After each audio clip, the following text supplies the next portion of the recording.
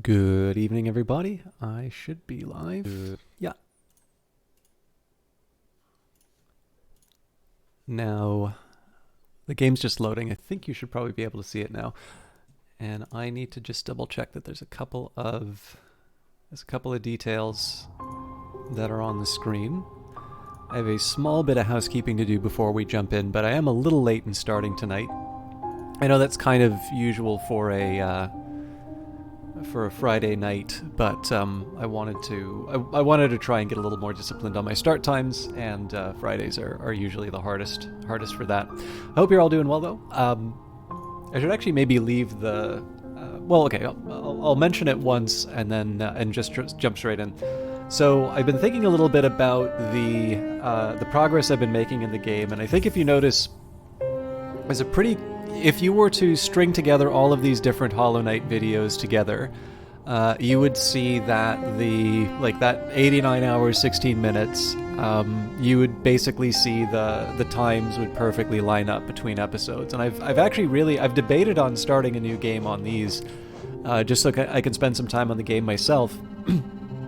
Alternatively, I have been debating on doing sort of side things inside of the game on my own time, and so far I've resisted that because I don't really know what the appeal of seeing all of the recorded action is, or if you do something on YouTube, traditionally you will cut out all of the failed attempts or all of the things that aren't very interesting and put it up. The thing is, it's very time consuming to do something like that.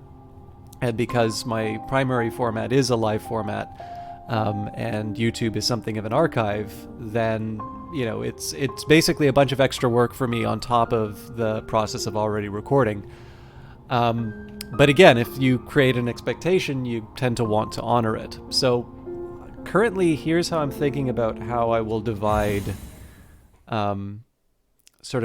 those two competing priorities. The one problem I'm running into... Oh boy.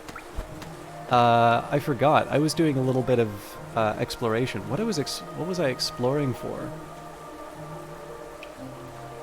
I know I was looking for the... I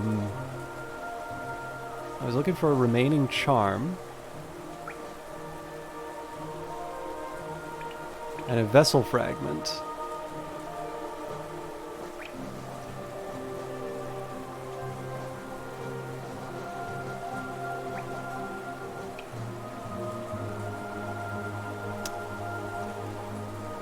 This is a tricky one.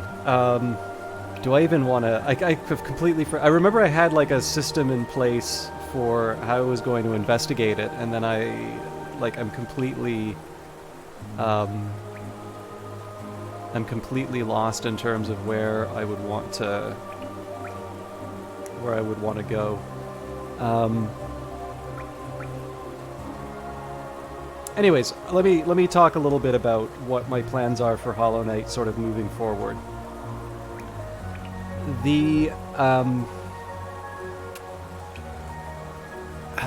So the problem that I have right now is that I am getting more and more stuff on my to-do list that I want to do. This can be older stuff like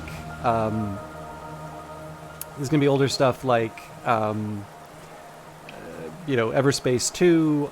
This can be a chance to play a couple of first-person shooters that I've been wanting to get to for a very long time and have just not had the time to actually get the get the work done. There's really any number of things that I want to try and do, but I am really enjoying Hollow Knight, and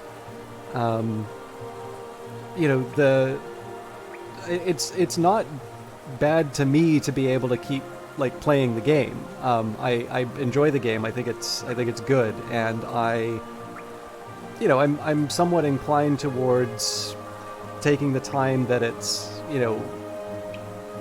the time that's required, I guess.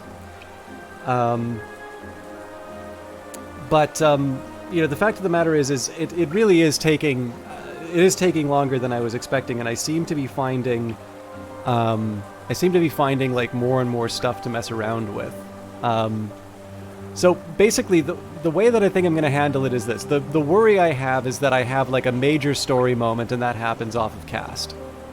But I also know I've signed myself up for quite a bit of practice. Like the Hall of Gods, I don't know if it counts towards the completion, and frankly, having to go through all of those... oh, I think I remember what I said I was going to try.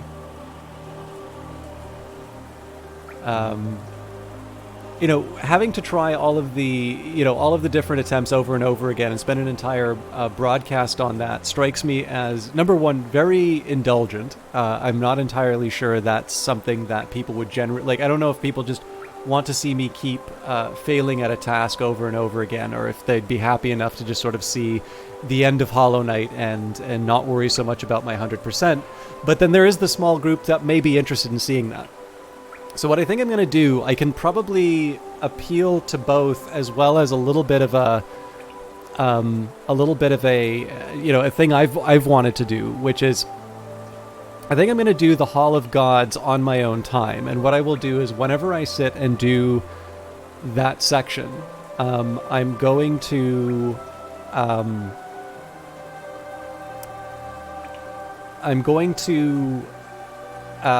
like record it. And I'll upload it to YouTube. So if you want to see, me struggle through each of the different fights, the option will be there.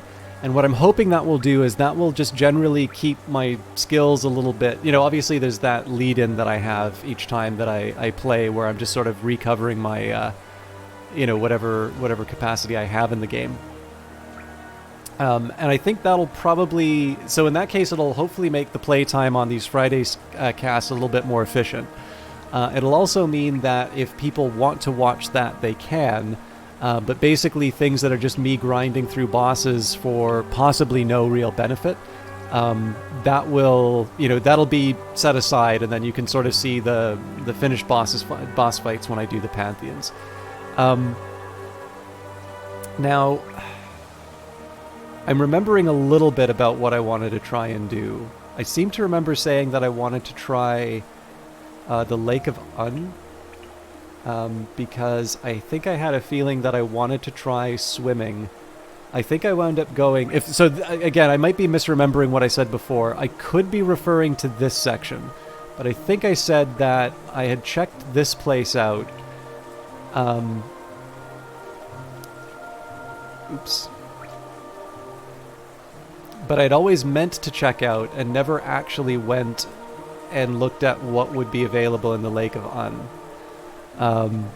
So I definitely want to try that. I think I said I was going to try Deep Nest as well, but I don't know, I feel like I've kind of gone everywhere in Deep Nest. Yeah, I'll at least try Green Path. Maybe what I'll do is I'll do Green Path and then I'll like walk to the Junk Pit maybe? I don't know. We'll work it out. But anyways, that was the big thing that I wanted to. That was the big thing that I wanted to cover here. Is that I'm going to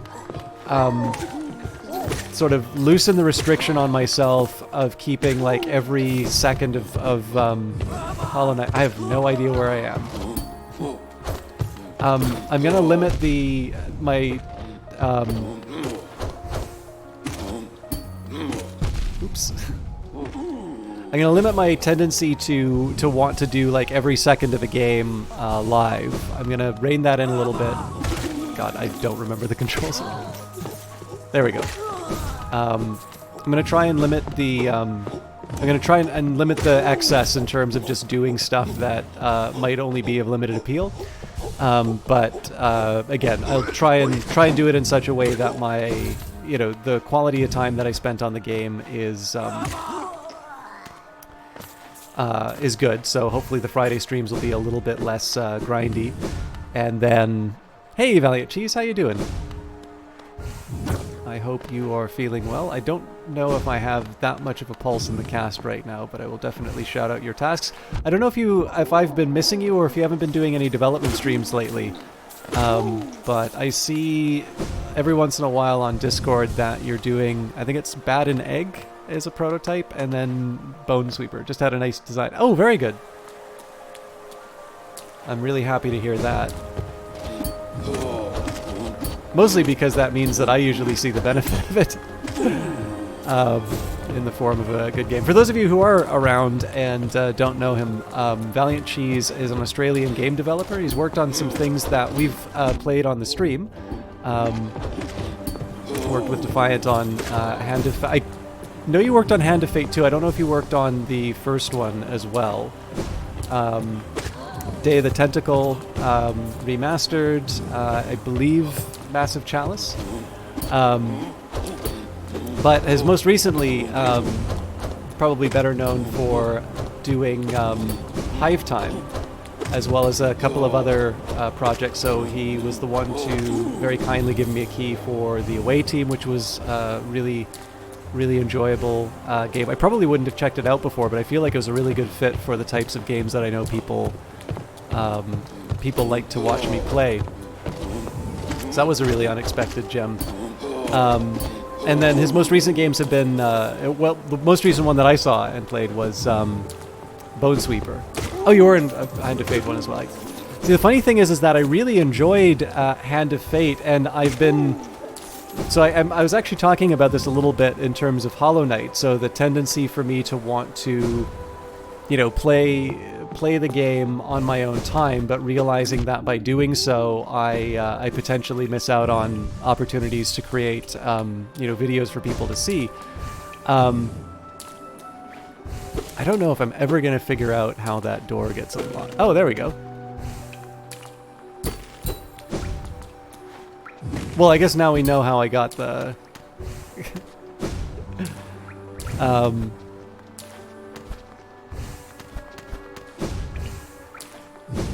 Yeah, anyways, running into the problem of,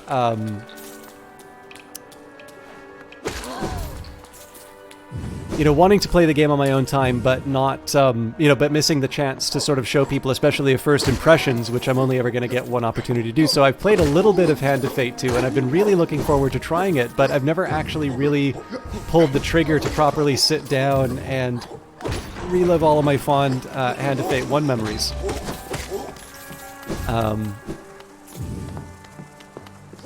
It is free on the Epic Store at the moment. Oh, actually, that reminds me. I was gonna email them, you know, ending the affiliate thing, and I completely didn't. I think the deadline is like the 26th. I should probably get on that. But yeah, actually, Valiant Cheese makes a really good point. So in addition to Hand of Fate 2, there is also Alien Isolation by Creative Assembly, which is another one that I've wanted to play and haven't been able to get around to. But one way or the other, it's definitely a good time to pick up some free games on the Epic Store. And if enough free copies sell, it probably won't bring Defiant back, but at least you get to play one of them good games. Hello, Night Valian. I'm actually just kind of tooling around, not really sure what I'm doing. I know I want to go back to Green Path. I remembered I at least wanted to check out the lake.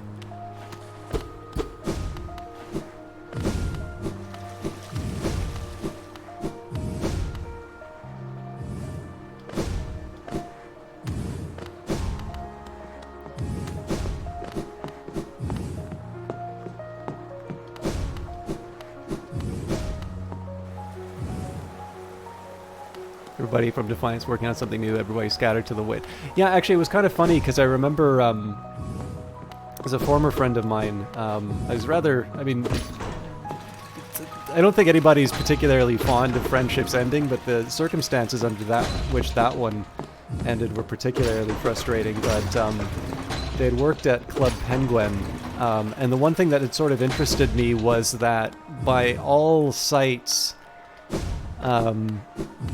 you know, it seemed to be just that Disney was sort of redeploying its capital. It wasn't necessarily that the project wasn't viable, but it was sort of the opportunity like Disney wanted to focus. It's a little bit like what Coke does, right? Like Coke has sold and bought back its bottlers, like, I think 3 times.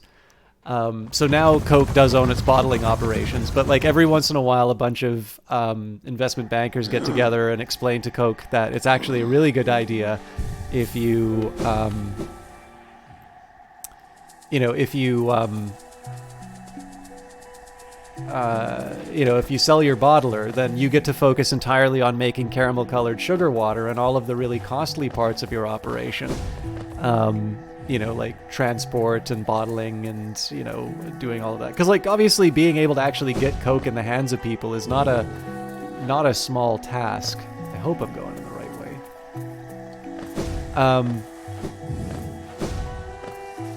So, there's kind of this business sense to putting that off to another entity. Like, you could buy the Coca-Cola bottling company.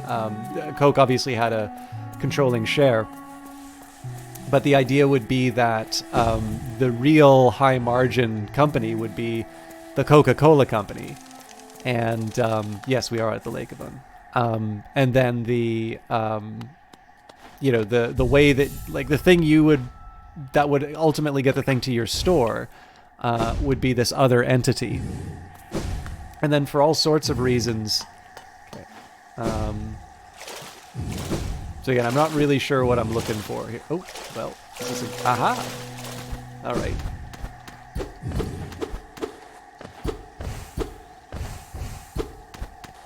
So the intuition was right. It was just like eight play sessions late.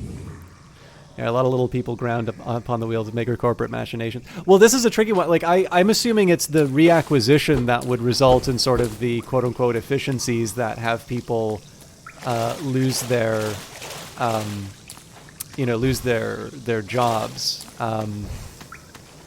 Of course, in the case of Club Penguin, I guess that was bought a lot earlier. But you're absolutely right. Like, so I guess the thing for me, like, to a certain extent, it kind of makes sense to me that Disney would not necessarily hang on to Club Penguin when it did especially when it sort of made its decisions with the different with like LucasArts and all of those properties, because it seemed that it really wanted to hang on to like licenses and manage that side of things.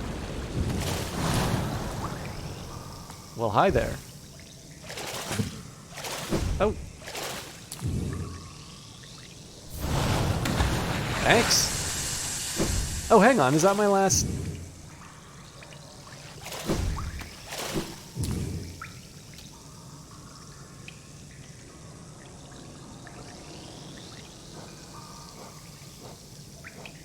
I believe that is the end of my...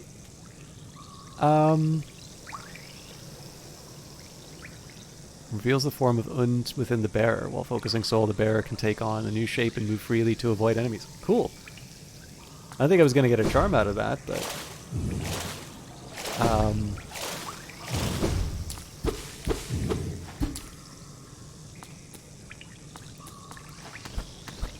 Yeah, I guess now I should check to see if I can find the lady to give me my last notch. I mean, it's not going to matter for the God Home stuff, but yeah, as you say, like sometimes people either are not capable or have no wish to support your company, and obviously that has profound impacts on the people who are, who are kind of relying on that for a living.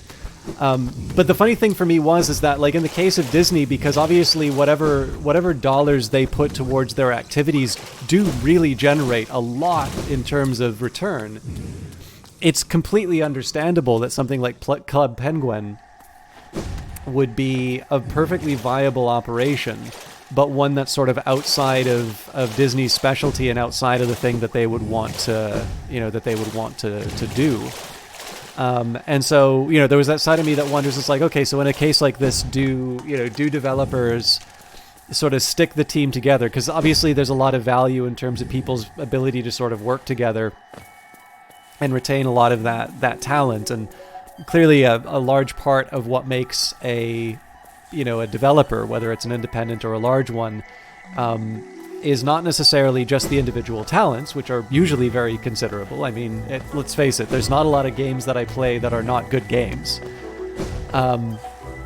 but it's more so the fact that they've also found a way of combining those talents together in a way that lets them work more efficiently than if you just got a bunch of people who'd never worked before to work on a project together. There's obviously just some improvements that you make as you work over time. So there was that sort of side of me that sort of wondered, is like, when something like that happens, like what happens to the team? Because in one sense there's sort of value destruction, but there may also be a recognition that there is something that can work there. And then I suppose that's just a question in terms of people's ability to gain access to money, which is something that I have no idea about.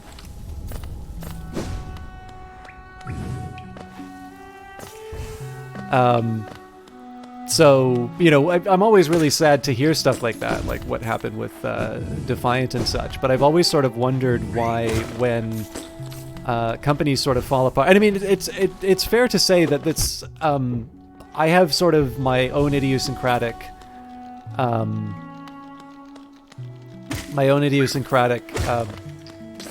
sort of experience of this, which is I know someone who, had lost their position, and they had a family to support, so they went and to go and find other employment.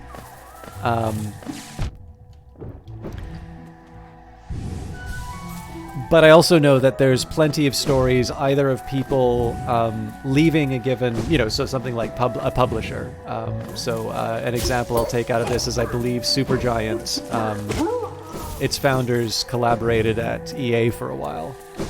And then, of course, Respawn, rather famously, is out of an incredibly bitter parting of ways between Activision. Let's be honest here. What Activision did to the founders of Respawn is completely unacceptable. That I would argue that is probably worse than anything else that you have probably seen people be outraged at other publishers for. Reminds me of the big industry crash here in Australia a bunch of years back, when a stack of foreign-owned studios closed, and while it was awful in the short term for a lot of unemployed people, it contributed strongly to the growth and consolidated of locally owned studios, which ultimately has got to be better for the economy. Yeah, I mean, I've always had a wonder, and this is something I wanted to study for a very, very long time, and the thing that was so frustrating about this was I had one manager who was really supportive of this work, and then another batch of people who were completely disinterested. And unfortunately, because my manager was really good and encouraged me to look at research and such,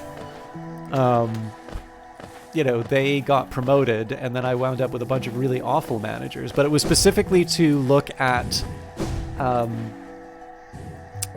Canadian cultural industries, and specifically what some of the arts funding that we've put has contributed to it, because there is an attitude, and again, I don't want to necessarily speak, so obviously I'm not going to speak for the government, but as someone who gets to speak to civil servants on a somewhat regular basis, I will tell you that there is a perception from a group of people that basically the art subsidies, particularly the ones in Quebec, are basically just being completely exploited by foreign companies like Ubisoft,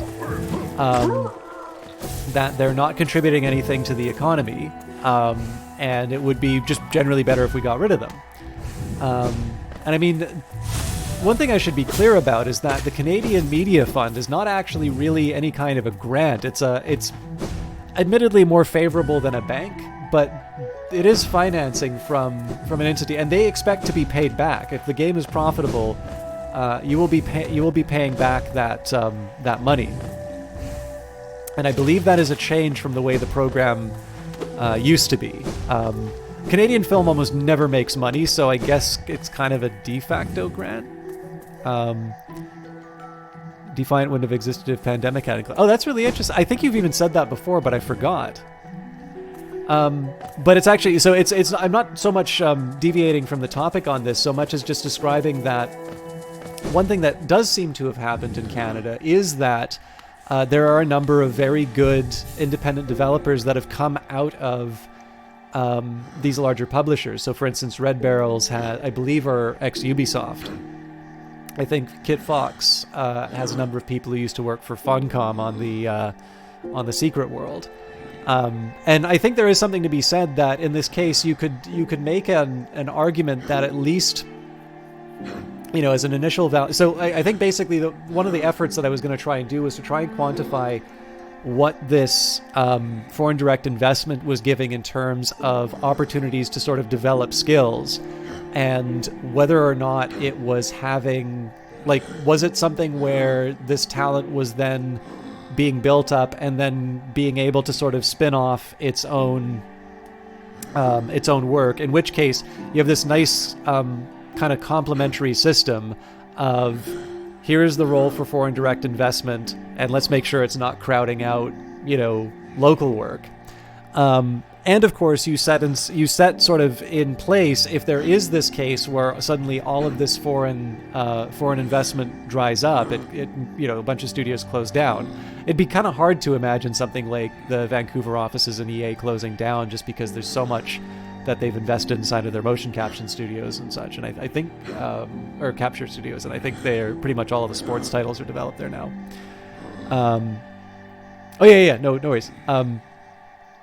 But to be able to say, if this were to happen, here are the mechanisms through which these Canadian developers that are now out of a job, here are the programs that exist, and here's sort of how we understand that these have gone from ideas to implementations. And one of the things I wanted to try and do was collect a bunch of crowdfunding data, because if I were to be able to get it, there was a very reasonable argument that I could make that my manager would have been able to get me in touch with the people who do some of the grants, or not grants, but the Canadian Media Fund files. So it would probably be anonymized data, but I would probably be able to set it up in such a way that I could get a collection of things like crowdfunding sources, and sort of you'd be able to do an analysis where you've got sort of Canadian Media Fund applicants, people who you don't see on their list because they weren't successful at pursuing that financing, but maybe you could take a look at some of their alternative financing sources, such as things like Kickstarters,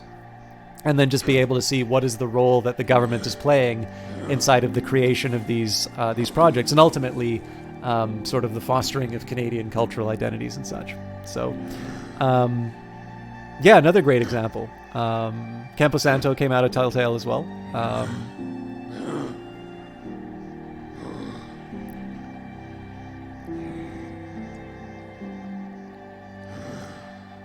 Campo Santo, of course, was probably a good Club Penguin example, because they were acquired by Valve.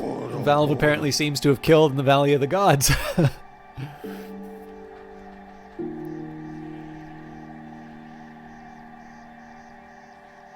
Yeah, well, I do think sort of people sort of spinning off from their own. I mean, in the case of Supergiant too, that's a pair of founders. I mean, EA is still a going concern, and I don't think they were affected by any particular closures. I don't know though, because they were working on Command and Conquer, so they might have been Westwood. I'm not sure, but just to me at least, being able to sort of understand the mechanisms through which people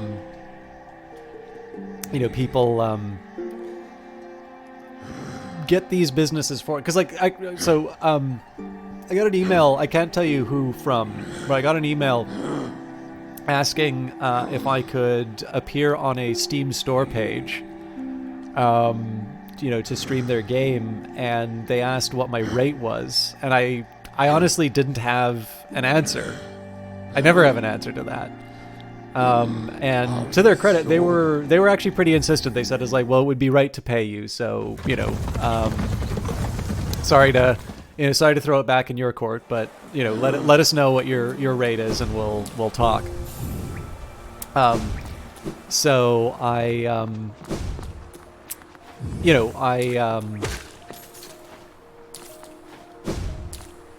for me, one of the big challenges I have, and I think this is, there are some things that I think would work quite well for me in terms of kind of going indie, whatever that means. I guess in my case it would be becoming a consultant or something. I think there are a number of things that would work really well for me in that regard. But the one thing I've never been able to do is price myself for something. And this is because every job that I've had, except for maybe a Starbucks job, has basically been in a union. Like every sort of like professional job, whether it's in the camera industry or as an economist, I've been a member of some kind of collective, bargaining group, and they've kind of determined the rate of pay, or at the very least, there's sort of this very well established rate.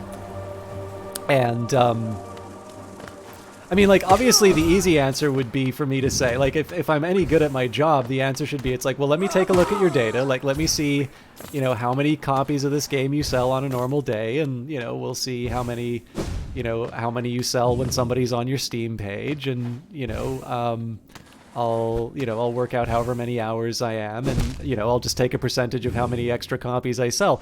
But like nobody's like no person you're like doing some kind of a salary negotiation with is, I mean, that's not exactly what's happening here, but that's like asking your employer. It's like, okay, well, I'd open up the books, let's see how many units. I am totally in the wrong spot, aren't I? Oh no. I think I can still... No, hang on. It's the waterways, not the basin.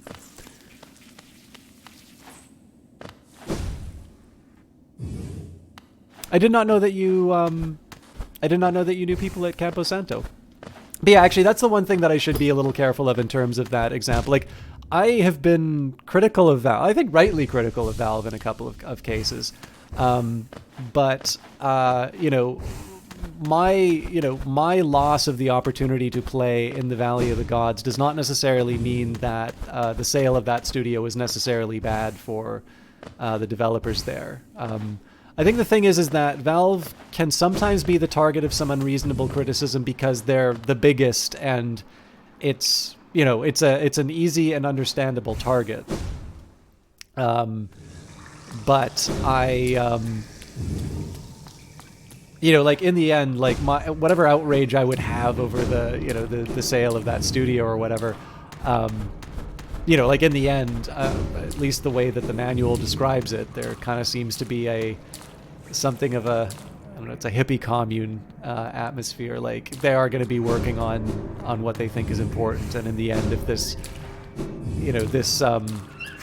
this project isn't as important as any of the other things that they could be working on, presumably they were working on Half-Life Alyx, then it's like, I guess at that point it's like, well, who am I to complain other than it would have been nice, to have seen this game be realized. But that's true for any number of games that get canceled.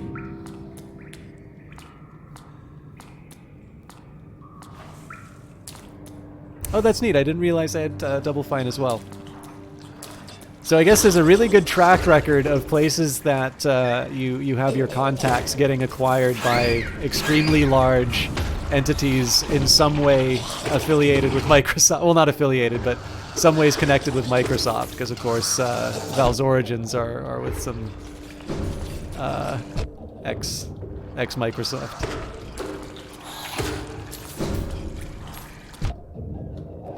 So actually, I guess, does that mean, Valiant Cheese, does Bone Sweeper become like a new default game on the next version of Windows?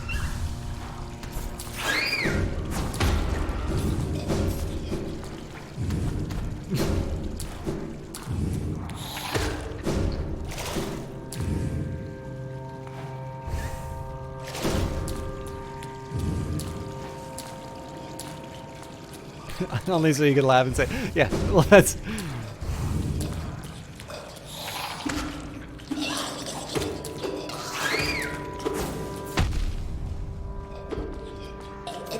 What if they did a compromise solution where it's a default install for all of their Linux Azure virtual machines? I'm totally going the wrong way.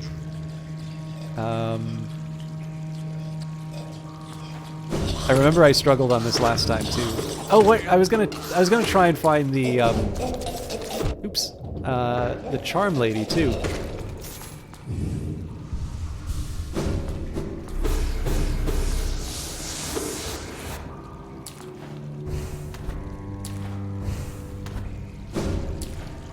Actually, this is a a fantastic example about how I should never work in policy analysis, because I can only ever really seem to come up with the worst possible version of any given solution. I seem to remember, I'm pretty sure I did an article on like why I think good politicians are inherently disappointing, and essentially it's the idea that people who are going to appeal to the population at large, like basically have enough empathy and understanding to be able to take care of everyone, are also going to be the people who disappoint the purists. And we're clearly in a time where people really, really value going. Like basically, it's always the nuclear option whenever there's an issue. And that's, I think that's not specifically tied to any political belief, right? Like there's some things you do want to sort of dig your heels in on, but the idea here is that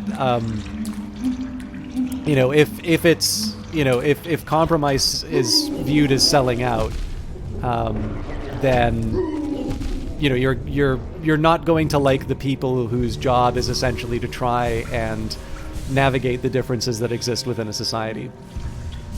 But I think, like, just to give you an example of how reflexively I will always come up with the worst policy option, I think I did something that's like, I'm not talking about the kind of centrism which is like, we'll reinstate the death penalty, but like we'll make sure it's gender balanced so the liberals get something too. But I tend to those tend to be the only policy recommendations I have. Where was it? It's hard to be revolutionary with it. It means you'd be great at government IT. Oh god. One thing I've always had to assume about things like government IT is that those skills are in very high... That explains my Industries of Titan choices. Yeah. Well, actually, speaking of, because I'm going to be going into some hard fights soon. Valiant Cheese will stream game development every once in a while, and Night Valian is currently doing Final Fantasy VII, if I recall correctly. But those are two streamers who I try to check out whenever I can. Your significant other? Oh, yes. Capitalization problems. Oh, hey, Isopson. I'm glad to see you here. It gives me a chance for another shout out. It means I gotta do everybody's a little bit longer. Sorry, that was a really horrible comment to like get sidetracked on when I talk about instituting the death penalty and then making it gender balanced. That was supposed to be an example of how I will have reflexively bad decisions, but never actually be able to suggest anything useful. In any case, Night Valian tends to stream a little bit later than me, so I know I haven't been able to host him after the last few broadcasts. This is mostly just because I do also try and prioritize matching the game. So if somebody's streaming Phantom Brigade, I want to try and be able to show off some more Phantom Brigade. But I think you're still doing Final Fantasy VII, if I'm not mistaken. And then I don't know if Valiant Cheese... I should also say that Valiant Cheese also does, when I say that he does game development, he is this wonderful talent at being kind of good at everything. So this will be everything from, if you wanted to learn how Blender works, he uses that a lot. He also uses a lot of open source tools. So essentially anything that you see, I would not say that you could do what Cheese does, because Cheese is good at what he does, and that is the product of a lot of experience and hard work. But I will say that the tools that he uses are freely available. So you do, of course, have to have access to a computer, which is a significant cost in and of itself. But one thing that's really nice about following his game development is that there is something very encouraging about being able to see someone use tools that you have available to you and sort of know that the remaining differences are essentially ones that could potentially be achieved through either practice or, just differences of individual self-expression. Finally, we've got the Eyes of Sin, who I suspect probably won't be streaming anytime soon, but she does occasionally stream, and I do highly recommend following channels like that because there's really never going to be any other way that you're going to know when they go online unless you follow them. But the Eyes of Sin is quite a talented artist. She is responsible for those lovely emotes that you see inside of the channel there. She is available for commissions. Sorry, I'm trying to get my links up.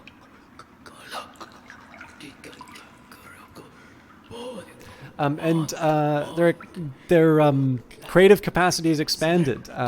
There's now a camera that's been added to the list. I believe they're still waiting on a memory card to arrive, but I got a bit of a preview for some of the photography, and I'm jealous. I wish I had such a natural talent for being able to take photos. Actually, maybe one day I should. You'll follow next time you stream if you play a game I like. Yeah. I still remember that guy. I guess it's because I always say that anyway. But if you'd like to see Eyes of Sin's art, there's a few different ways. So this is where you can sort of keep up to date. This is also probably, if you want to do some kind of a commission, this is probably the best place to ask for it. There are some examples of art. I actually think there's a couple of photographs in there now as well. The Eyes of Sin does voice acting, drawing, and soon to be photography as well. On top of that, the Eyes of Sin has got a coffee page, so this is another chance to see some of the recent updates. Hasn't been too much that's been updated on here, I don't think. So if you visited the last time I did one of these shoutouts, I don't think there's anything new to see. But if you would like to support the Eyes of Sin's work but don't have a commission to do, Coffee allows you to do direct support to an individual artist, and it starts at $5. I do try to take advantage of that where I can. Although I do also plan on hiring the Eyes of Sin for commissions when the chance comes up. So, I don't know if I'm a fantastic... I don't know if I have that many examples of good photography. I have one, actually. Does anybody in chat, before I do the fights, does anybody want to see a photo I took? Because I might be able to find one.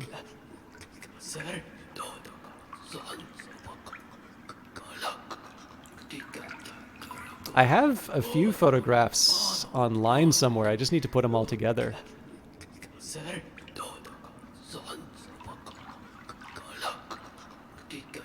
What I'm curious about now is if I can find any of the other ones that I did before. Or people might just say, get on with the game already. One other thing I can say as well is that the Eyes of Sin is actually the reason that I'm doing... they're the reason that I'm doing Hollow Knight. This very sustained campaign of gentle prodding for me to finally get the job done. It's appreciated because it took me a while. But worked in film, so even though they're not still fellows, I definitely know a lot about. All right, is there a way to make this like properly full screen? I guess not. I got a couple here, so here's one. Which I don't know, I just really like I don't normally do color. But I actually kind of liked how this one turned out. I can answer questions on it, but it is what it is. It's actually also, so there's a couple of things that I liked. There's a couple of things that I liked about this one, which is one, I don't normally do color, but I actually thought the color really worked on this. I also really wanted to try square frames. So like normally I really like, I mean, again, I worked in movies, right? So you know how you sometimes see these director caricatures like put their hands together in like these little L shapes? Like that's the aspect ratio I'm usually I'm used to. So that was a chance for me to practice with a square frame. And then I think this is the old... I can't remember exactly what building. I don't know if this is the library or the old House of Commons. I really wish I had a way of like making this like a proper full screen image. There's a way of doing it in OBS. I just want to keep it quick, but this is a better. I'm pretty sure that's the library. Yeah, it's just a chance for me to practice with black and white. I mean, there's a couple little details I don't care about. Like there's this post that was sort of in the way. It could be better. But again, I'm trying to practice a little bit with square frames. I also couldn't quite get the top of the building in, but the cutoff isn't completely offensive. But I don't know. I was just kind of happy with how the tone sort of worked out and whatnot. I think the earlier shot was better. And I thought I had a third one, but it might be gone. So unless anybody wants to see it for longer. Oh, that's a shame. Yeah. I actually had a different one that I was thinking of. I know I put a couple on Twitter, but yeah, there you go. So Isaac's a little bit more of a natural at this sort of stuff. But thank you for being tolerant to looking at my stuff.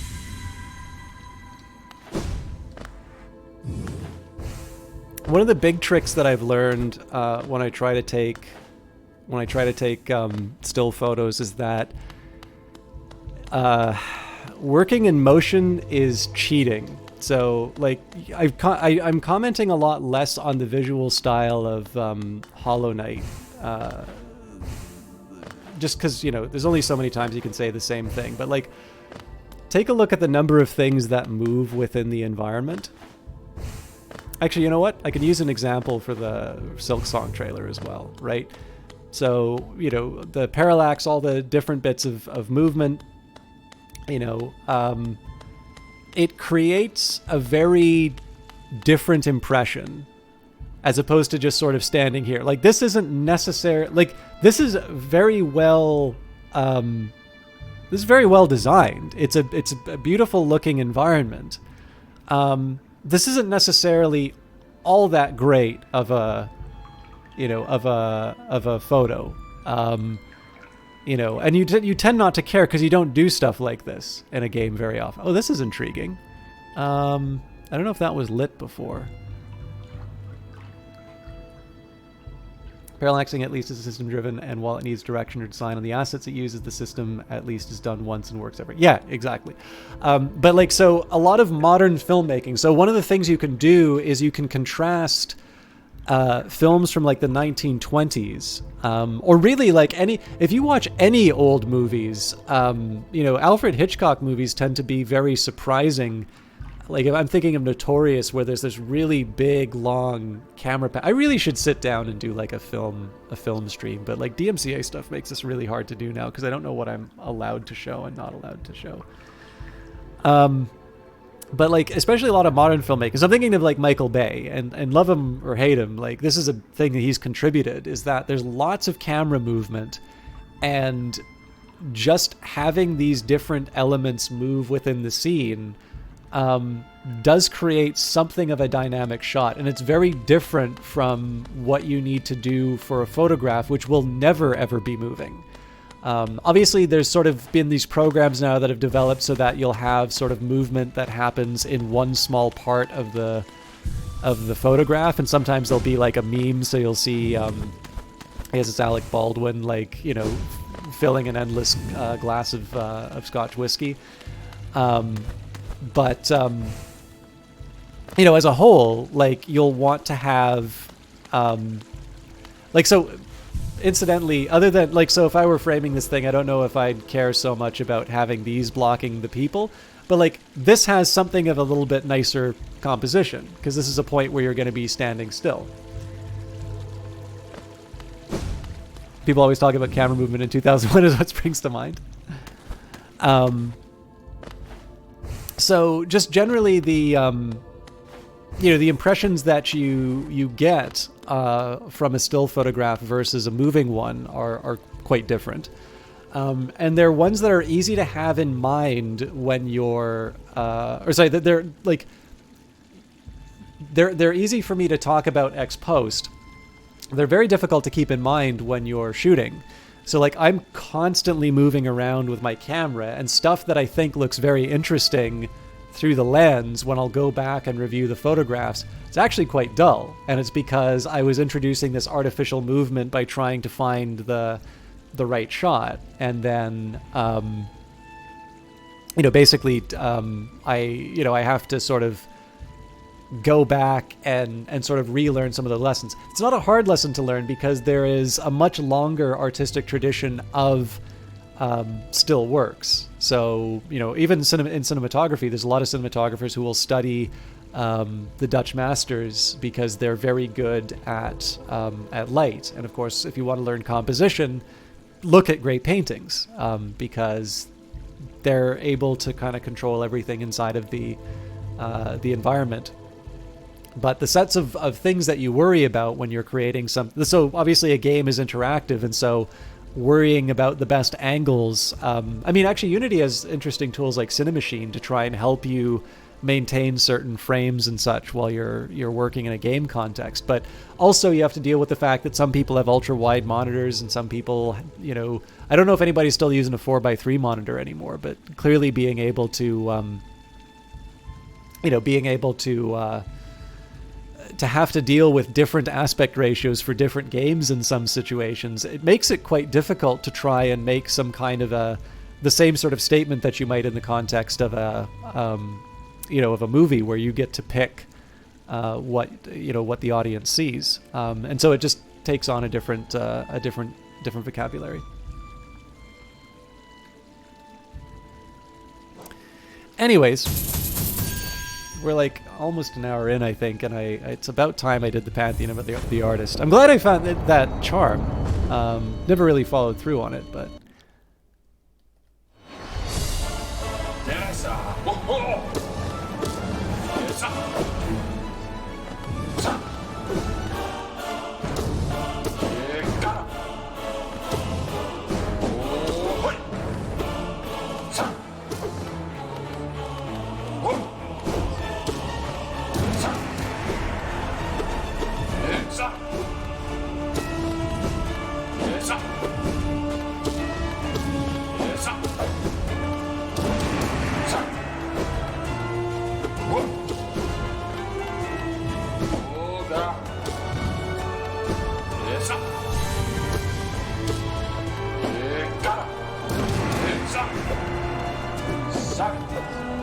If anybody has cinematography questions, I could try and answer them while I'm doing this. I don't know if I'm quite at the point where I can read a textbook yet, though. The best thing I learned last time I did this was that there is a limit in terms of how far the nails can fly. Nuts.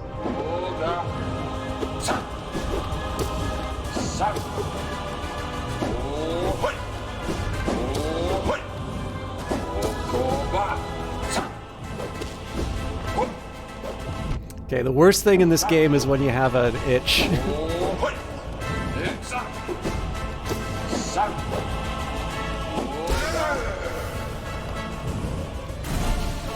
I've not played Kentucky Route Zero.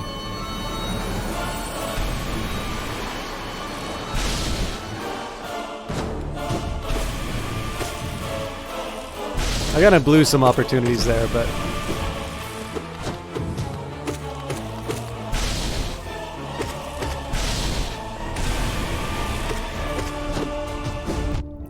What was that?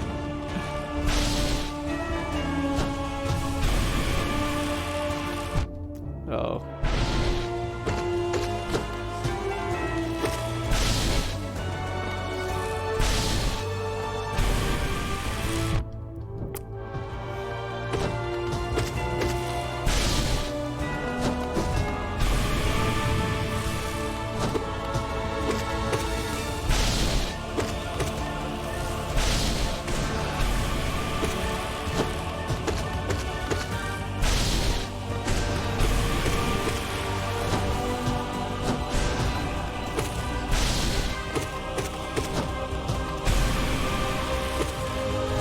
Oof.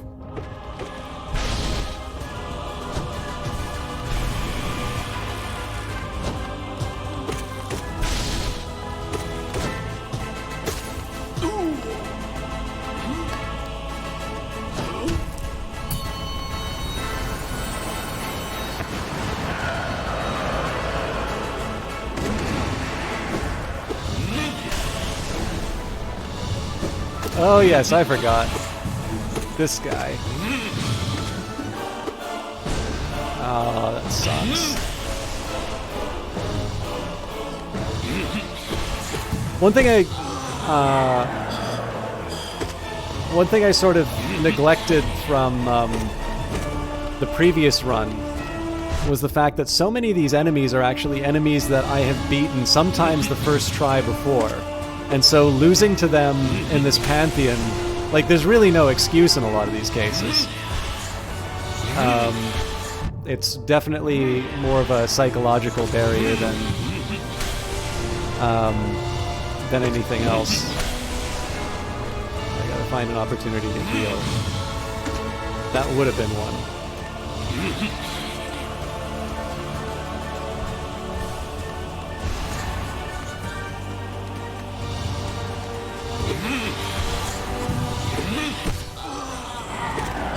By the way, one talent that I really admire about the Eyes of Sin is her voice acting.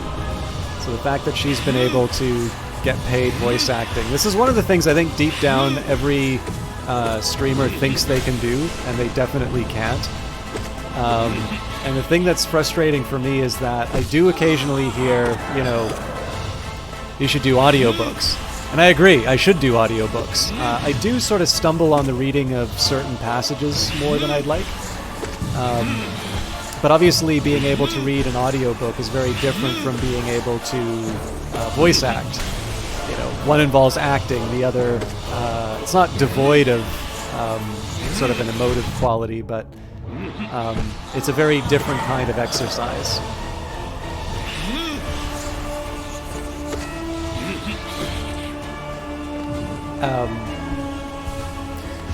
But with that said, I feel like I could handle this guy's lines.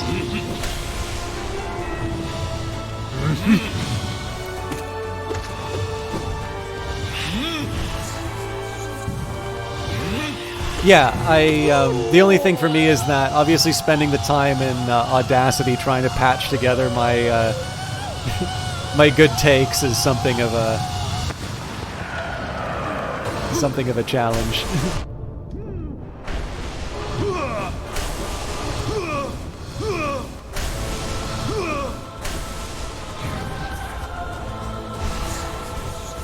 Made it.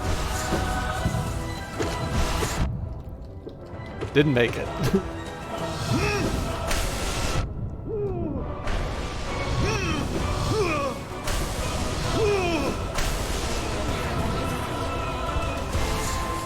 Ah!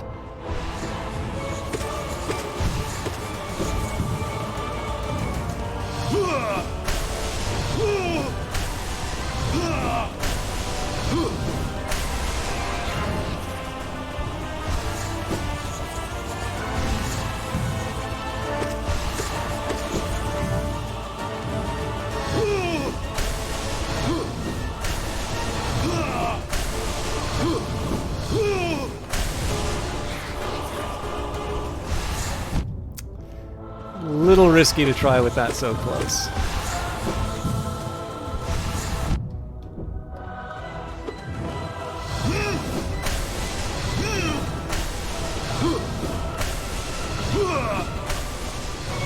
I don't remember exactly the line too, but I feel the other one I might be able to handle is Pantheon!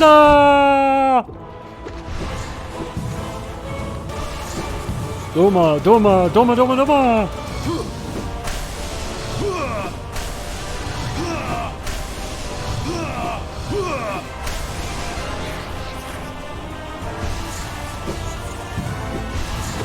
Ah!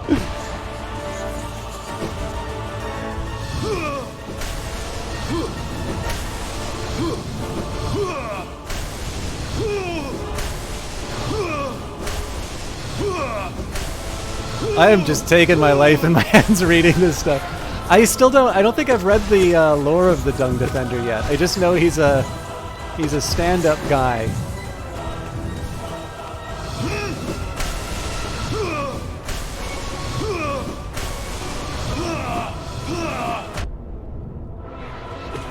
Although I will confess a little disappointment because when I read So Good, I thought that was on the impression, not on the lore.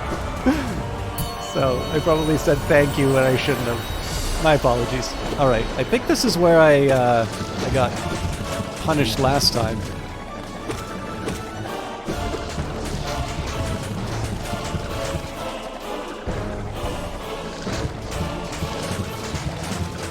Bullet hells and Metroidvanias go together like nuts and gum.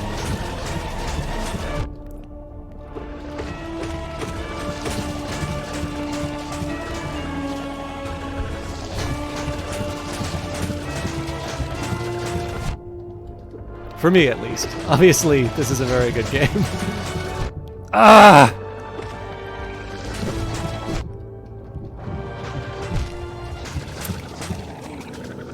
That was totally on me. There's a lot implied from the boss game, just from the surroundings. But yes, my impression. Oh, thank you. Nah, I was reading. Sorry, I didn't want to come off as too hurt with the so good. So I just wanted to check chat, and I can actually do a decent enough job playing the game off of the Twitch preview. But I'm not as good at talking during these things as I think I am. So I'll recover a little bit of health, and then we can resume the topic.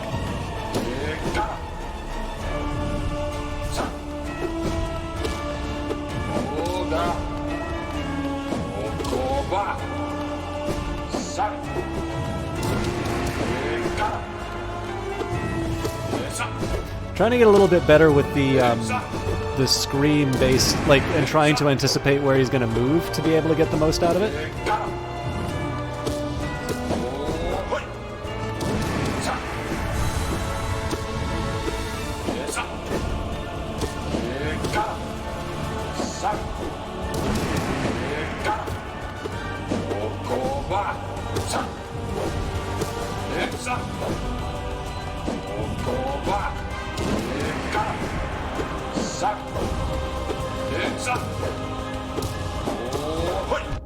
Ah!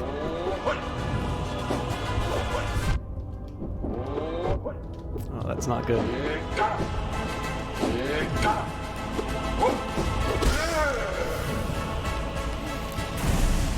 Is there a Coliseum of Friends somewhere in this game?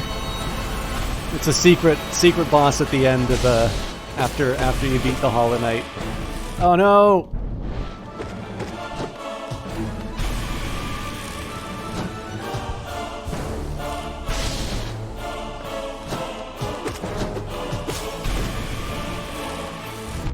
Oh, Christ. This is not looking good.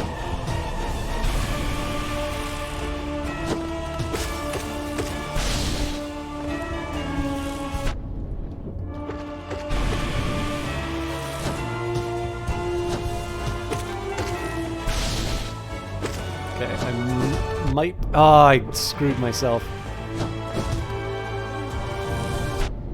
I just had to complete the charge so I wouldn't be down to one mask.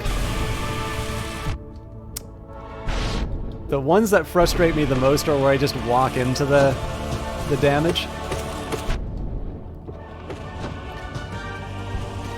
Again, I gotta take the hit, just...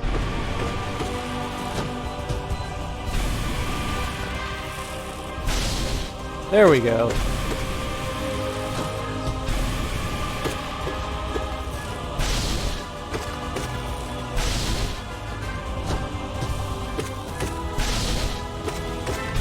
I don't think I've used my magic for a single attack on this one yet. And I'm still down a mask at the end. Alright, well.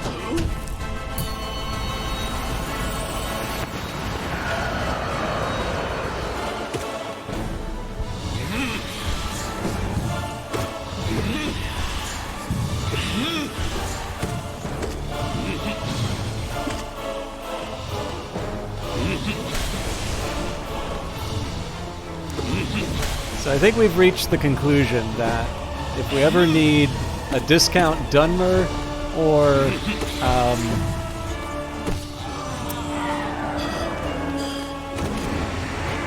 Discount Dunmer or Dung Defender.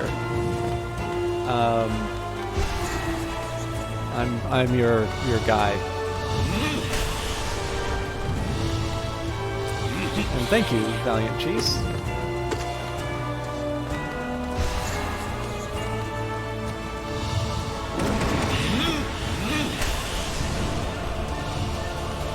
Dunmer sounds like a warehouse where you go and buy your question line wear out the back.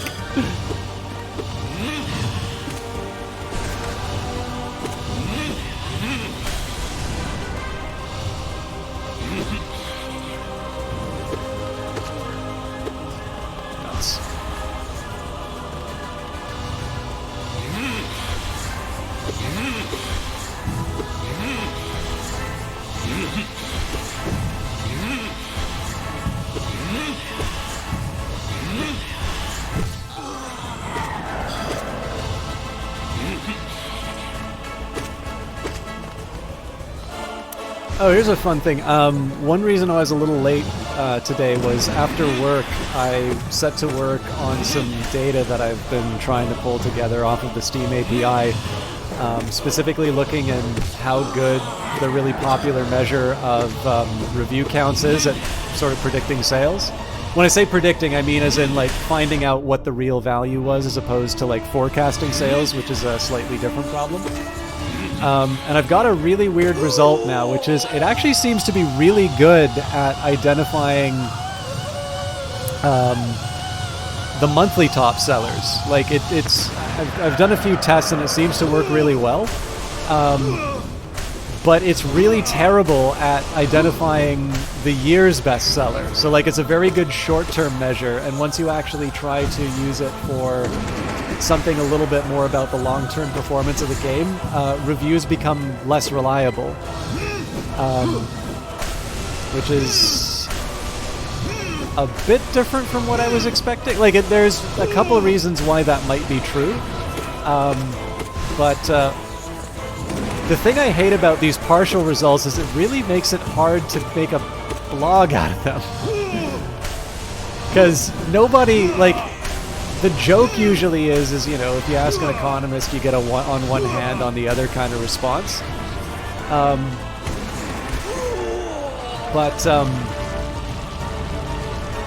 Like, sometimes that's what it looks like. I guess for the long term, there's more opportunity outside of stuff that seem to have a bigger impact. Well, yeah, so I'm thinking that Humble is at least part of that, which is kind of like, the thing is that if I just blame it on that, then it's kind of like, well, we already know that's a problem. Like, what exactly have you added with this article? Interestingly enough, I do have a case of a game. I do have a case of a game which was in Humble really early compared to its release date. And I'm not 100% sure if I'm allowed to use that one in the data set. I gotta talk to the developer of that one.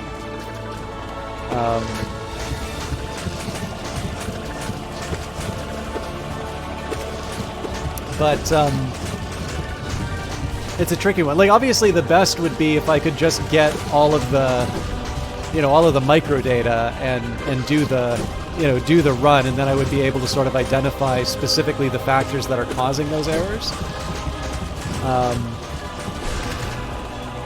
But in the absence of that, you know, it's what I'm definitely trying to get away from is that, like, I think it's the idea that we know that people are going to be, like, you want to do a judgment in terms of the viability of a given project. You know, I don't think anybody thinks review counts are the best measure. I think everybody acknowledges that they are the best available measure. And so the effort was to try and quantify, those errors. All right, they're mad.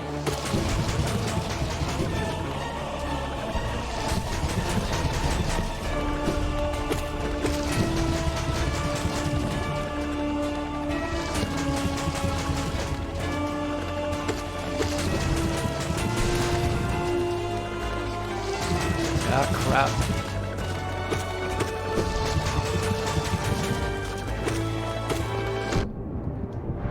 really thought that would have pushed it away. All right. So, you know, if the conclusion is that, you know, Steam reviews aren't that accurate, it's like, okay, well, tell us something we didn't know. But to be able to then turn around and say, here is how we can, you know, we can work in this world of uncertainty. Oh. I really wish I remembered how these guys work.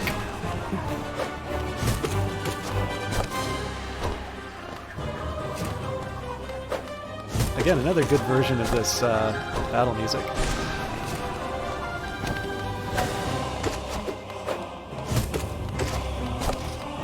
I remember when people were telling me to, like, get upgrades when fighting some of these bosses. I can't remember if I did actually wind up upgrading before I took on the Mantis Lords, but I'm super glad I ignored those recommendations, at least to a limited degree. Because obviously I have to deal with them now. Oh, Jesus, I just screwed myself twice. Okay, I think I know how I can heal. Yeah. Oh. Oh, no. Okay. I don't think there's any healing on this part.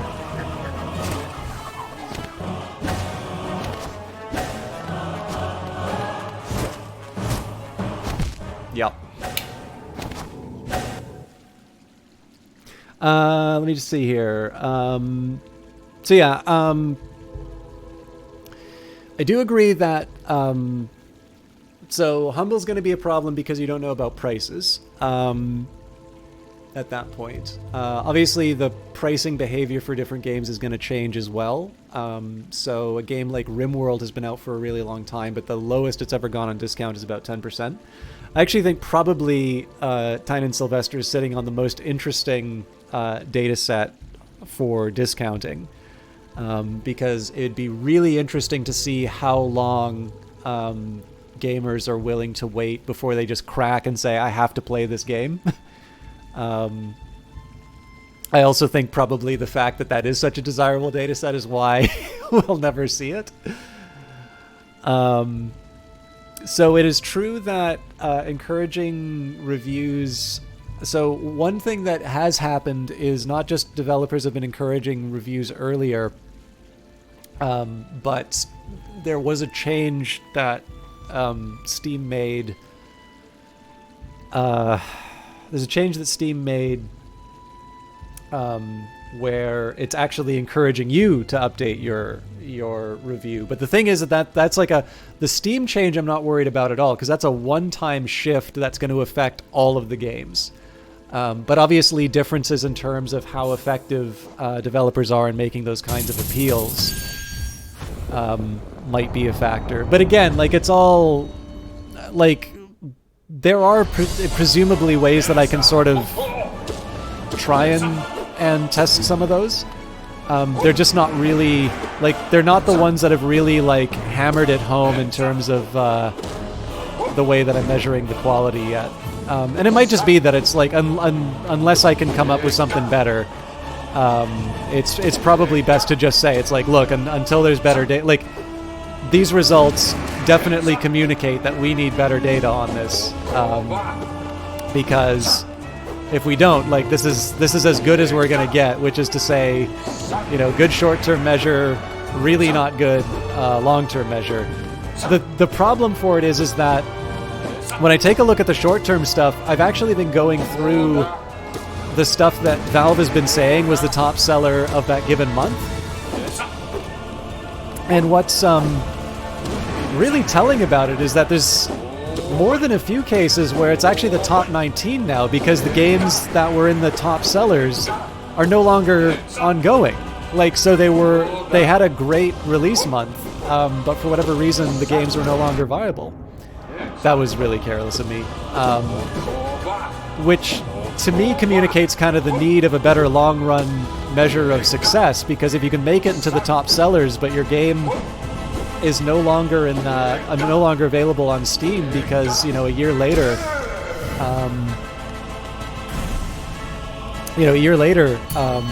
the game was pulled from the storefront because it's no longer being supported. Like that's worrying. if the measure is, you know, we're making a measure just about the viability of a game, and the only thing that it's able to tell us is a thing that we know empirically is not a good measure of long-term success.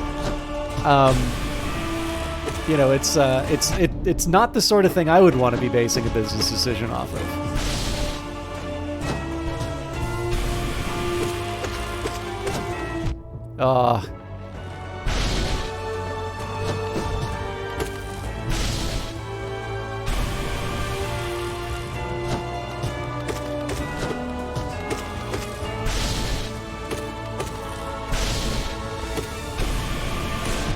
Oops.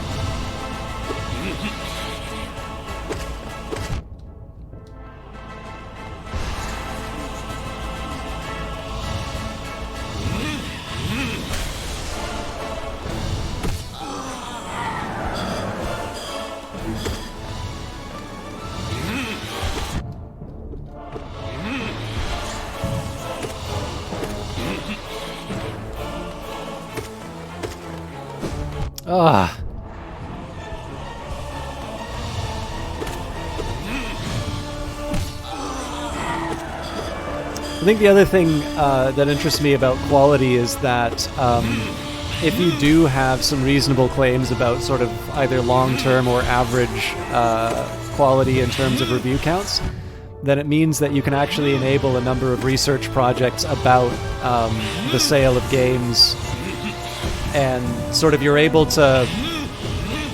I am really lucky he did the fake-out move.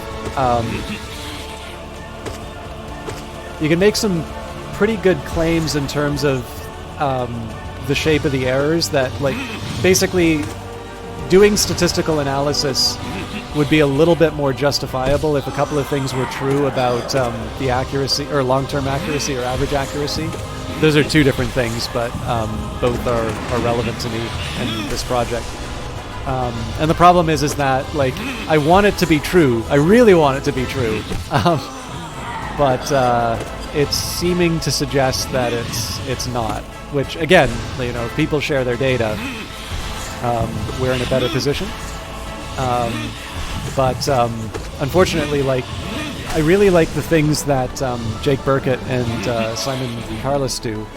But in the end, all of these are convenience samples.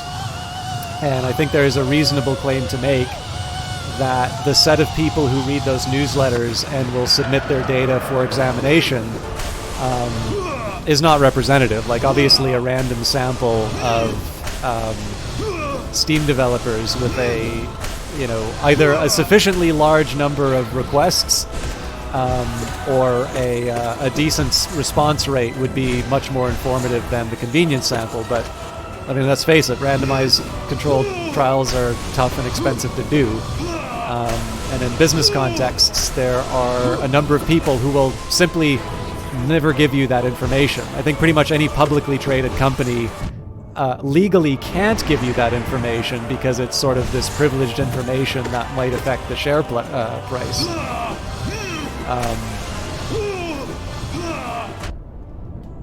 Oh no. What was I thinking? I think I just blew the whole run doing that.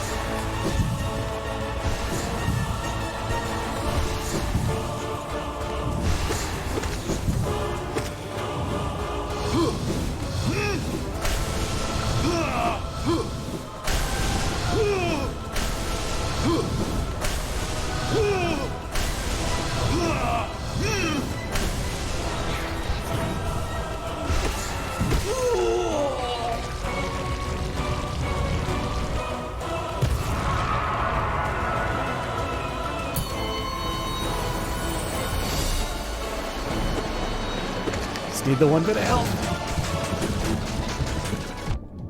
I don't know why I thought moving closer to that one may make me more safe, but...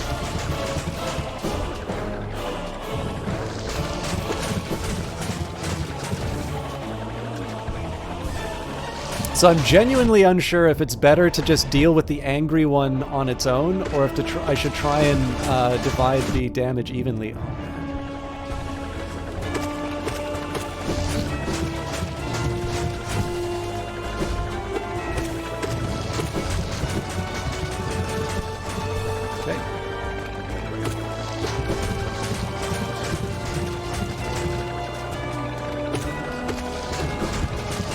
They're really crowding me here.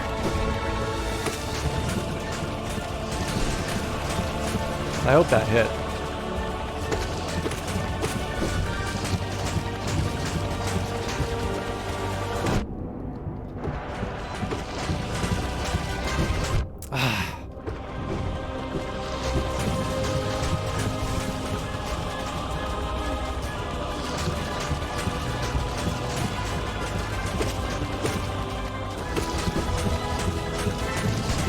No!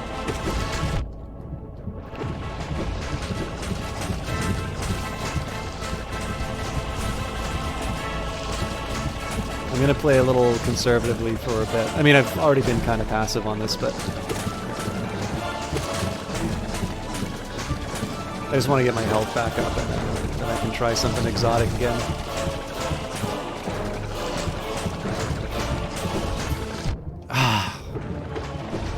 I really love sabotaging myself at the last second in this game, it seems.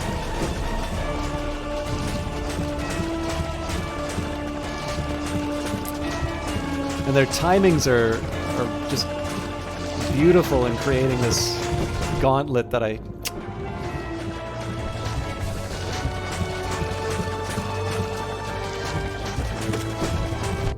Oh.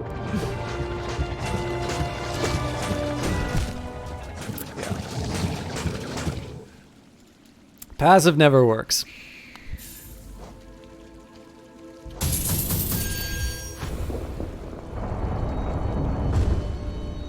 But yeah, so again, like I want to be, I need to be careful. I tend not to would never write something like that in a blog, just because I have a feeling that that would be perceived as attacking work that I actually think is quite good and really helpful for people. But obviously, if you could make a reasonable claim to saying that review scores, you know, on average got you where you needed to go, then all of a sudden, you know, we would be able to sort of take a look into, you know, whether or not there's a...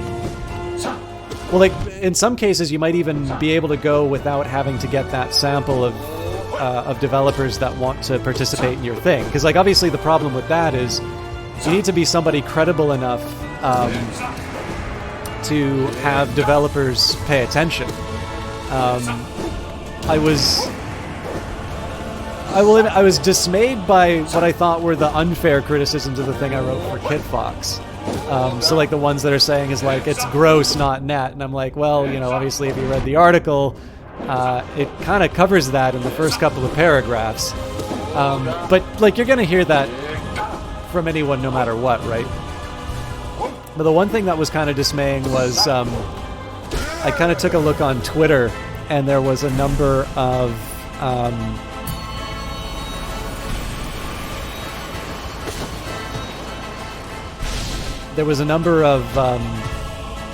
people who were like, oh, this looks really interesting, and then like asking an established name, it's like, should I believe this? And I'm like, well, like, you know, it's not really how science works. Like, either the argument's compelling or it isn't, right? Like, you don't go to a tastemaker and say, should I believe this?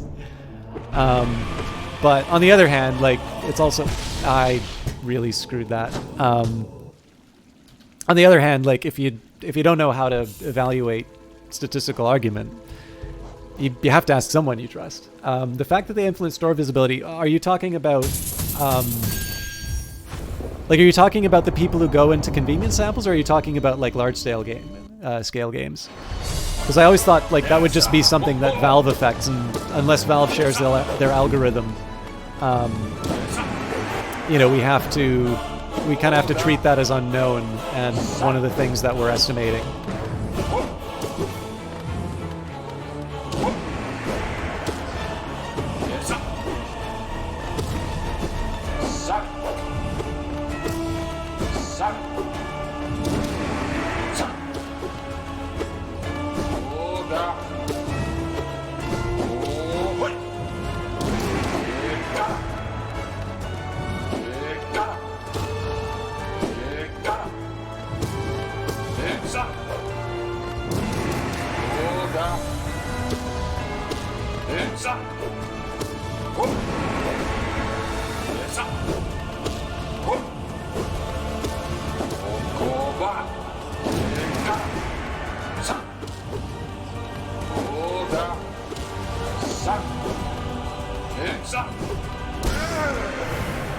That was not a bad one. Also, I'm sorry, Isaacson, you arrived early and I've only talked about technical stuff for the majority of the stream, so I don't know what color a probability density function is. So I don't have the translation.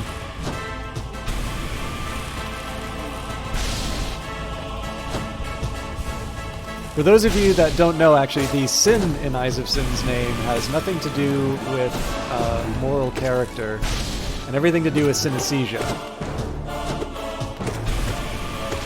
However,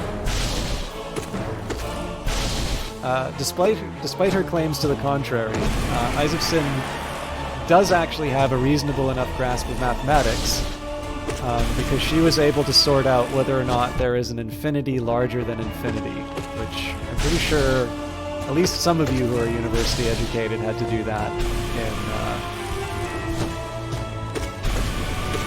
I guess probably like a intro to proofs course, maybe?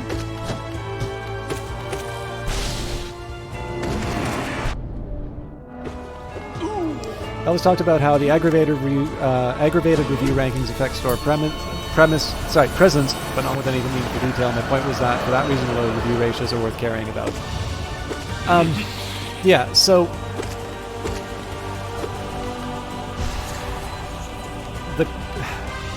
where I'm trying to go with this is to evaluate the measure as it's being used by developers right now.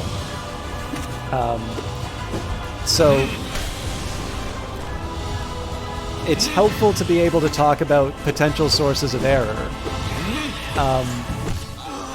but I guess the best thing that I can sort of say here is that if it doesn't produce a like a meaningful action, it's a little bit like I'm trying to think of the best way that I can say it. There's a paper that I did on kind of a population support for insurgent groups in Pakistan, and you can very reasonably say, well, you know, your paper hasn't really said what this individual person thinks about. Like, all you've been able to talk are about averages. And, you know, that means there's a bunch of individual errors.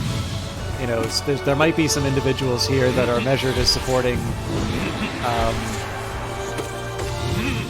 you know, insurgent groups that don't. And I'm like, well, you know, I could agree that this is a problem if somebody's going to take that data set and say, you know, this person's with the terrorists, arrest them, which would never happen, because the only reason I had access to that data was because it was anonymized. The only reason people would ever honestly answer that questionnaire is because it's anonymized. And to a certain extent, individual errors can be dealt with inside of a model. So in some applications, the question is, you know, on average, does it get you what you need? And so the question then becomes, okay, well, it might be that reviews are, reviews are the cause of this particular source of error, and once you account for them, the measure becomes a lot more accurate or whatever. So far, that hasn't happened. So it's simultaneously true that, if Valve says it affects the algorithm, then it affects the algorithm. It's silly for me to contradict Valve on their own system, but for the purposes of evaluating this measure that developers are using, and specifically trying to evaluate it as developers use it, sometimes adding these extra bits, especially if they're not ones that really account for the differences that I'm seeing as far as long-run performance are concerned.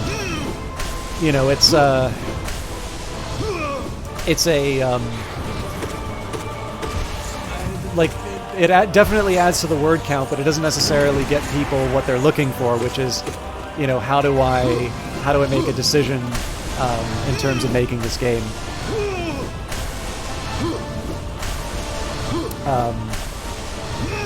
And then the following problem is that for my purposes, in terms of trying to do a long run, trying to do a long run study on that, calculating the review ratio at the time that a game was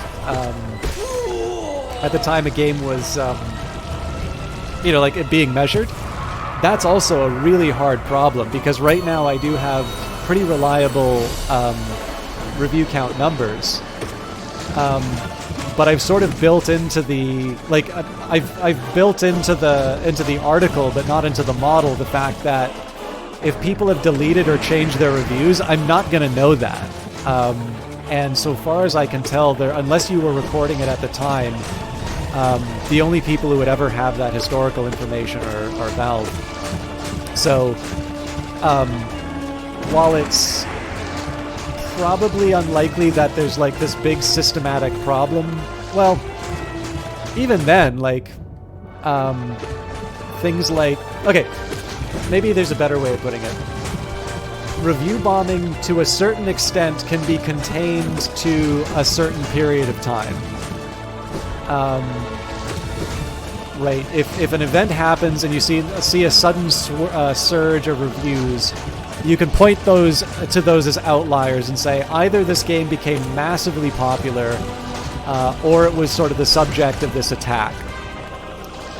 And then you can just sort of either dismiss those reviews or try and impute some sort of an average based on what sort of a standard performance for that game would be. In that case, it's not straightforward, but it's manageable in terms of dealing with people's messing with the review score. What does become hard is the review ratio, because there is going to be some number of those reviews that originally were positive, and then it's Borderlands 2, right? Pretty popular game, and clearly a very well-selling game. Borderlands 3 announces that it's an Epic Store exclusive, and some proportion of those reviews are going to go from positive to negative. And because there's no way of recording what the previous values were, it kind of created a bias in terms of my estimate. And I'll admit I don't have an answer in terms of how to solve that one. So incorporating reviews at that point kind of becomes a question of, is the bias you're introducing by not accounting for reviews greater than the one that's being introduced by some fairly high-profile examples of review bombing. So, for instance, I don't know what happened to Crypt of the Necrodancer when Industries of Titan became an Epic Store exclusive, but I do know that people were mad enough that they were getting after me for streaming that game, because apparently, Brace Yourself had betrayed Steam, and this is the worst thing they could have done, apparently. And as you will know, I was really angry with that guy. I need to heal.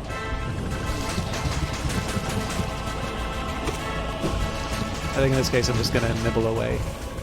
I see you in here, Olaf. I'm sorry. I'll try and read chat in a second. Just I'm free associate. I'm probably not doing justice to some of the objectives in the objections in the to the stats talk because I'm only occasionally glancing at chat. I'm also missing out on new people coming by, but I'm running scared right now.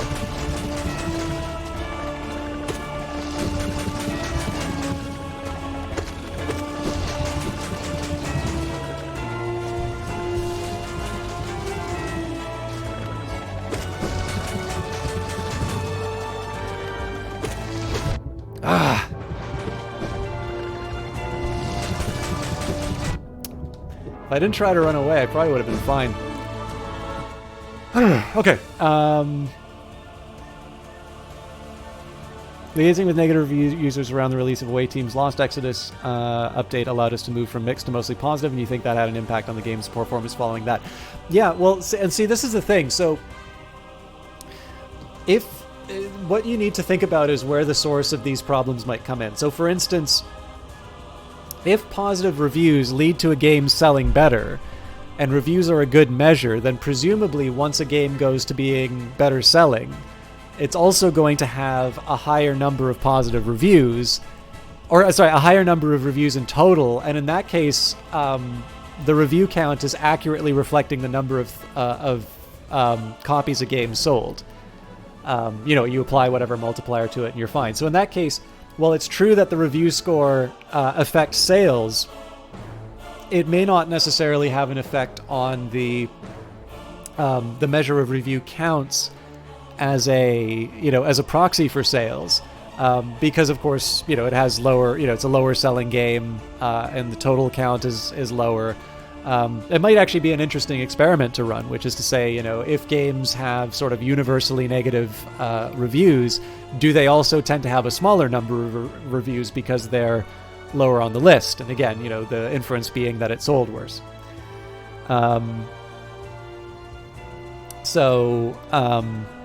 Okay, and then there's also a price change. So yeah, that definitely would be a confounding effect because, of course, changing the price is going to adjust it. And of course, that also creates a problem because, as we know, the people who have historical price data are kind of hoarding it like smog.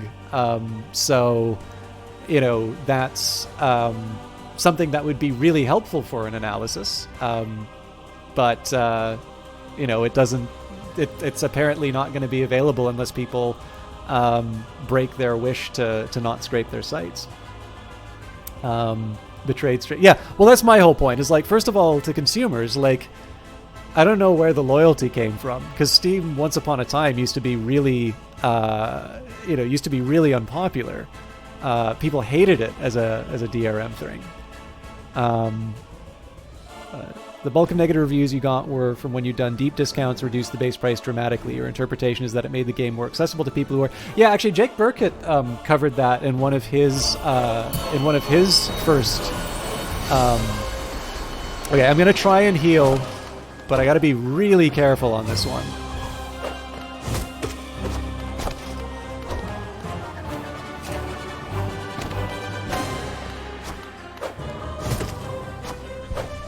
No!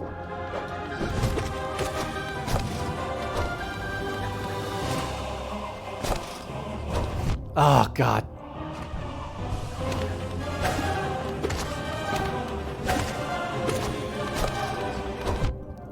Why do I keep doing this to myself?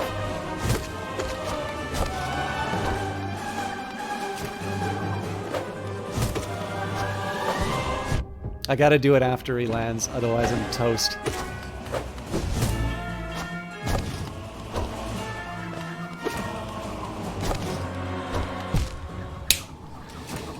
Ah! That was a particularly bad run on that. At the very least, I got to the others last time. All right.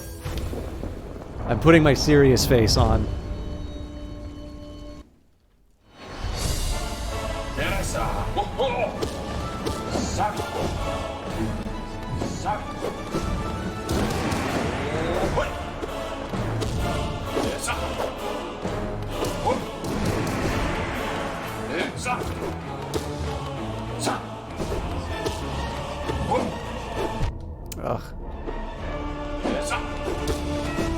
The ones I hate are the ones that are the simple attacks that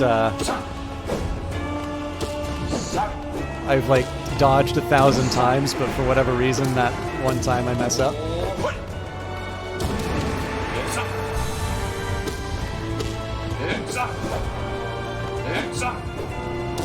Anyways, actually, the one good thing that's coming out of this is that even if I don't solve the long-run problem, I think I've actually found a way to get about as close as we're going to get to a...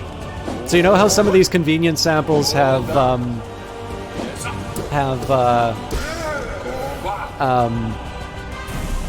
you know, they try and come up with a range of what the appropriate multiplier is, like the Voxlighter number. I think I've got a way of producing like a version of that. It's admittedly based on old data, so whether or not it's relevant is another question. But I think it's about as close to a like it's still a convenience sample, but it's a very large one, and the selection is actually on sort of well, I mean, so the problem here is it's like the top sellers. So like what, you know, the multiplier for something like Grand Theft Auto is not going to be this, probably not going to be the same for something like Hollow Knight. So it still has its problems, but basically it's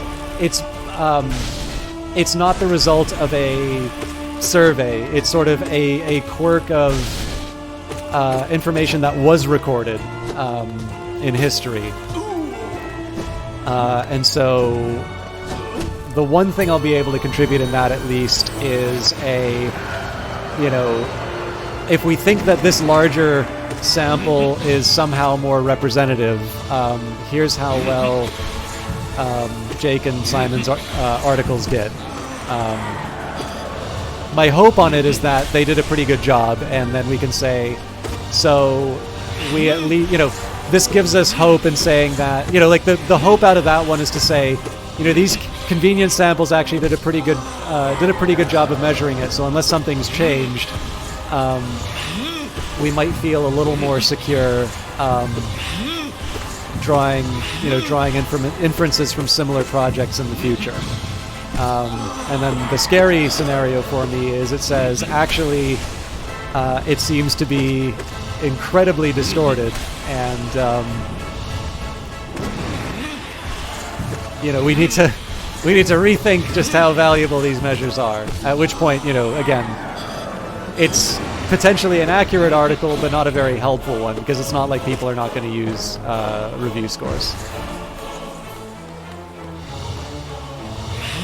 And then I suspect I inevitably face the problem of people that's like, well, who are you to say this stuff? And I'm like, actually, I'm nobody. So, but the reason for ignoring it should not be because I'm nobody. The reason for ignoring it should be that it's probably better than just going in blind.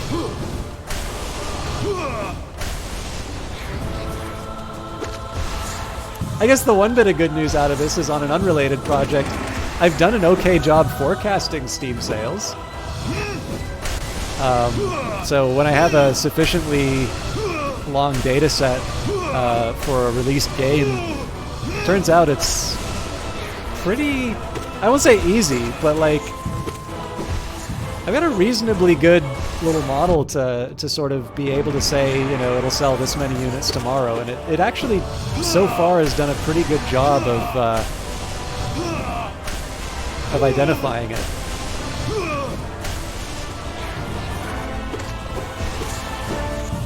The hard part then becomes how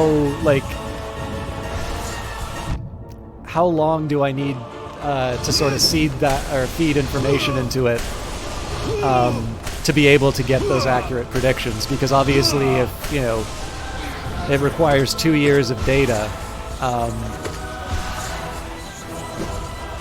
you've probably made your next game by the time you're predicting. Which, again, like, that's helpful. At the very least, you'll be able to kind of have a baseline of revenue that you might be able to predict. But then you've also probably already gotten used to having that money coming in.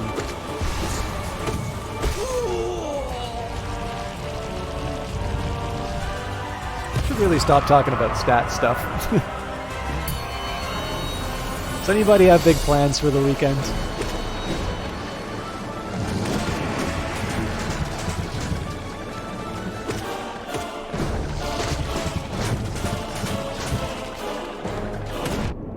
Damn.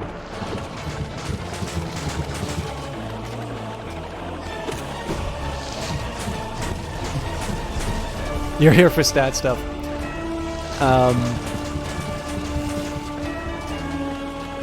No weekend plans, just keep working on that. So here's the funny thing, Cheese. Every time I stop by your stream, I did see you working on what I am assuming was Bad Egg.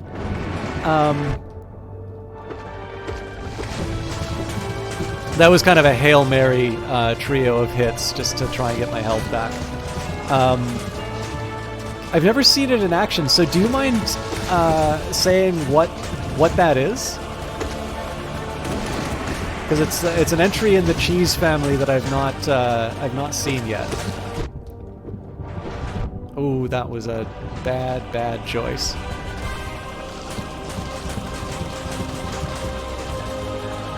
I realize I'm asking you about the game and probably the worst boss fight for me to try and hear details, but okay. Yes, got it. Oh, nuts! Streams some 3D modeling for Bad Egg in the most recent streams, poking around a bit with some music stuff. So I think I saw a modeling stream. I don't know if it was the most recent stream that you did, unless you're referring to one that was...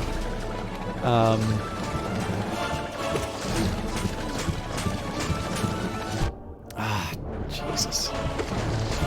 Oh, careful.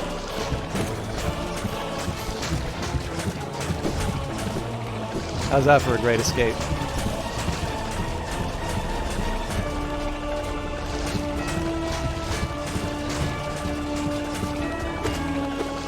Ah! Every time I do something I'm proud of, I wind up sabotaging myself.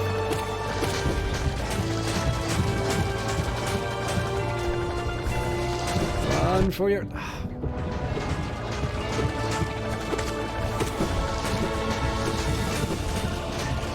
No way!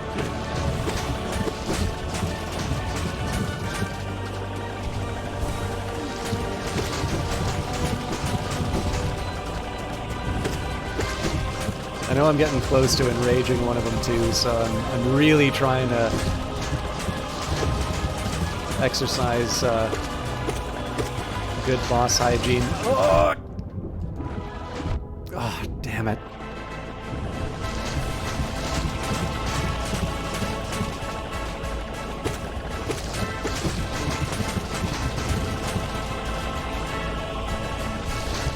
Unbelievable.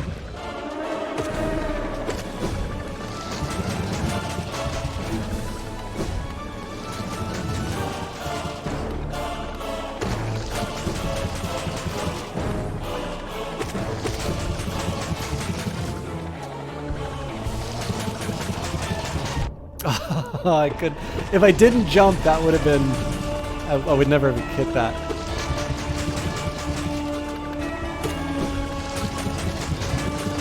You know what's really frustrating too? I did okay in Nex Machina when I played it. It's not even that I can't play these kinds of games well.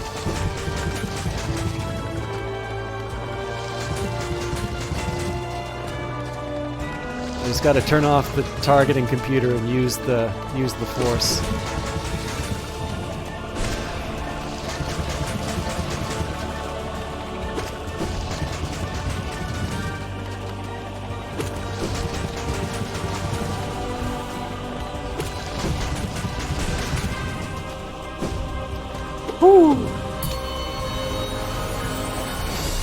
I feel like the best way to describe it is Flappy Bird meets Lunar Lander. You flap and adjust the trajectory to compensate for gravity like Flappy Bird, but you control your lateral movement and have stamina, giving you more axes of momentum to control and manage. That was really fun. You can stop at nests and hang out for rest points to regain stamina. You can collect tokens to gain extra lives, and there are lost eggs to find that you can carry to nests. That sounds really cool. I think I might know what you're talking about for Lunar Lander, but...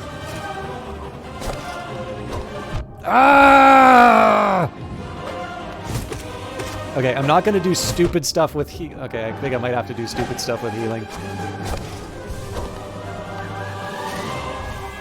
I think that I got more lucky than was a good strategy.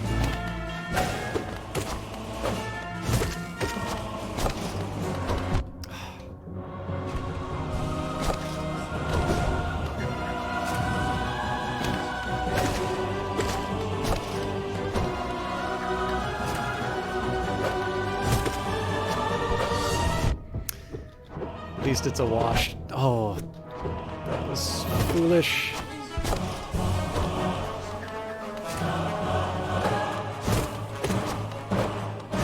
Okay.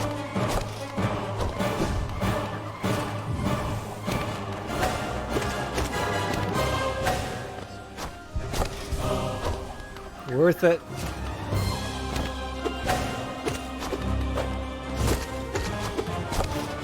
All I need to do now is play perfectly for this and all the remaining bosses. I will start using magic again, I just want to try and save it up for his buddies. Ooh.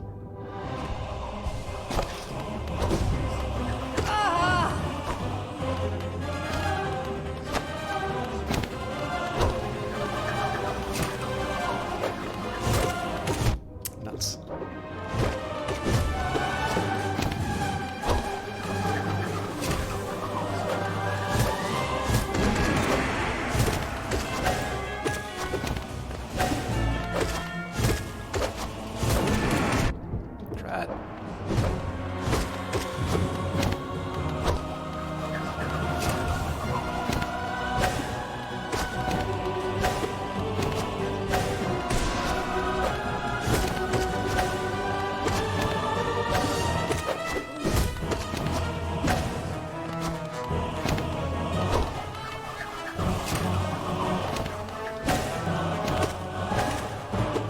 Oh, unbelievable.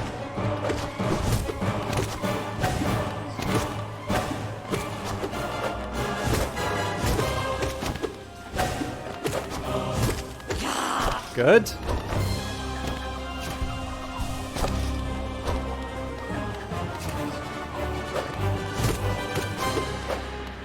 Ah, I sabotaged myself. No, what the hell was that? I thought I jumped. That's a pity. I was waiting to get them down to one of the combatants, and then I knew I'd be able to heal again. Oh well, I got too twitchy. It's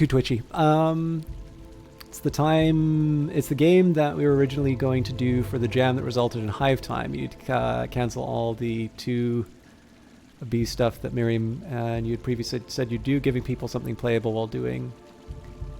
Ah, that's neat. Actually, so funny thing, I know you're going to be mad that I'm asking about Unity, but my friend Brian, who I think you hung around when we hosted him, he's the guy who's working at Respawn.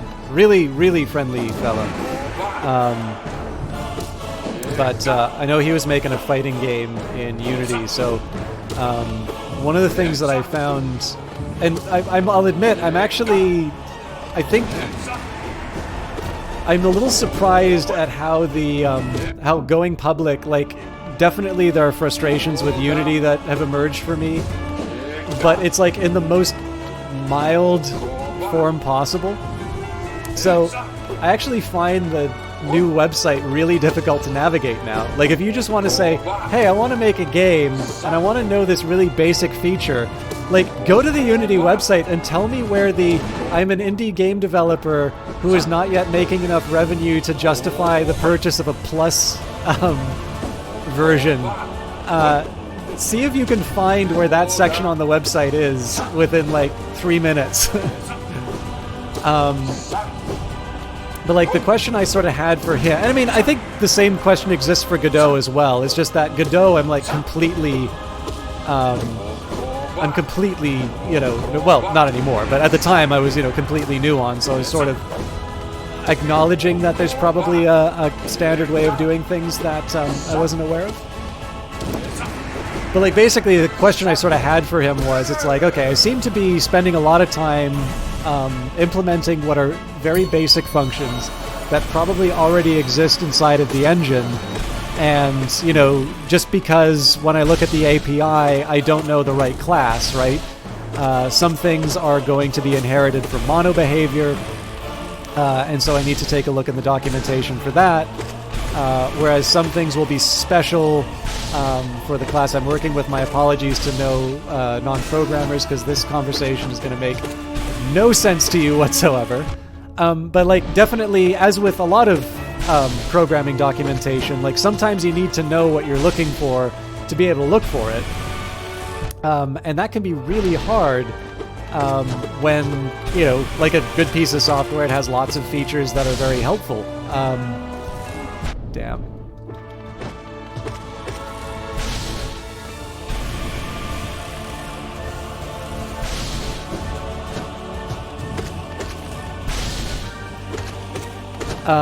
So I think the problem I was running into is I wanted to do sort of like a card-based...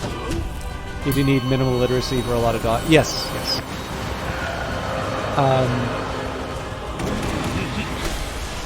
The challenge that I sort of am facing right now is that, like, so I have a really basic thing where it's like I have an object that I've clicked on, and, you know, I have, like, on mouse click, so, you know, it's, you know, all the mono behaviors work perfectly well. And the question is rather, okay, the user has, you know, clicked on an empty space on the playing field, and I would like that to deselect the current item, which is a really standard behavior that you'll see in lots of games. Perfectly reasonable to expect that. But what I'm finding is it's like, okay, well, how do I do that? It's like, I don't really know how to put a listener for a mouse click that this object is looking for. The answer that I eventually kind of fell on was I'm creating a game object in the background, so when the user kind of clicks on that sort of playmat game object, it's, you know, it selected the empty object, or it selected the deselect object or whatever. Which, again, there's nothing wrong with that implementation. Like, I can move on. But it's just sort of this idea of, like, it's like, okay, so I've added a whole other object to my game for the sole purpose of doing this thing that probably exists somewhere, you know, in the engine, save for the fact that I have no idea what to look for. And I just kind of assume that as, you know, as I develop this thing and I kind of accumulate little solutions like that, it just winds up making things a little less manageable than they otherwise would be. Sorry. After a decade of working with incredibly incompetent and competent people, you must say documentation is the most important feature of anything ever. Yes. It's actually one reason I really like Python, is that I'm not the best coder in the world, but I do know, like, I also know in most of my contexts, I'm not working as a programmer. I'm working as an analyst. And I know for a fact that if I'm not a good programmer, most of my colleagues are even worse than I am. And I can't necessarily rely on them. I think I'm the only person on my floor who knows Python, and I, like, work every day in Python. I love it. I know Cheese doesn't care that much for Python, so I'm speaking heresies. All right, that was greedy of me.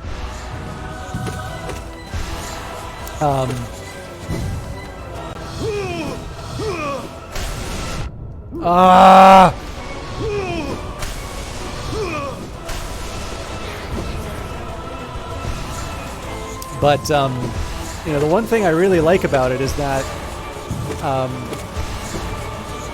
even without documentation, a lot of Python code has this very intuitive,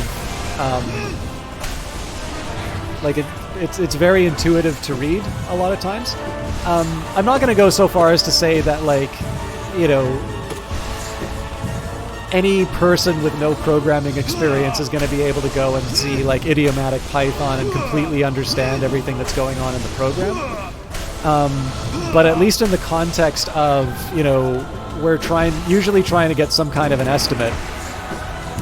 This program implements a known or at least intelligible estimator, or series of steps in analysis. Usually I comment my code anyway because that's a nice thing to do, particularly for yourself. But there's sort of there's a reasonable hope that somebody will be able to kind of take a peek at it and generally have an idea sort of what part does what. And the thing that's nice about that is that they can then kind of look at code that I've written, and if they want to add to it, there's a slightly better chance... I sabotage myself. There's a slightly better chance that they're going to be able to meaningfully contribute to the thing that I did, or extend it to do the change that they want, without necessarily having to sit down with a manual and learn everything all over again. I think there's also a bunch of programmers who think that maybe it's not desirable to have people sort of running in and messing around with code that they don't fully understand.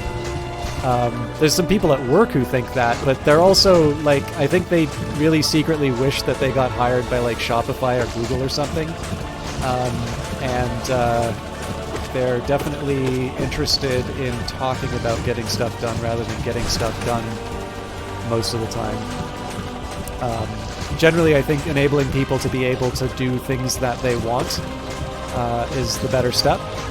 And I think one of the reasons why Python has become so popular lately is that generally, people have been able to go from I have a need for a computer, doesn't quite exist off the shelf right now, and this is going to get me where I need to go without too many steps. And then obviously if somebody's, doing a algorithmic trading or something like that, these are the worst. Clearly you're going to want to write something a little bit more industrial strength. But again, it's use cases.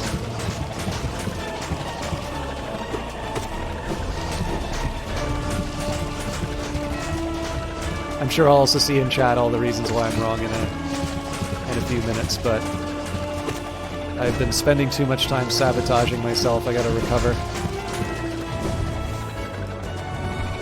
Please work.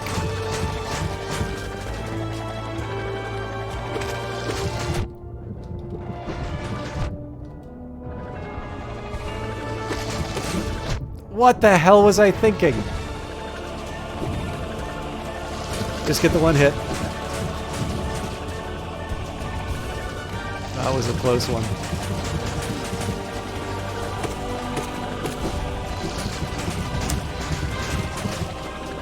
All right.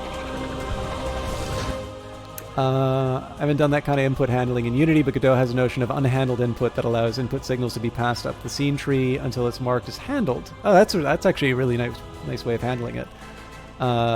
Which makes the did the player click on nothing type situation fairly straightforward to catch. That is really cool. I mean, I'm assuming that C# probably has something built in to handle that. But again, it's the question of, is it whenever I need to solve that, it's do I look in the Unity API? Do I look in mono behavior? Do I look in game object? Do I, if it's something that's handled by C#, do I, what import do I use? And as a result, what do I look for there? And again, it's really basic. I'm assuming this is something that is handled. But again, all that time that I spend thinking about that sort of stuff becomes time that I'm not thinking about making the game, and instead I'm just trying to implement something very, very straightforward, or rather re-implement something that somebody's already put together. And in some cases, I do like that Unity has been putting more effort in educating its users. But one drawback is that I do tend to find that when you go from Rollerball to their more elaborate tutorials, you definitely get two very different answers in terms of how to do basic things. And some of the tutorials will in fact say, X is a bad way to implement it, X being the one that you had learned in an earlier tutorial. and so it's sort of breaking that old teaching rule where like you never write something that's incorrect on the board, because inevitably a student's going to write that in their notebook, and it's going to wind up on the exam, or that's going to wind up as their answer on the exam. So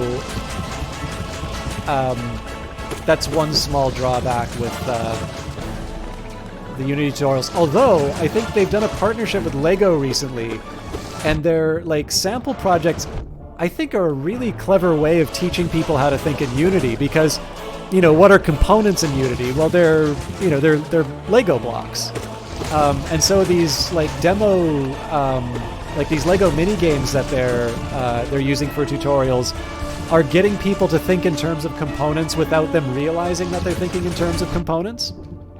I mean, I'm sure that'll create problems when they move over to the, to a full dot system. But I do think as a teaching technique, they actually did a pretty good job with those tutorials. All right, I'm down 2.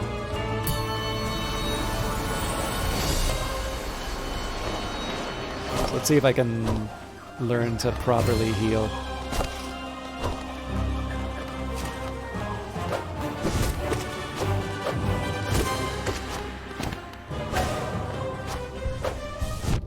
That was worth a shot. Good.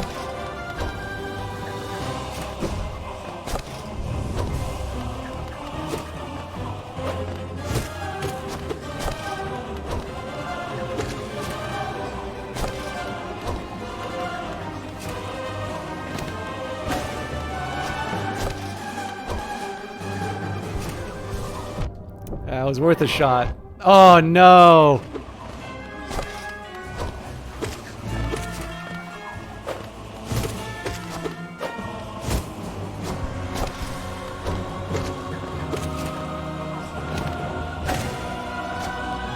So I just gotta wait for the next frisbee throw. Or, like, walk into his attack.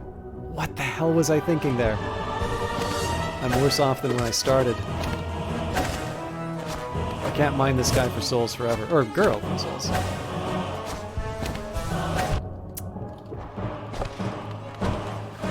If I just would have waited one more turn. Okay. No heals unless they're on the wall.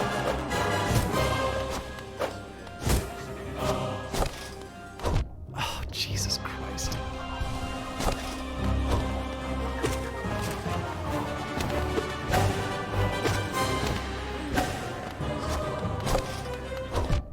Oh, this is bad.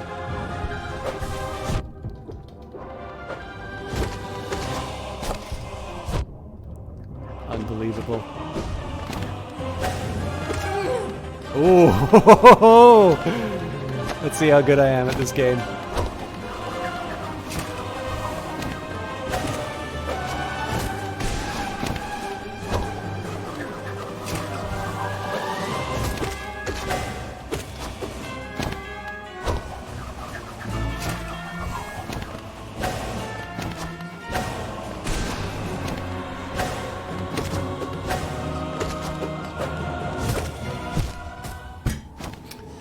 Oh well. I sort of screwed that up.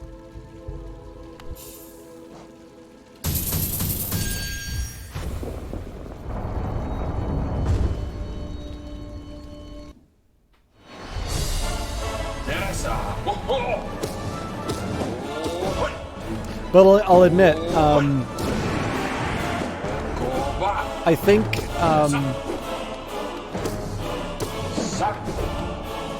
Unity is becoming, like, as somebody who doesn't know what he's talking about, Unity is starting to become less attractive relative to Unreal. And I really, like, one thing I thought was always frustrating was, you know, I'd be watching these, you know, Unite Now presentations, and there'd always be, like, you know, 20 people in the YouTube channel, like, going on about how Unreal is better, and I'm like, yeah, because, you know, obviously there's no good games made in Unity, right? I can't think of a single single Metroidvania that everyone seems to like that was made in the Unity engine. And like even like big new releases, like Humankind's got its new beta coming out, right? As far as I can tell, Amplitude has only ever worked in this engine. Obviously, like I always kind of think it's like photography, where you've got forums full of people who are trying to justify their individual choices by saying like Canon or Nikon is really bad. You're reading that the event system will call on deselect when a selected object has been set. Oh, cool. Thank you, Cheese. I will try to remember that for next time I crack open that project. I'll admit too, I've been very undisciplined in following through on my projects, and it's mostly just because I've been trying to get my blogs a little more regular. I'd love it if you could DM that to me, Cheese. I realize, you know, my education is kind of my business, but insofar as you're willing to help out with that, I really appreciate it, and I will definitely benefit more if I have something that gets past my carelessness. Damn it. But yeah, anyways, like it was really miserable. Like, you know, it's kind of like if you go into a photography forum and someone's like, "Oh my God, you use a Canon? Like only noobs use Canons." It's pointless. Like, there's, like, my favorite photographer, James Noctway, uses Canon. You know, there are some National Geographic photographers I really like who use Nikons. Ooh. This is gonna be tough. Yeah, Canons are great cameras. I have a Fujifilm myself, but it's because they have a really nice preset which captures an old slide film I used to like using called Astia. And Astia went out of production before I stopped regularly shooting slide film. Ah!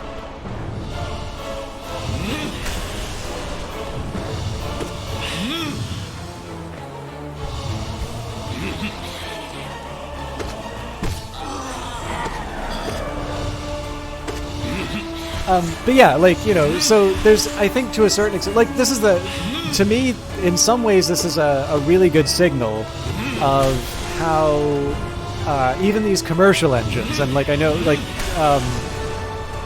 I think I'm probably setting, please send me your dental bill, Valiant Cheese, because I'm also probably successfully causing you to, like, grind your teeth by mentioning all of these commercial engines and not pointing out Godot. Given that this is like the only game that I've quote-unquote shipped in collaboration with you, and I haven't been making that as part of the conversation yet. But to a certain extent, like even these commercial engines, which clearly have sort of investors that want to see a payday, the fact that these conversations are being had, it basically means that the same thing that happened to photography is happening in, you know, in gaming, that more people are being enabled to express themselves. That is, as a whole, a good thing. And unfortunately, it also means, like any group, there's always going to be bullies. There's always going to be people who are missing the point and, you know, are going to take the time, you know, to try and make people feel bad over trivia. But it does ultimately speak to the fact that, in the end, the fact that these conversations can mean that we're at a point now that a bunch of idiots with nothing better to do than tell Unity users in a Unity presentation that their choice is actually a bad one. To me, that actually seems like something of an encouraging state of affairs, because at the very least, I did something dumb there. At the very least, it means that people are actually able to access the tools. You know, that's not necessarily a conversation that could have been had when, I guess, I don't know, like Quake 2's coming out. You know, I'm assuming if you wanted to license an engine, you would have been spending tens of thousands of dollars for the privilege. What the hell was I thinking?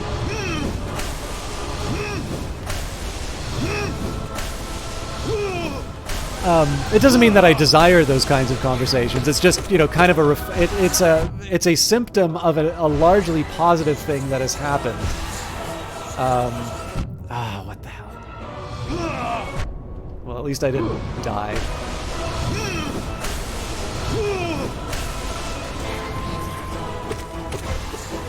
But yeah, so I've kind of had this this resistance to trying to counting Unity out, but I think the fact that it used to be the case that you would look at Unity and there was a chance that somebody had made a game in the style that you like in that engine, and so there could be an argument that there was like a community that had solved similar problems to what you had done before. That's less true for Unity compared to Unreal. Like, Unreal has a lot more games being done in Unreal now than at the time. And then, of course, like at the time, if you wanted to work with Unreal, you'd be using UDK rather than something like Unreal 5. I don't know why I thought that would work, but that was a really costly mistake.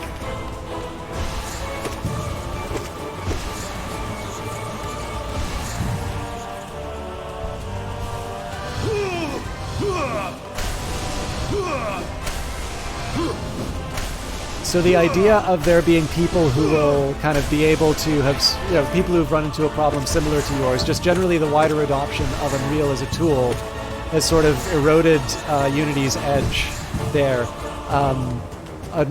Epic's ability to buy assets like Megascans and make them sort of a free part of using the engine, on top of the fact that now it's kind of free to use for your first $1 million of revenue, which is not enough. I mean, like, you're making a serious game. $1 million of revenue isn't actually that much. Oh, what am I doing? I'm dead.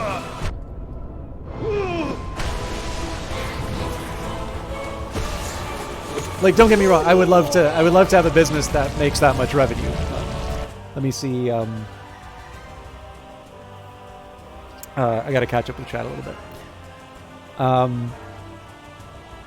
But yeah, like, basically you're able to get more tool. Like, so a large part of what Unity makes its money off of is not a percentage of using the engine itself, but rather the assets that you buy.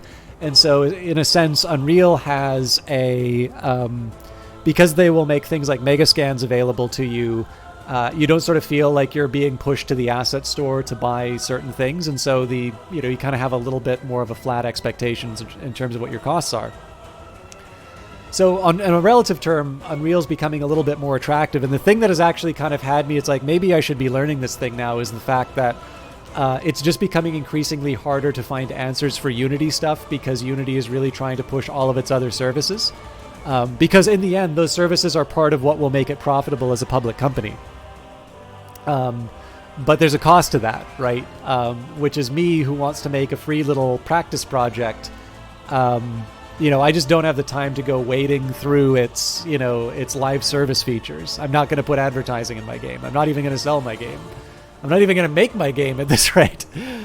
And that's, I think, the big challenge. Anyways, I did want to get a few of Valiant Cheese's comments. These commercial engines rest very strongly on community discourse, shouldering a bunch of the learning support overheads. Comparing to photography, again, you're super happy in a gross generalization that everybody has a camera and everybody's a photographer now. Your ability to find freelance work is pretty much non-existent now. It's much more healthy for culture to have a huge amount of people able to creatively express themselves than it is for you to make some money. Yeah, I mean, like, to the end, like, if it's locked behind the cost of buying an SLR, you're kind of inherently becoming a capitalist, right? Your ability to derive an income from photography is based on your ability to access that capital. There is something to be said that we may value photography a little bit less now that it's so prevalent, but it hasn't, in my opinion, it hasn't stopped people from doing high quality photographs, and that quality is always going to be a scarce resource. And so there's room for money in that, potentially. I feel like Unreal is still working against the stigma surrounding perceptions that it's only good at FPS games, which is nonsense, but it's an attitude that influences. Yeah, it definitely does. And again, I'm really only speaking in relative terms. There are more examples now of, like strategy games that are done in Unreal now. But I feel like they're, you know, all that I can really say is that that comparative advantage for Unity, I feel, is somewhat diminished now that like the use cases that it's showing on its websites are lots of sort of architecture, which admittedly is also on the Unreal site as well. But again, just because the Unity site is so, like, if you want to see the examples, like, just come for yourself, go and visit those websites if you want to see what I'm talking about. Like, just look at them and say, if you were starting from ground zero and you said, I want to make video games, which site is it easier to sort of find out where you can get started? In that case, I would say the one that lowers the friction between idea and implementation is going to be the one that has kind of the brighter future, because some group of people will ultimately overcome the massive challenges that a first-time creator will run into. Might be a very small proportion, but it's very likely that they're going to stick with the tools that they've put some effort into learning as a start.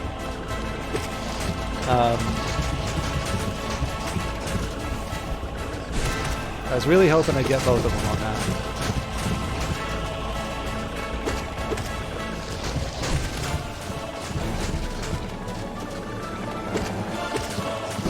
Ah, oh, crap.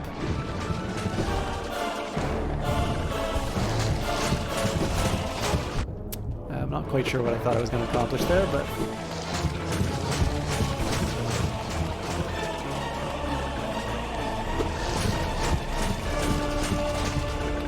And of course, Godot's eliminated from this conversation because it's just a bunch of hippies anyways.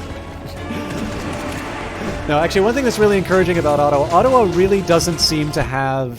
I really like the local game development community, and there are developers who are active here and making a living doing it.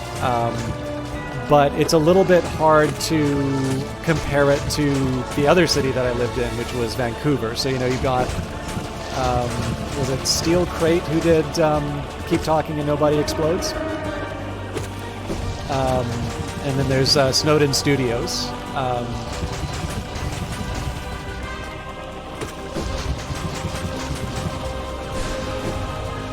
They tend to work a little... They don't really do sort of their own... Actually, they were just recently acquired too, so I'm not quite sure what they're on now. But they tend to do more sort of support work. I know some of the Cuphead developers were Ottawa-based as well.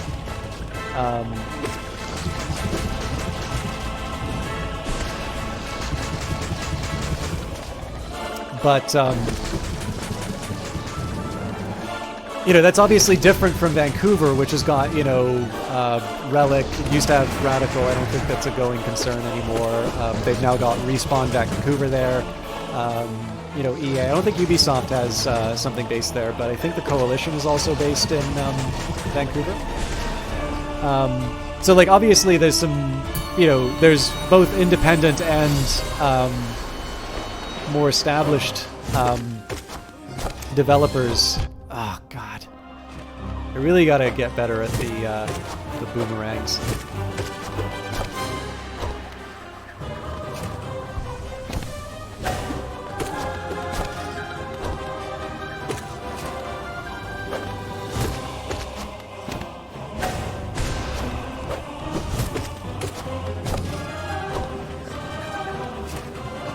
I'm getting better at not jumping into my own demise.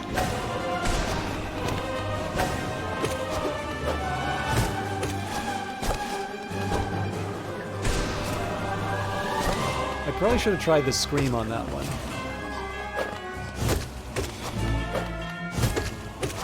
I gotta be getting low. There we go.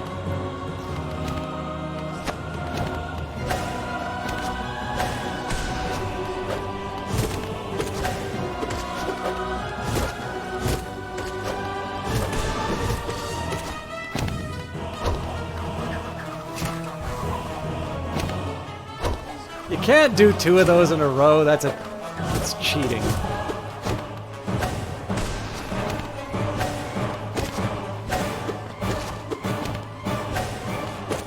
Oh, you know what? The fact that it's got a feminine death noise, it means it's not the Mantis Lords. It's the Mantis Miladies.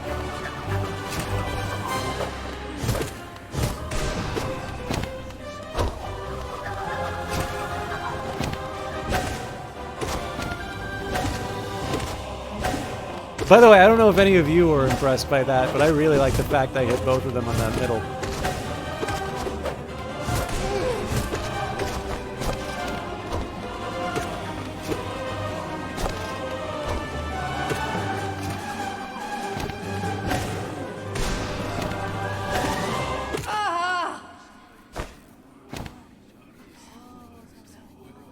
Oh, that's the AI gone wrong. It's not the Surge. The Surge is a Dark Souls-like game. Yeah, well, see, okay, so the reason why I got so frustrated when I had that 1 health the last time I died to them is that, if you noticed, I didn't get hit once in that second phase. So I can completely do it. What the hell was that game called? The Fall. Which was available for free on Epic Store, and I believe missed the best marketing opportunity ever, calling it Free Fall. Yeah, I haven't played part 2 yet. I have a copy of it, but oh god, I don't remember what Marmu does. He makes me waste my health for one.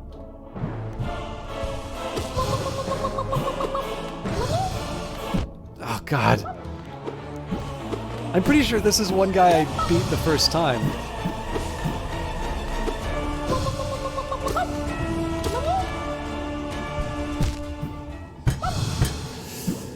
Well, that's embarrassing. Okay. And a non-existent, not the Fall game that I was meant. You were playing with the guy when we encountered him in game, right? Oh, Marmu? That's a good question. I don't remember. Anyways, shouldn't be that hard to get back to him.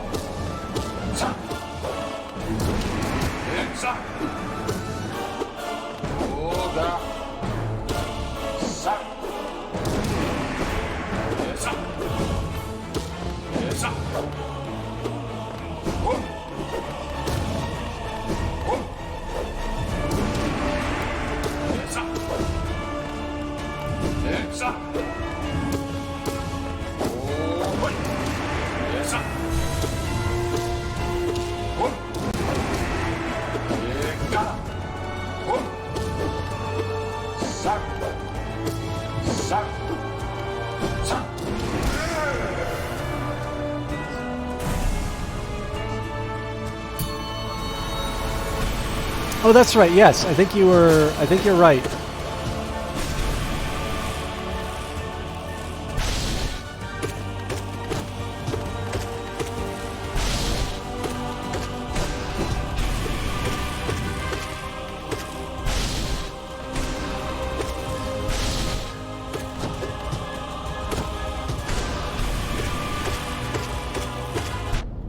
That was a little greedy.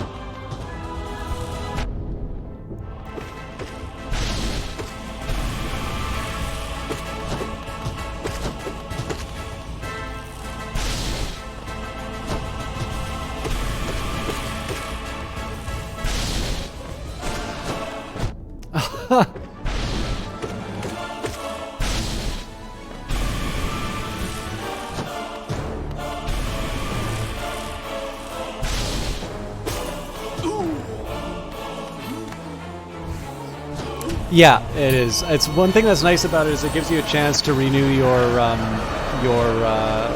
soul as well.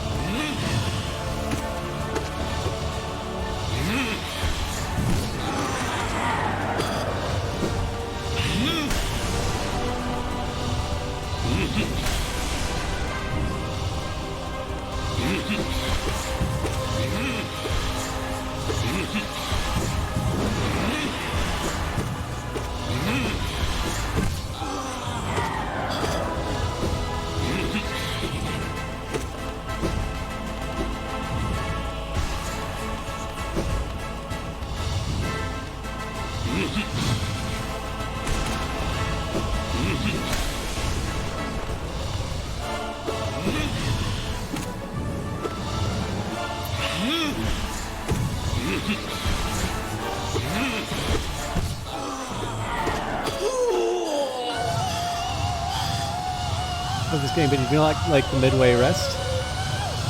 That makes the final fight too easy, though.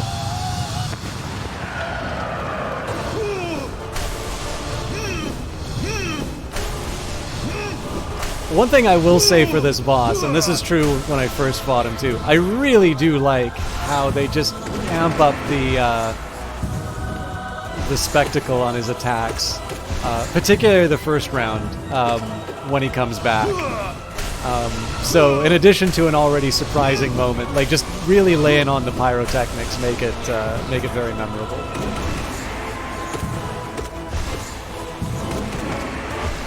Ah, nuts. He's doing so well.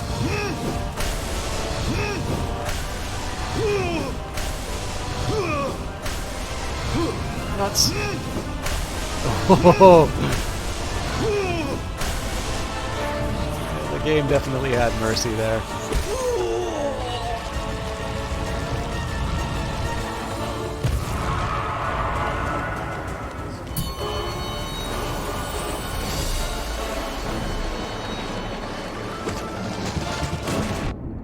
That was worth a shot. I gotta find a better place to be.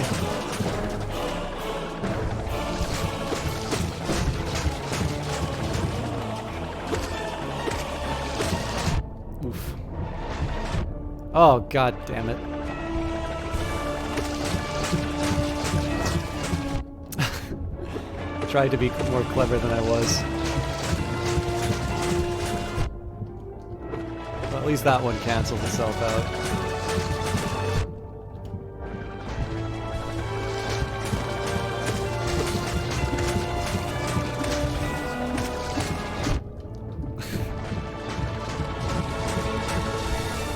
I really thought I'd be able to dodge it on pogoing. I'm not quite sure why, but...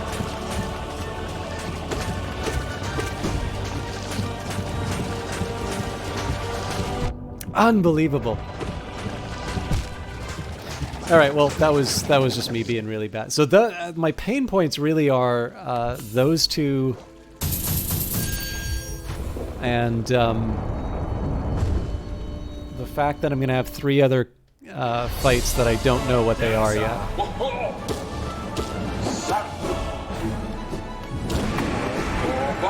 As you can see, like, this guy I've more or less got down to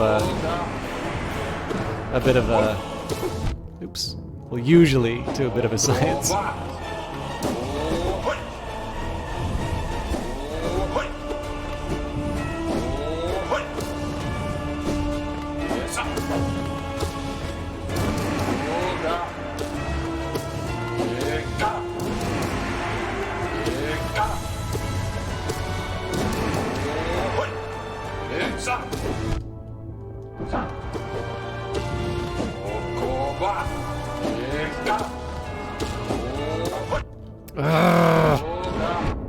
Oh, that's bad. I gotta cool it on the magic attacks until I can recover my health. I think I'm gonna hit... yeah.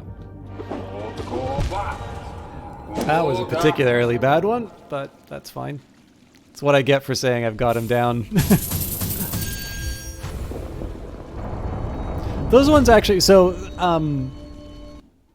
getting hit by minor stuff on things like the Oblobbles really set me on edge, because they're ones that I know I struggle to overcome, even like when things are going well. Losing to something like this one is just like, yeah, that was dumb, but it's not like I'm not going to be able to get... it's not like I'm going to be able to, you know, get past it again. Mumu was a little bit of a frustrating one because I think the one thing that I learned was just the ability to sort of bounce him away from me is a real key to you know, solving that fight. And that was something that I learned fairly early on. And so the only thing I really gained by going as far as I did, like that's the furthest I've ever been on this this Pantheon. The real problem with it is that I don't know anything else, so it's going to require all of this effort to learn the lessons that I could have learned had I been a little more disciplined on that first fight. But you know, it is what it is. Like, in the end, I can't undo the mistakes, so I try not to beat myself up about it too much.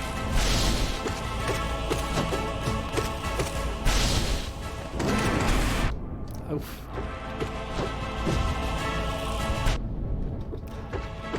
I don't think that accomplished what I... So, like, obviously I didn't get the heal, but I actually think I didn't successfully get the safety heal either.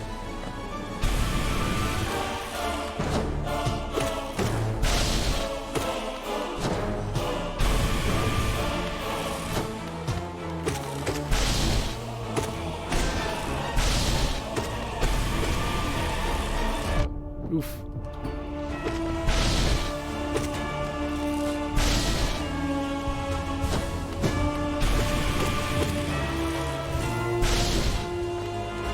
Wasn't sure if I had the nuts going in one less health than I could have. And it was purely because I did the shout.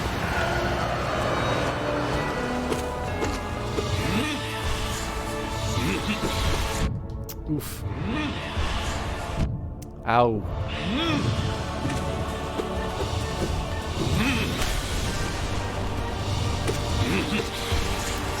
Gotta smarten up a little bit on this one. That was a little bit of a gift.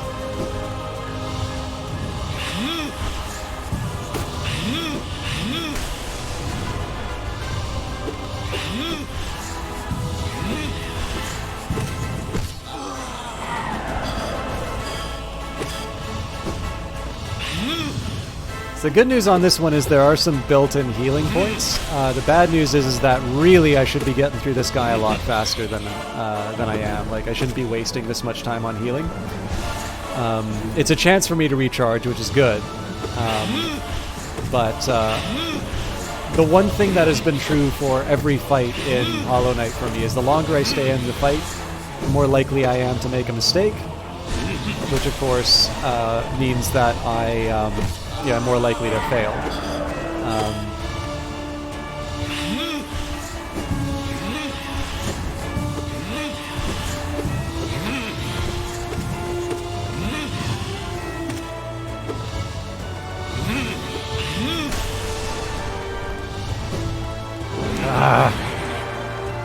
Have I just been a little more patient?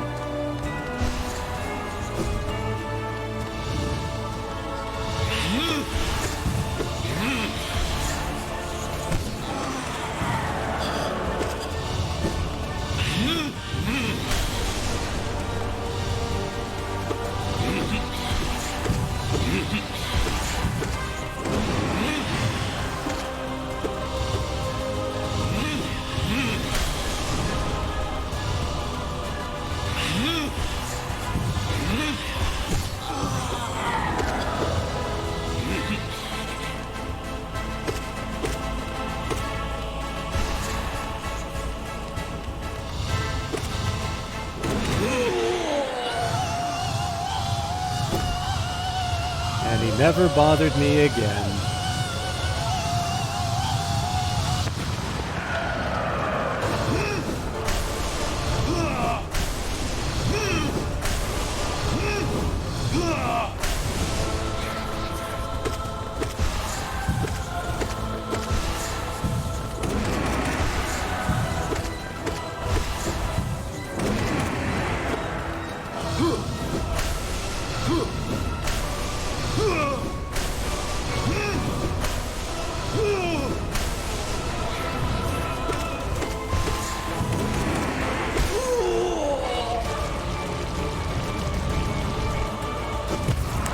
Alright, so let's take some lessons from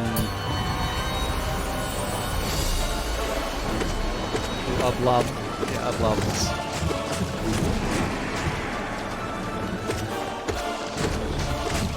Oops.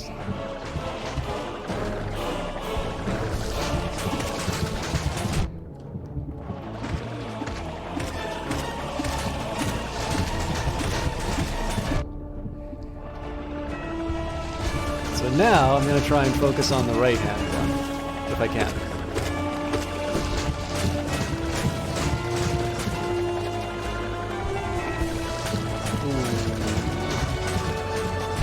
Oh, come on.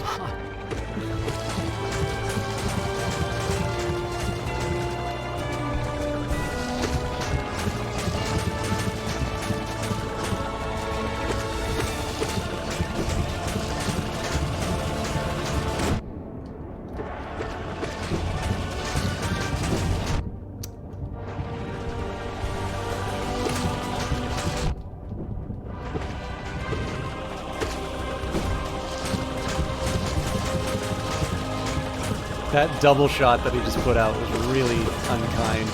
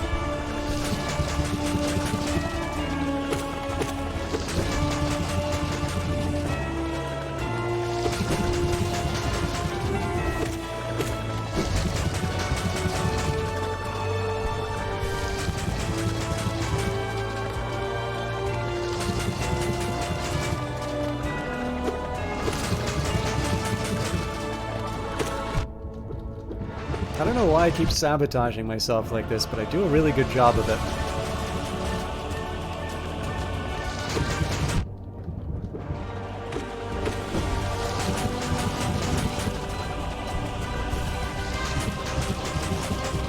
Let's try and be a little slower in terms of how I...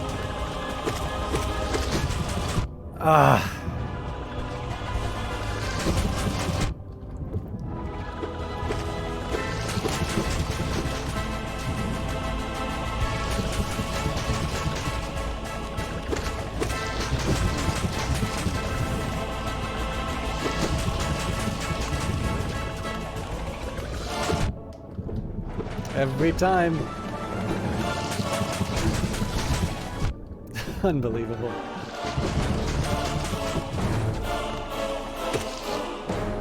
Alright, let's see if we can recover that off the Mantis, miladies.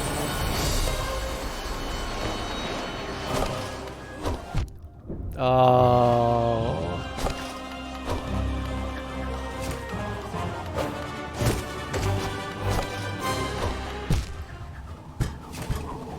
I was wondering if you could sneak away to the very corner. The answer is no. Alright. So, yeah. I think that Oblobble fight is a perfect example of me spending extra time in a fight and it not necessarily being to my benefit.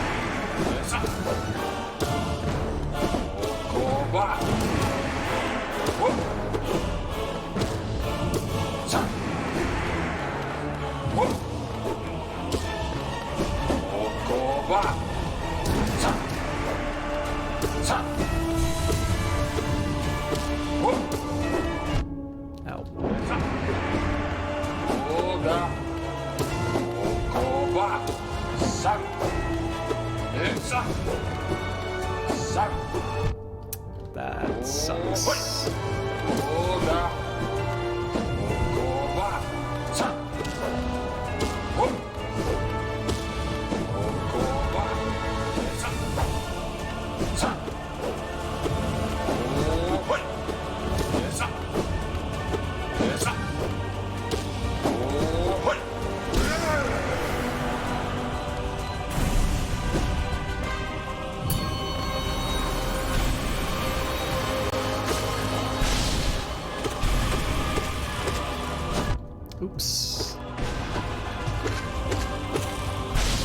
So emptied out the soul, just kind of anticipating that I'd be able to get an early 3 hits on him.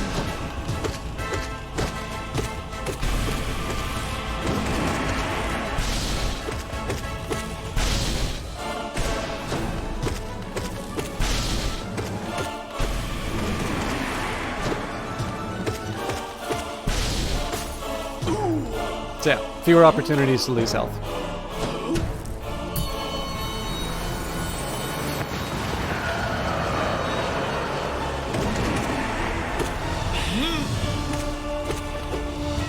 Oops.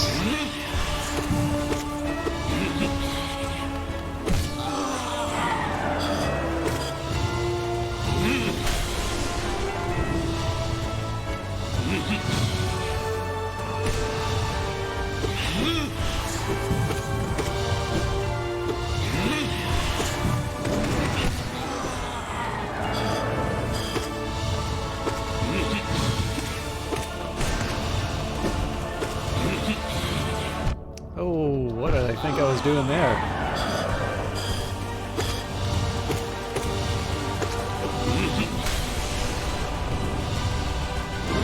Nuts.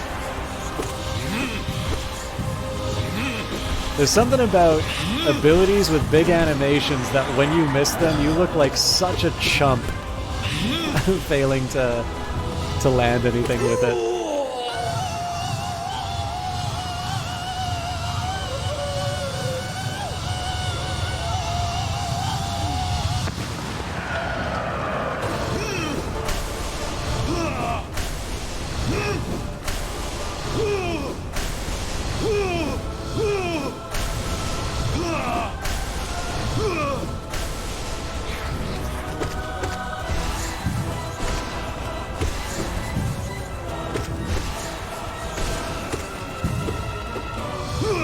Actually, it occurred to me, I get more time to hit that guy if I get the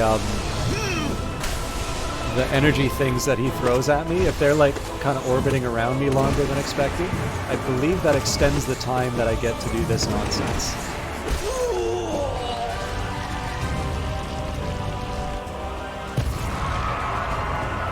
As opposed to my usual mid-fight screams of "Ah!" Oh, of course.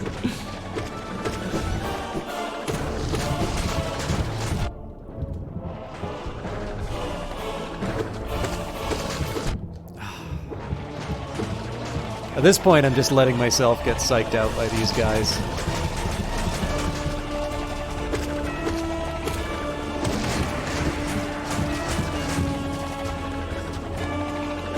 So I do want to try and get that health back, but it's got to be kind of a sure thing.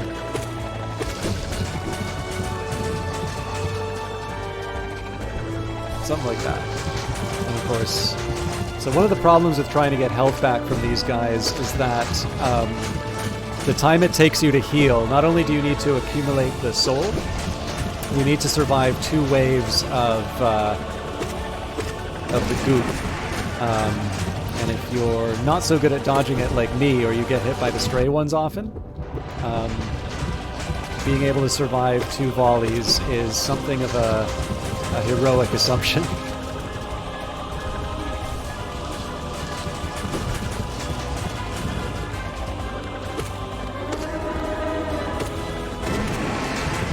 Ugh.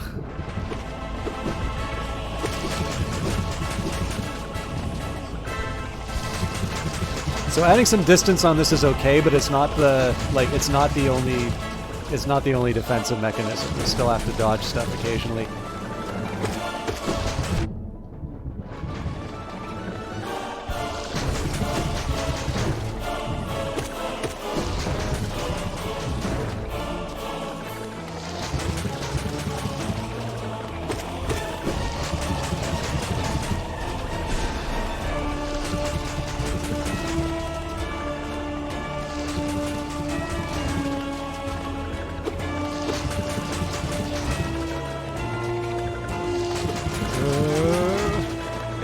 More time spent in encounters, more time for me to make a mistake.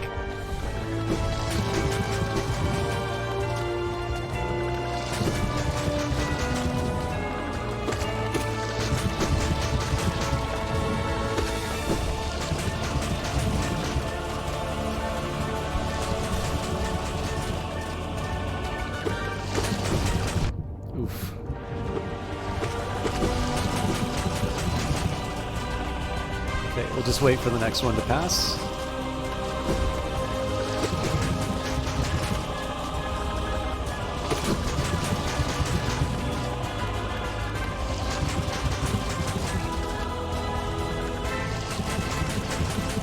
So this one I kind of can't go off to my corner like I normally do. Otherwise I'm not going to get anything done. So this one won't be an opportunity, or was an opportunity. I really should just try and bounce on their head. Just get the thing done with.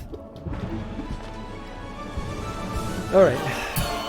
Could have been better, but we got through it.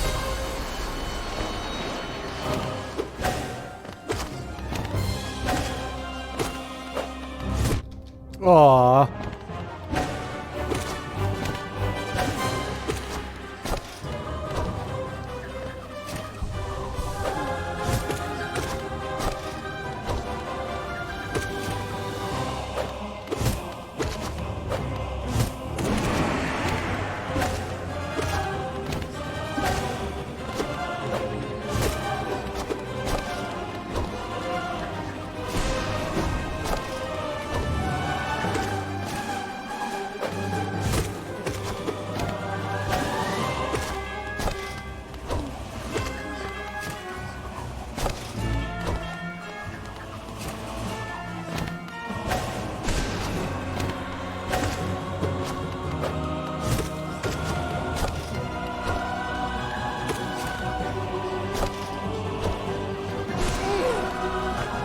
Not crazy about emptying my soul for that, but again, I'm trying to be disciplined about ending the fights quicker than I have been.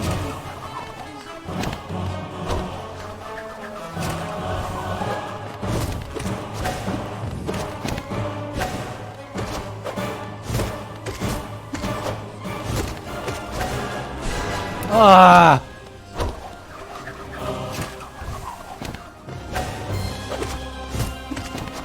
Oops.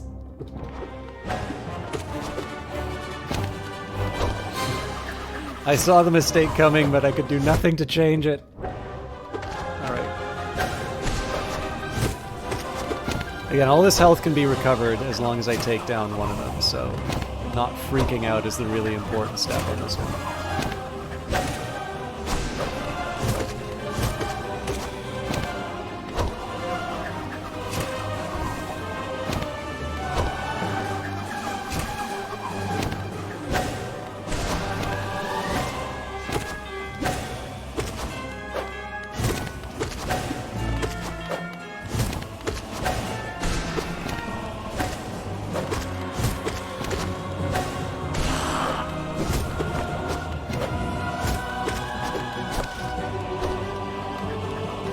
That's where I got that idea of being able to walk away for the healers.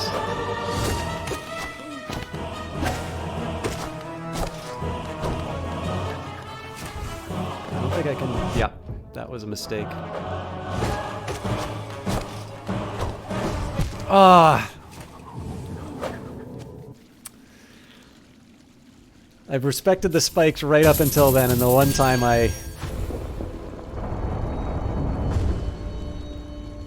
That's upsetting. That should have been the one that went the distance. Oh well.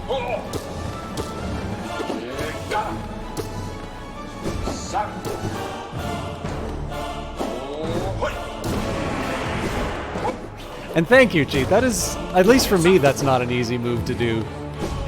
This really feels... It feels right. Anytime I hit one, it makes me feel... like less of a warrior. Hold still. Why are you? Why am I struggling with you now?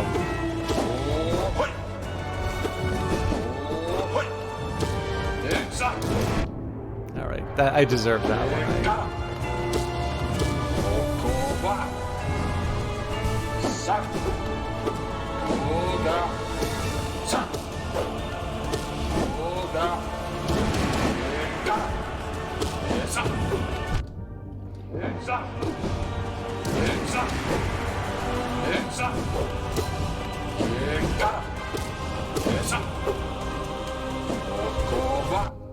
Yeah, probably no surprise that I got nailed by that.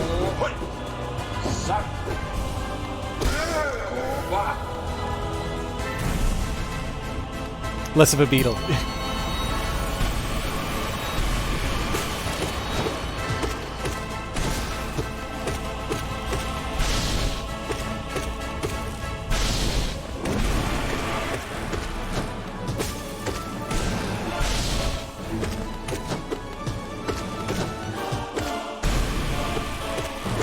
Oops.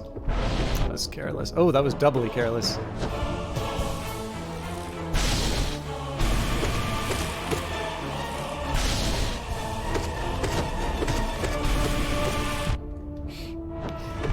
I do a cool move like ducking under his attack and then just get hit by the most vanilla attack possible.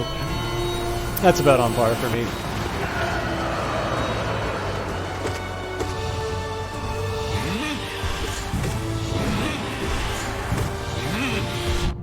What the hell was I thinking there? Alright, I'm in a little bit of a pickle.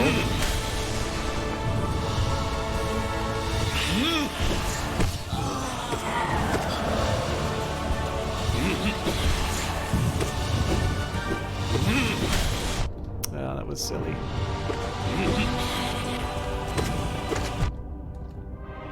I'm right back to where I started.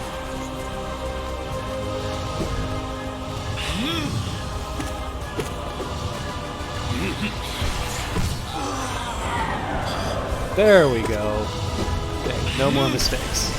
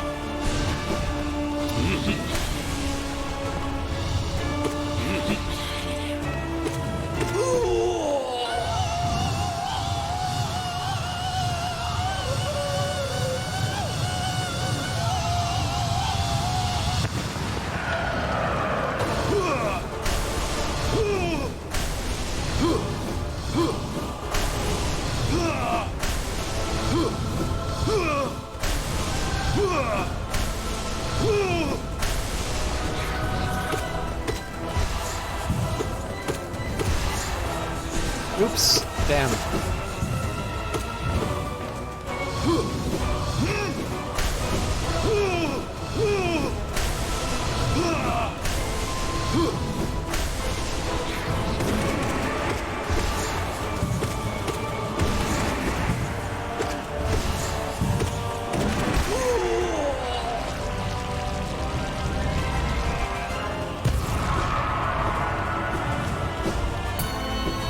Alright, now on to phase 3. No.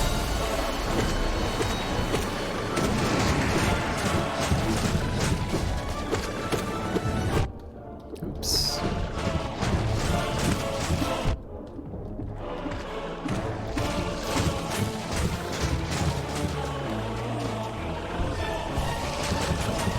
The thing that's frustrating is that bouncing on their head works really, really well most of the time. But the time it doesn't, it like really doesn't.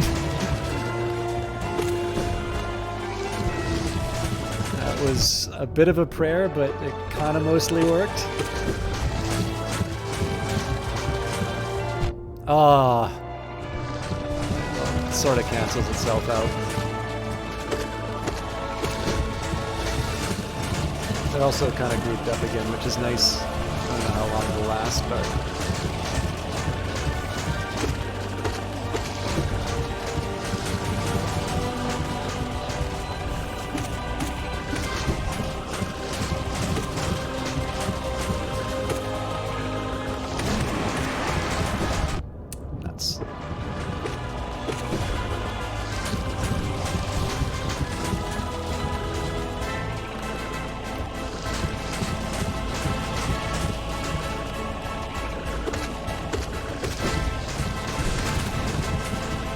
I'm assuming that they were behind each other. I probably should have verified that. Ooh.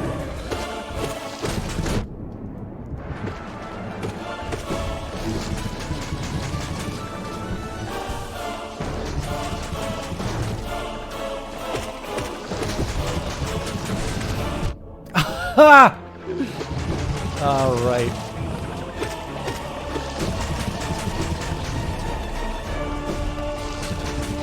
Right around the time I think I get a handle on it, then I just make another stupid mistake that needs healing. Not good.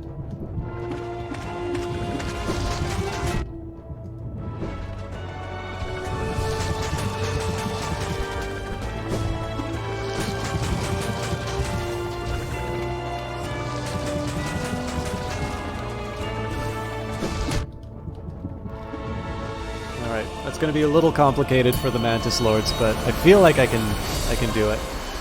I just got to get past the stupid that I put on myself last time. Okay, so I can't heal on that.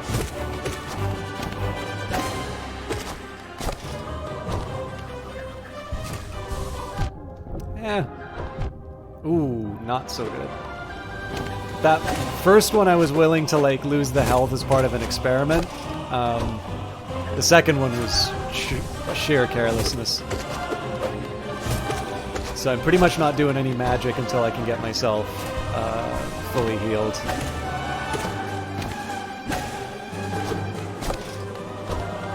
Oh, what the hell was that? I think I reflexively went for the A key, but it was a little... Didn't have the light touch.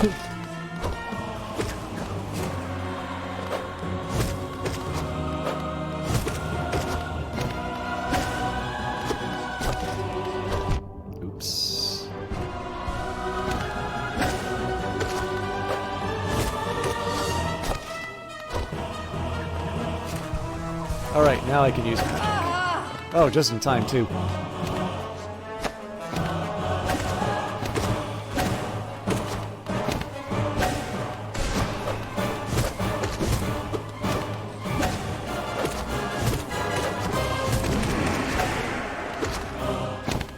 I feel like that was a good round.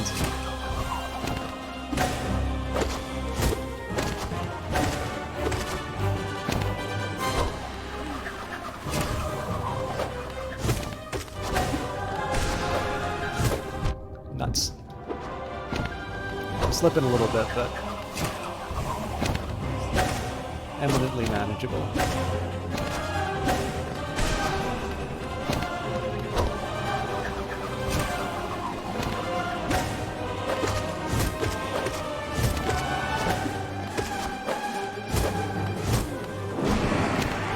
Nuts. Good. This one I might skip the healing and just go straight for the aggression. Oh man, I gotta be a lot closer for that to work.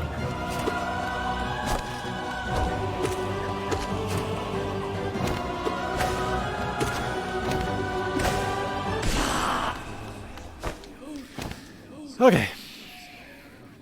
Bow! Thank you.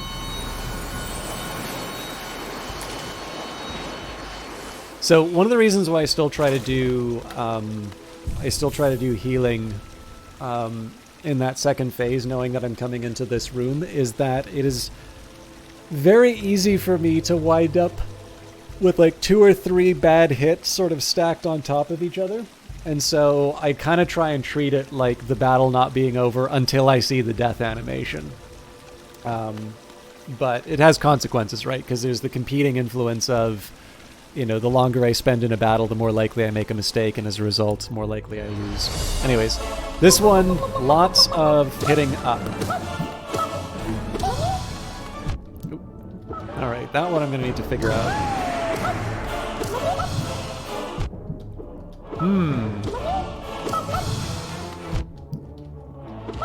Okay, side attacks are a problem.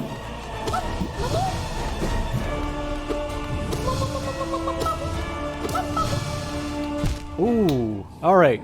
That fight is a little bit harder than I thought it was. Still upsetting we didn't make as much progress on that one, but I'm fantasying things through. What's the best I can make use of this situation? Yeah.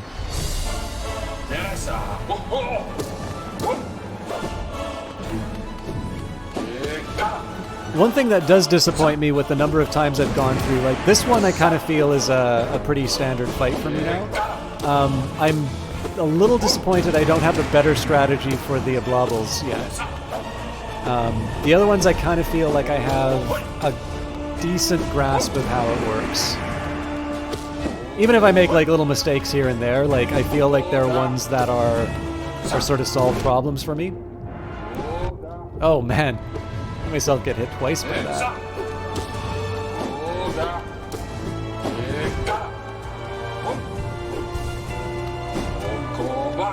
So like you'll notice that I've let these things sail over my head a couple of times, and that's because from certain angles, well, at certain distances they just can't reach you at all, like you saw there. But I've noticed that when you're on a particularly sharp angle, they actually sail over your head. And I don't know if that's intentional or just a quirk of the fight, but there's also a couple of little things in terms of just how close to the wire I can leave it to do one of these kinds of attacks. Which is why you'll sometimes see me like dash away unnecessarily. It's just because I'm getting myself in that habit of of doing a last second shout and then dash.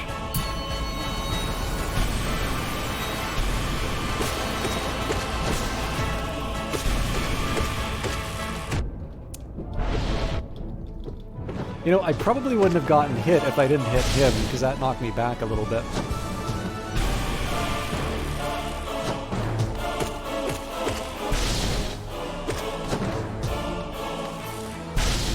I do think it is a really fun discovery that you can hide under his beam, though.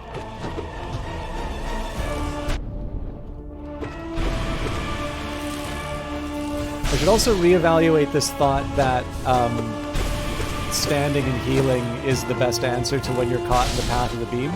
Because there have definitely been points where it's not, like the heal hasn't completed.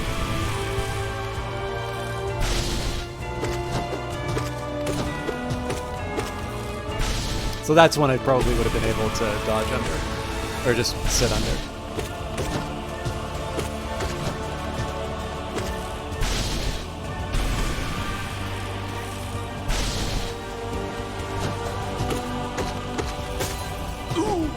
Okay, so I'm starting with full souls for the Soul Master.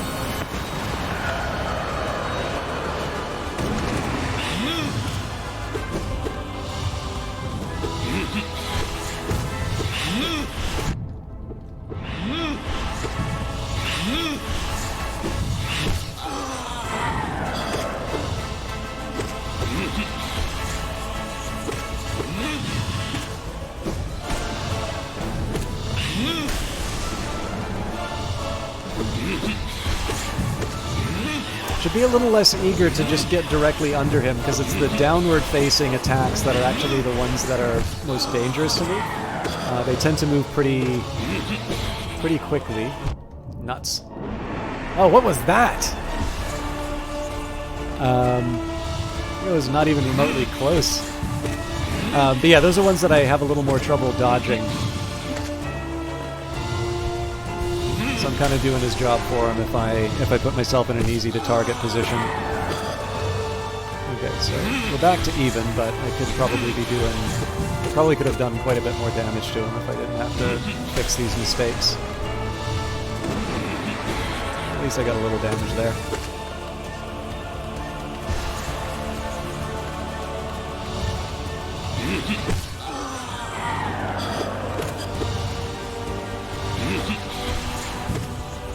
So like that curve is a pretty easy one for me to avoid.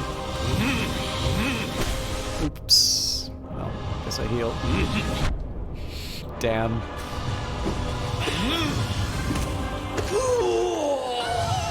Not much in terms of healing opportunities coming up, I think. Well, the end of the fight.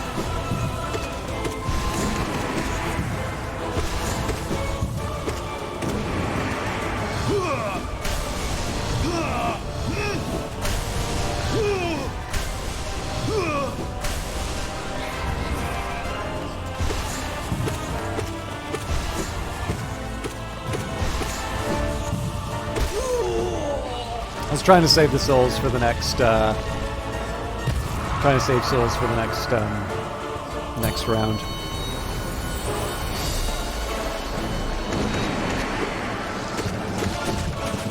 Oh, I should probably follow up on the announcement I made at the start of the stream. So, the idea of me going into the kind of a Hall of Gods, I do really want to do those fights, because I actually think it'll be pretty good practice for this stuff. But the plan was that I'm going to do those on my own time, and that'll give me a chance to play a little Hollow Knight over the week, rather than Fridays only. And it'll indirectly be practice. And the plan is that whenever I do those battles, I will record them and upload them to YouTube. So basically, instead of forcing you to like watch every single fight that I do live, which will mean fairly slow progress,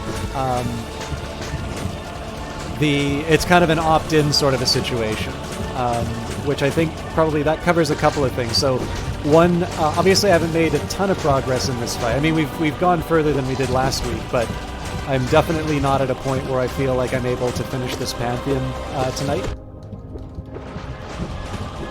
Figure if I'm going to get contact damage, I might as well make it worth it. So basically, the plan behind that is that one, my playtime on Fridays are a little more efficient. Like I'm not sort of fumbling around keys and trying to remember some of that muscle memory from the previous week. I'm also just getting the progress in the game that I want. But more importantly, I'm also more likely to be doing better on the Pantheons, having practiced a little bit against the bosses in between streams. So again, if you want to watch the full like Hollow Knight experience, you can. But obviously, some of the fights in the Hall of the Gods are not necessarily going to be the ones that I encounter here. And so I sort of thought that there's still a record of the experience. But it's not, it's not assuming that my gameplay is so compelling everybody wants to see every last second of it,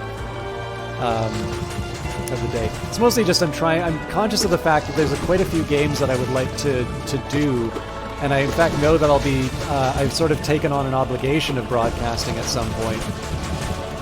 I was very lucky that worked. And I figure that's a way that I can kind of keep Hollow Knight done in a way that was sort of consistent with what I was planning when I was starting the game, while also giving the people who just really like watching me play Hollow Knight, no matter what, something that they can get as sort of like a hidden extra or whatever.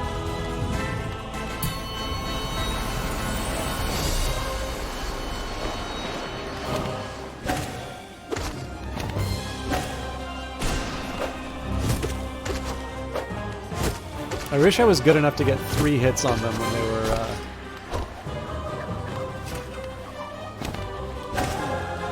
Oops.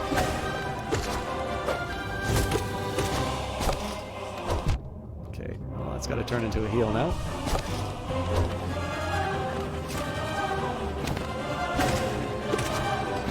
So most of the attacks I feel like I can get 2 reliable soul vessels. I wish I could get 3, though. That never works. Might work if I'm on the edge when they're throwing the boomerang, but I realize it's not a boomerang. Well, I guess I don't know what it is, but we never actually get to see if it's a V shape or not. Burning Ring of Fire? Whatever it is.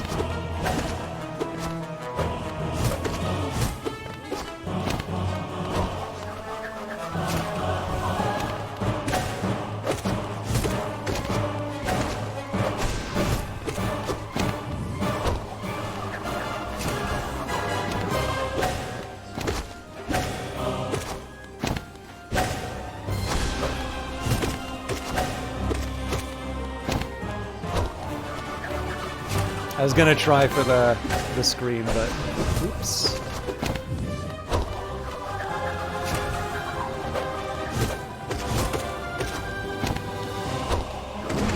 Cool. Not so cool. Definitely not so cool.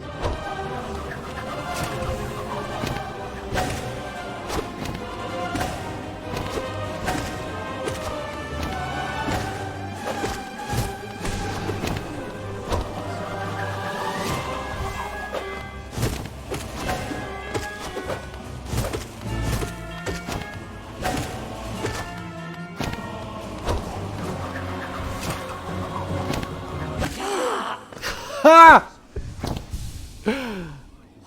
Wow. I don't think I could ever try to do that if I tried.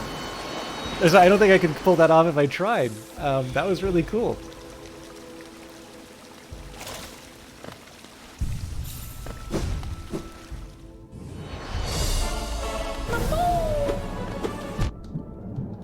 Okay, not a great start to this fight.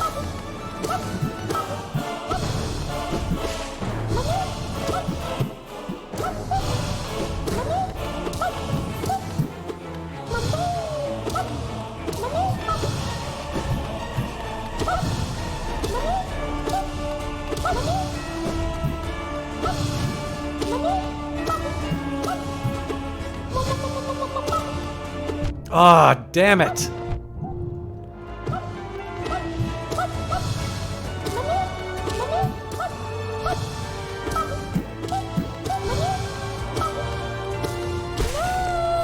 Whew.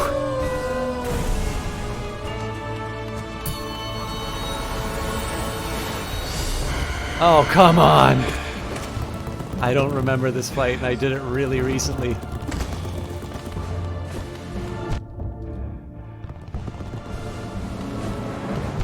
Oof.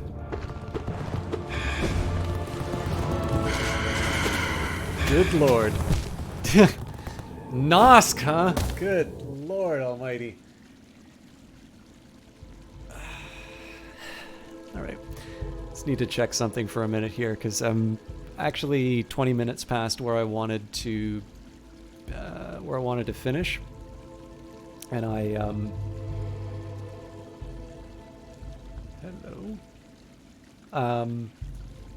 Just bear with me a quick second here.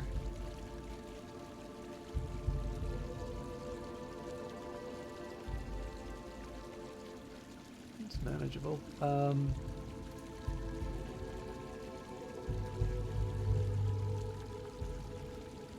If Extra Life is playing Hollow Knight, yeah, nobody's gonna find this channel through the foot traffic. I'm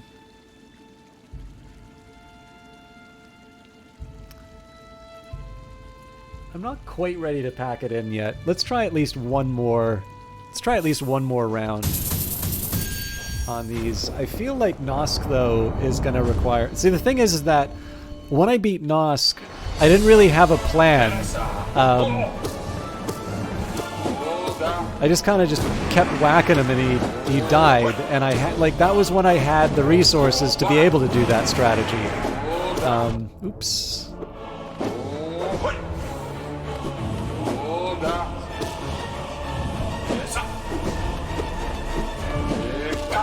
Ooh. I should have quit while I was ahead.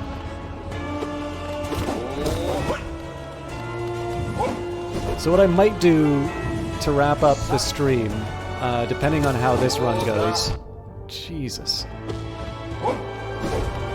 I might just go back to the Hall of the Gods and do like a practice run on Nosk, just so I can kind of learn how it works.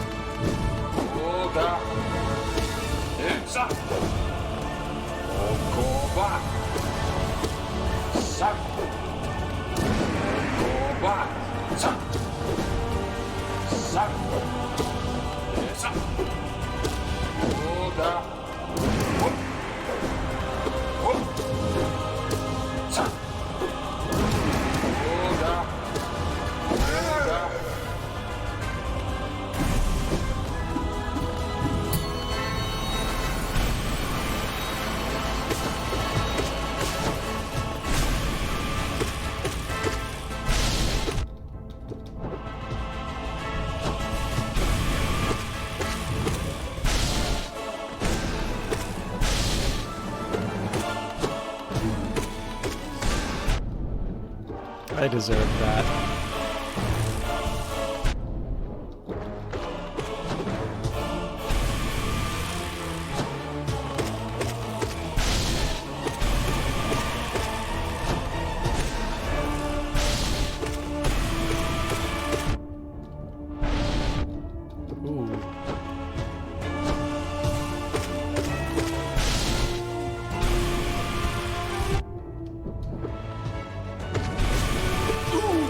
That's gonna leave me with a little less sound. Well, no, it's the Soul Master. I can get that back.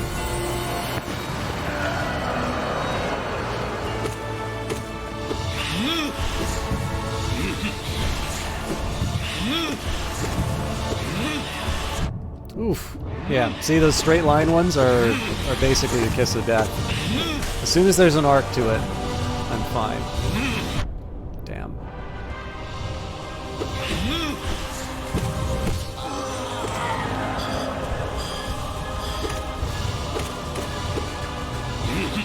It's also really cool that it doesn't count as a hit on him, like, during the rest mode until he's actually panting. So you can get away with a couple of, kind of a couple of extra cheeky hits.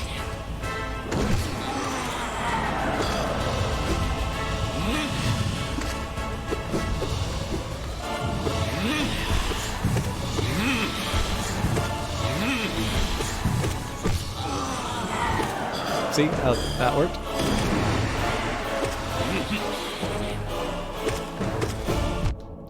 Got too clever for my own good. Oh, that's 2 masks and all my souls down. Okay, so that's good for... So basically that little trick is what gives me another opportunity to heal during this fight. Which is good, because apparently I'm making stupid mistakes I didn't even make the first time I went after this guy. Good God. Oh boy. Alright.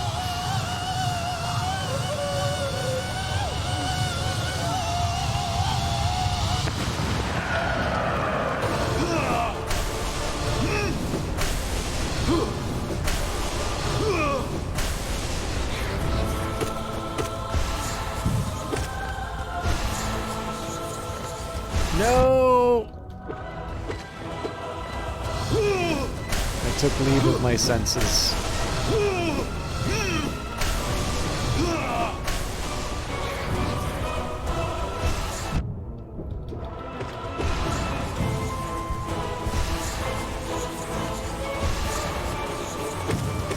That was very dicey for a minute there.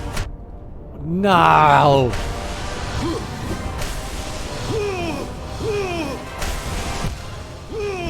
Alright, that was really dumb of me. I don't know why I felt the need to jump off of the wall. I am going to try Nosk, though. I'm sure I can do a better showing, but I should also just kind of learn to respect when I'm making some silly action. So I will do a little bit of extra time. Did I really get the... I guess I did.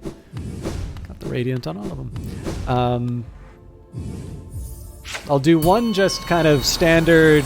I want to do a boss fight thing, so we will get some extra... We'll get some extra time, but I think I'm done with the Pantheon for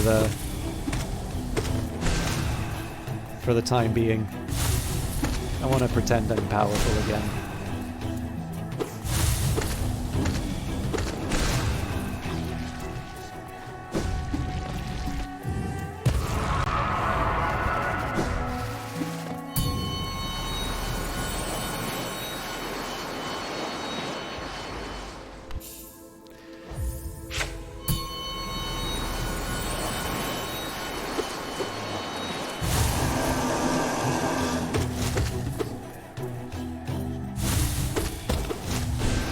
That was too slow.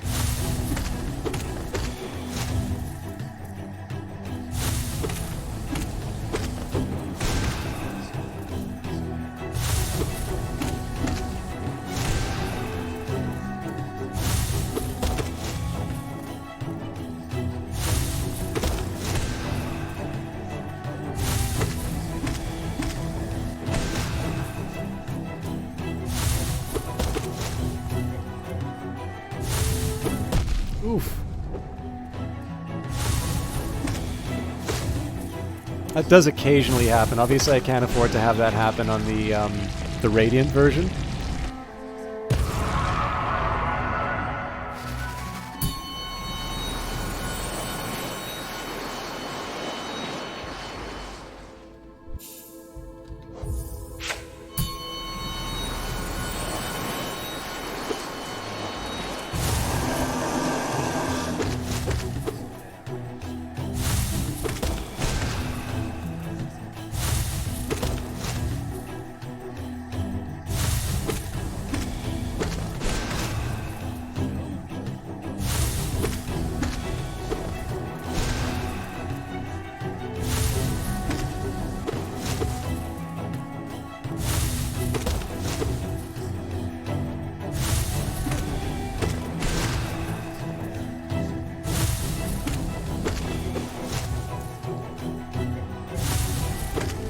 Oh, come on.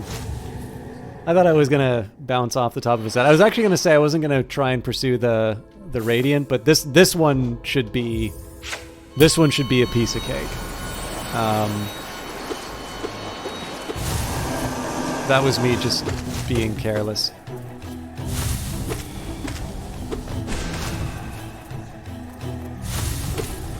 The thing I really need to fear from this boss is actually just misjudging whether or not they're doing a leap up. Because the leap ups are the ones that I normally get caught on. Whoa! Alright.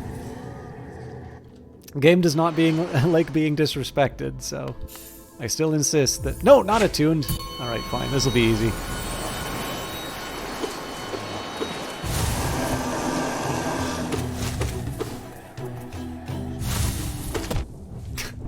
Well, this was Radiant.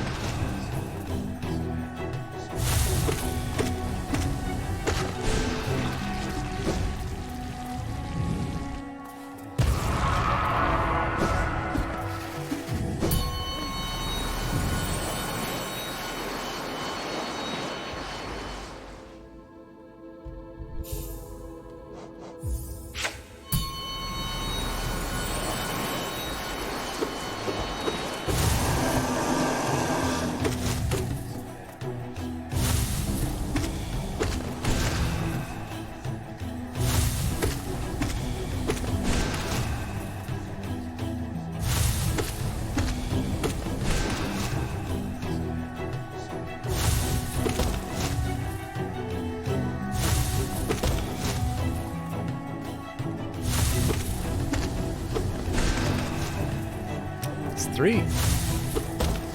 Damn.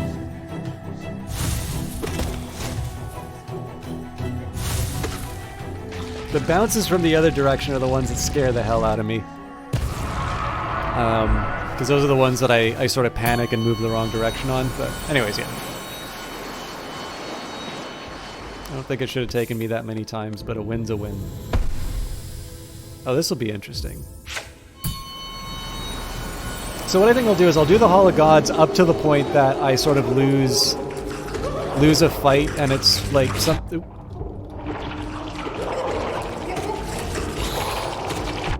Oh boy.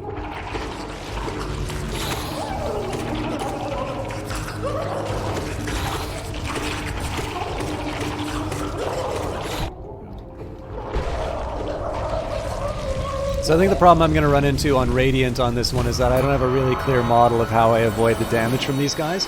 I want to see if there's a perch I can put myself on to help with the new additions. Okay, no, it's got to be a jump.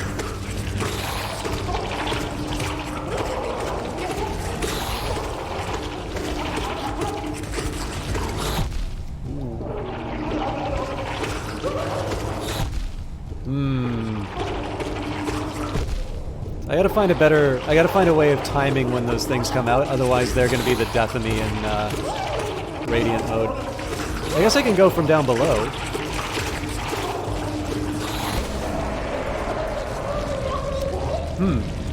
That's an interesting idea, actually.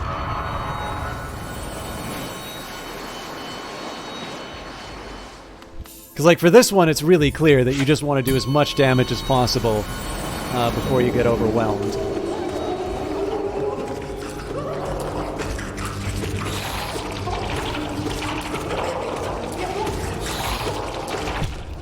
Jesus. Alright. I know I said I was going to take it until I get beaten, but I actually think I have a way of pulling this off, so I'll give it a few shots before I...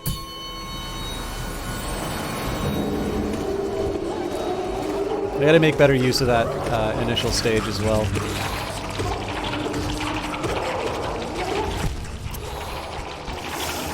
Okay, if I don't have a better accuracy on those things, then there's gonna be hell to pay. But maybe my shout is how I get rid of those.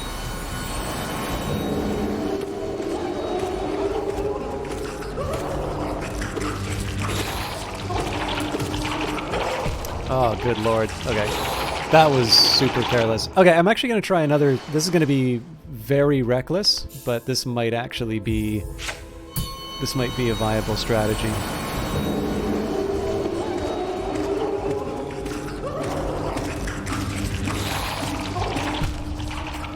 Well, not if I can't dodge. I did have a dodging plan in place, but that clearly didn't work. I'm going to try that again one more time, but...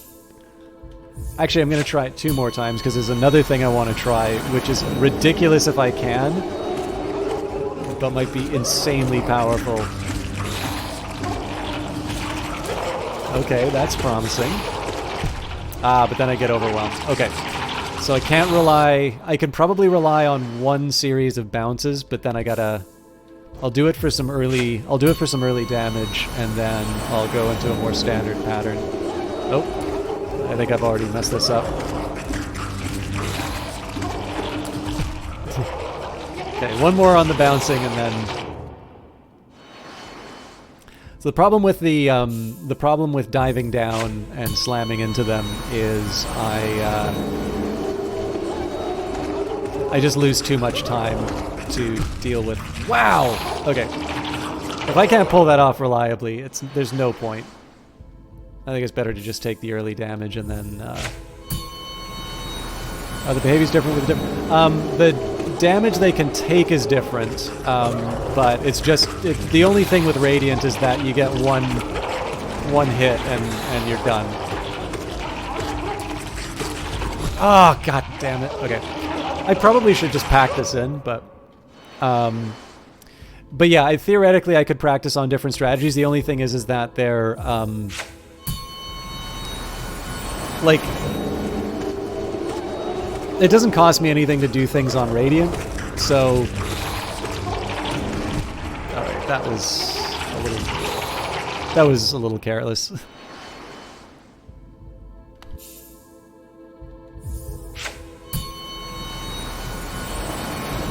Yeah, it's the fact that they take much more damage than in the previous ones really throws me for a loop. So they need 2 hits to get taken out. Okay, not bad.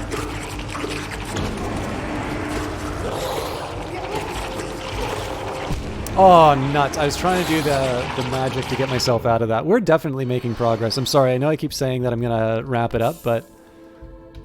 This has given me a little more... The fact I have one thing to focus on has actually given me a kind of a new lease on life. As soon as I fall in the water, though, I'm done for. I really gotta get my my movement down.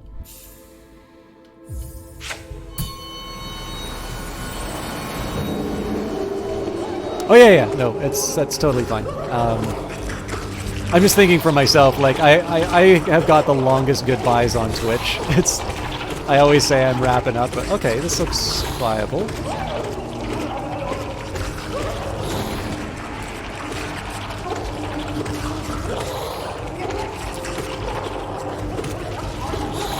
Okay, I gotta get out the water. Perfect.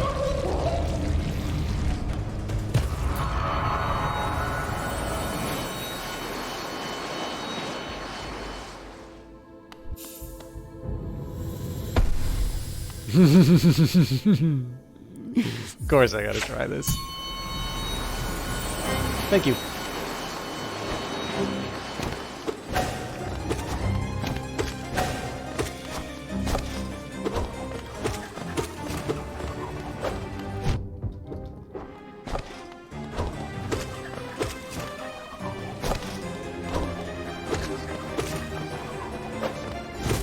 Take a lot more damage than I thought they would. There we go.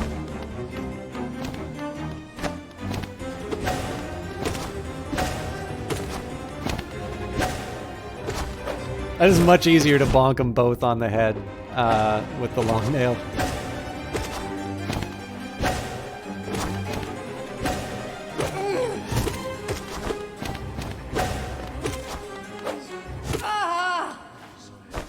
So I'm trying not to heal on this one because I know I'm not going to have a heal on Radiant.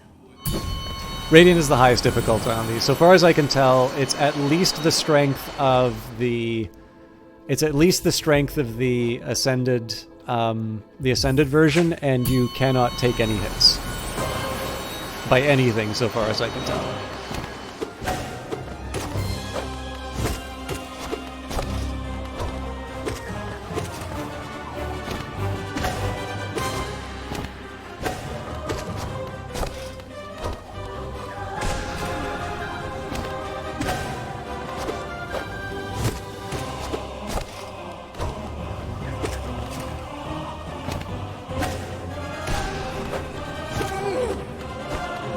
This will be a little more challenging.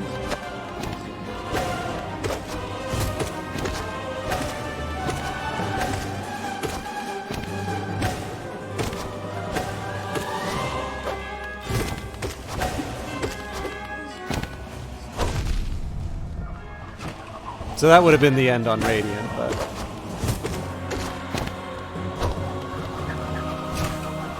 This is kind of a chance for me to learn what I can and can't get away with.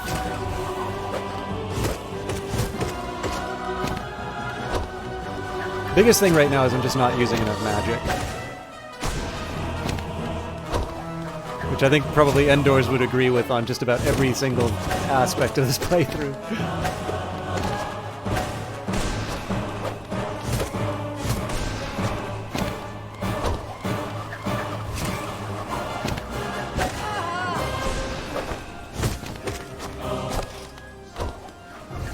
Oops, that was supposed to be a magic hit. Okay, so other than a pretty obvious blunder, I definitely think we are within striking distance of Radiant on this. I don't know what the second hit on this is.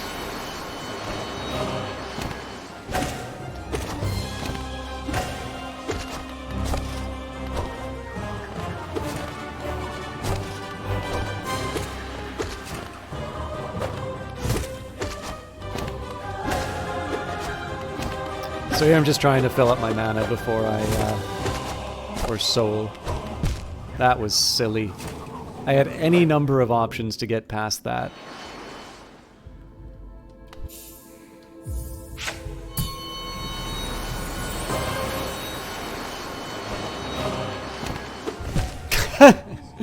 Wow, alright.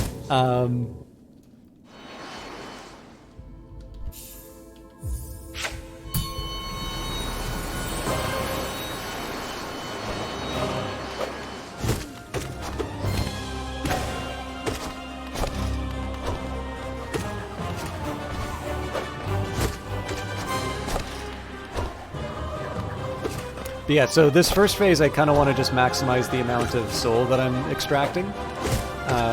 And then I sort of just dump it out on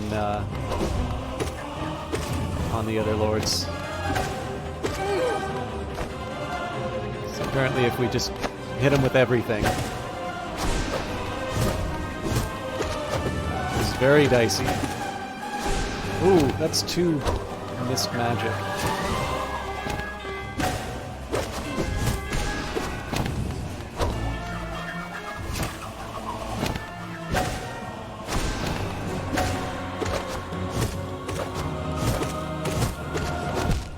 Oh man, I gotta remember that.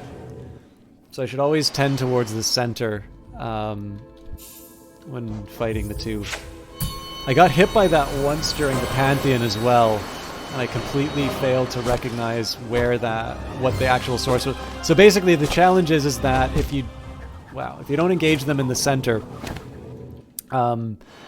they potentially start one of their charging attacks. So you got a 50-50 if on the chance, whatever the probability of them doing a charging attack, you have a 50-50 chance, this one attack I mean, you have a 50-50 chance of being on the side that will kill you. And obviously if you can only take one hit, those are not odds that you actually want to be testing. Now one convenient thing about using this this round is like a charging, is I have an implicit damage gauge just by looking at my soul. Can't do 2 of those in a row, that's cheating.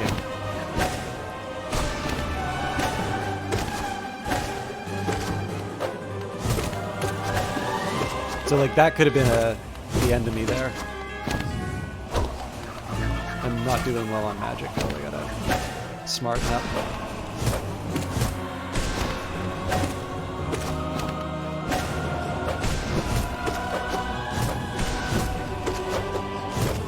Trying to stay in the middle is freaking hard.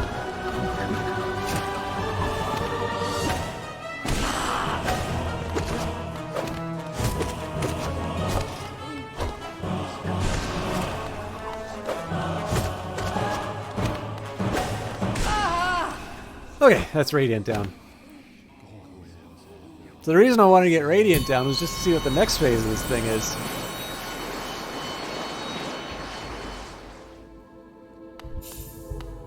It's like normally there's a switch beside that.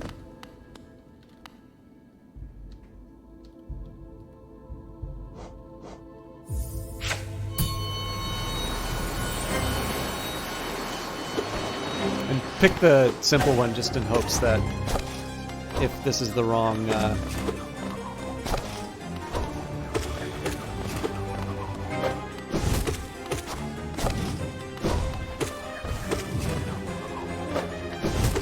so maybe that this is just the same fight all over again.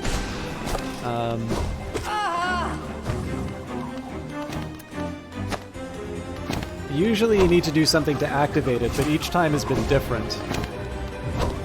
And to be honest, I don't ever remember going after the Mantis Lords again, so it could be that this is indicating that there's a secret in the game that I haven't seen yet.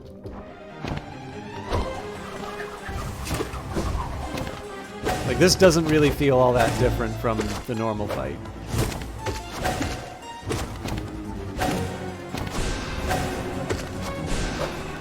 Except that I'm super slow.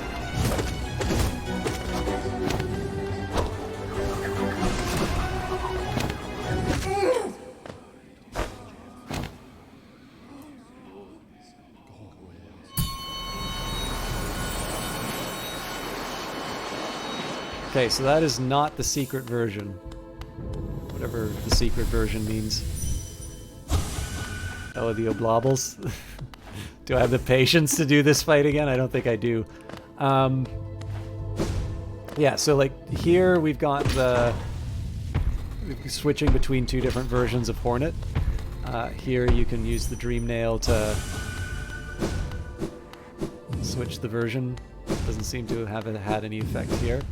So there's 2 possibilities that I can see, which is, number 1, this is an enemy that I haven't encountered yet, and so I haven't been able, I don't have the option to activate it.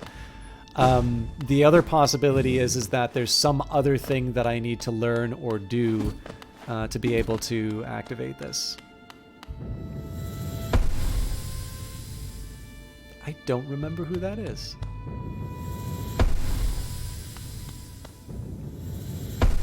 Alright, this is one I want to try.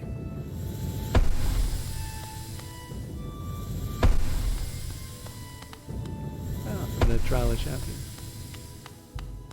Or the Fool. But, like, this is the this is why I am... Zote. This is why I am thinking of doing, like, YouTube videos of these, Because imagine me trying to... this empty god stands at a Pantheon's peak. Pantheon's peak, okay. Oh, so there's one that I can't... Alright. This looks like I'm unlocking. Alright. Ah, okay, so I probably have to deal with at least one other Blade Master here.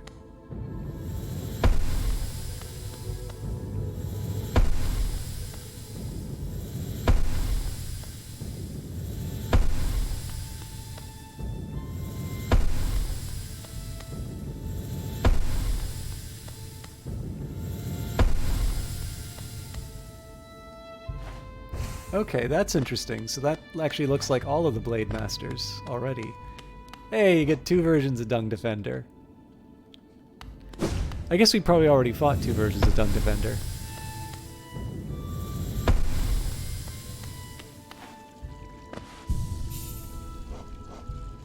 Am I happy with my current loadout? Oh yeah, actually, sorry, there is one last thing I can do instead of doing these fights. I am going to do at least one round on Nosk so I can see if I can get a better understanding of how that fight works. But yeah, like you can kind of see for some of these, the shift for activation is different, so it makes me think that there's another encounter with the Mantis Lords that I haven't done yet.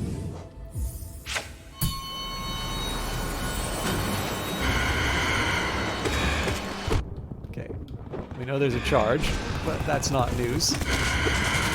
Good God. Okay, so the walls are... So basically, I want to master the Radiant version of this thing. Alright, right. This one is nightmare fuel. Actually, everything about this is a nightmare, but...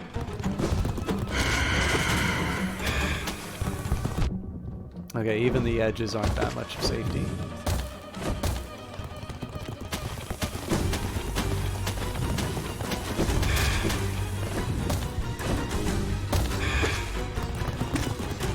So, I think verticality is something that saves you.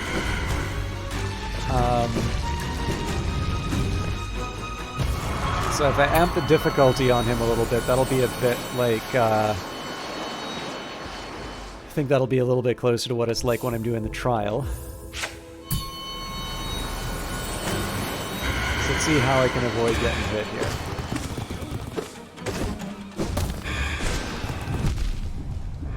Okay, so jumping is definitely a big deal.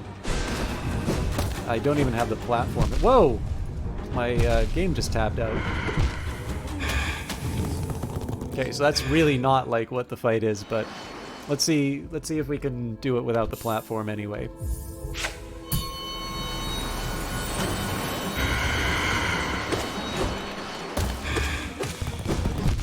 Okay. So if he's charging me, I feel like the charge is one thing I'm definitely going to need to get used to.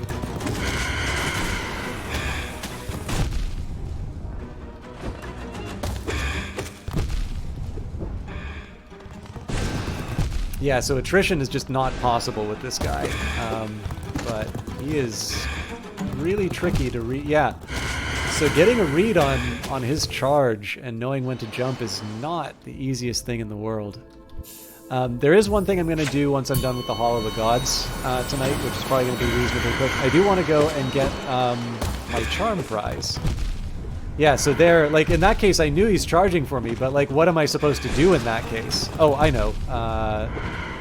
Dash through. Let's see if I can dash through his charge as a better alternative. Because, like, this is how the fight went the last time we did this, which was I was reasonably powerful enough to handle when he's coming after me. Okay, that's how we handle it.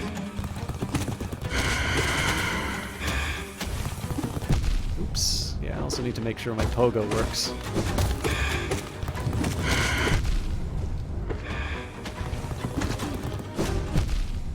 But basically, I don't think I should be jumping back into the trial of the artist until I can get this guy on Radiant.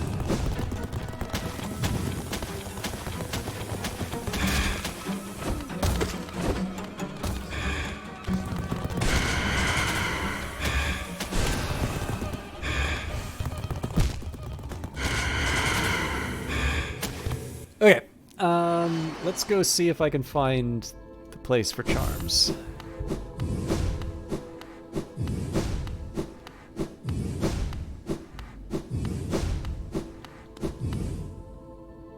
Oh, actually, I'm also curious if it changes the names on... there are still little dots. Yeah, so the Mantis Lords and the 3 little dots. So presumably there is a super version of the Mantis Lords and a super version of Nosk, which I have not yet encountered. So it says Oro and Mato here, but there was very clearly another statue which showed the third. So my hypothesis is that the third, that the trial of the Pantheon of the Artist has the third of the Nail Masters, which of course invites the question as to what the last Pantheon has, and I might make a guess here that you actually go up against the shopkeeper.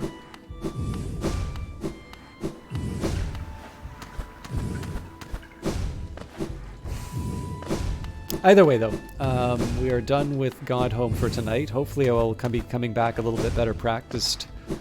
It is a big assumption that I'm going to have the time to do all this practice stuff, right? I still have Morrowind to record. I have other YouTube videos that I record.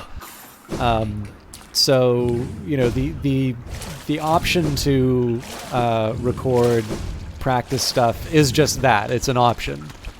But it's one that I'm hoping will make these Friday streams a little more fun for people, and will sort of free up my schedule for some future games. I kind of know that if it comes right down to it, I need to remember if I die here, I die in real life. No. I need to remember if I die here, I potentially lose Geo. Mind you, I can also potentially gain Geo here, so...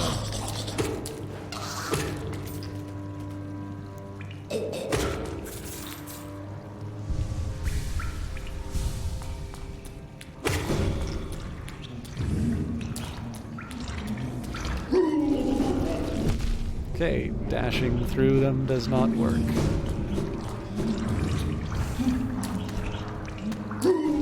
Oh boy. There we go.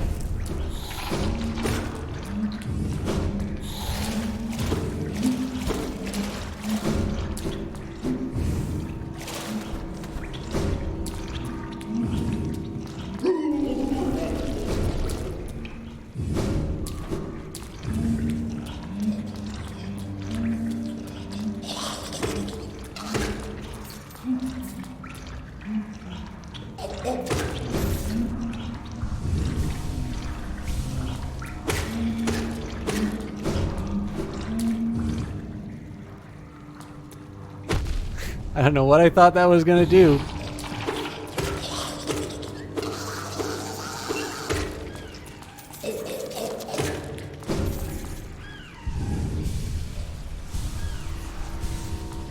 Should have the last... Nope. No more masks. And sorry, the hive something, which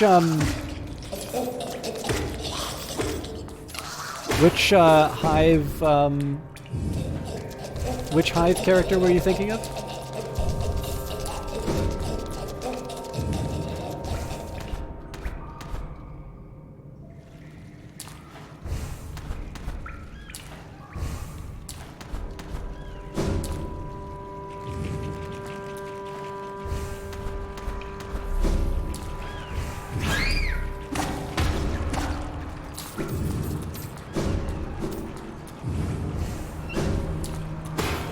I don't know who that is.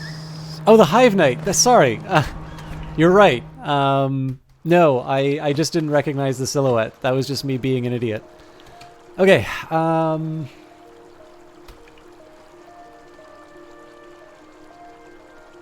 is it past the Blue Lake? I think so. So I might be able to take a stagway to the Forgotten Crossroad. The Forgotten Crossroads is always a bit of a conundrum because it says there are pathways which are now blocked. Or, well, sorry, it tells me the pathways which are now blocked as open pathways. Um,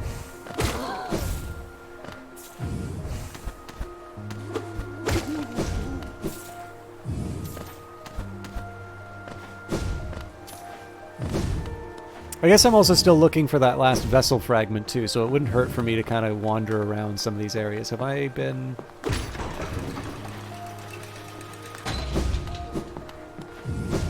I feel like this might have been a place I've already examined.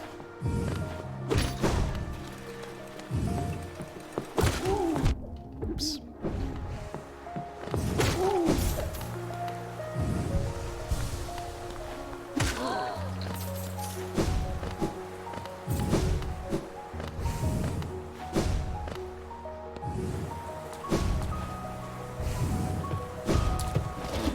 Oops.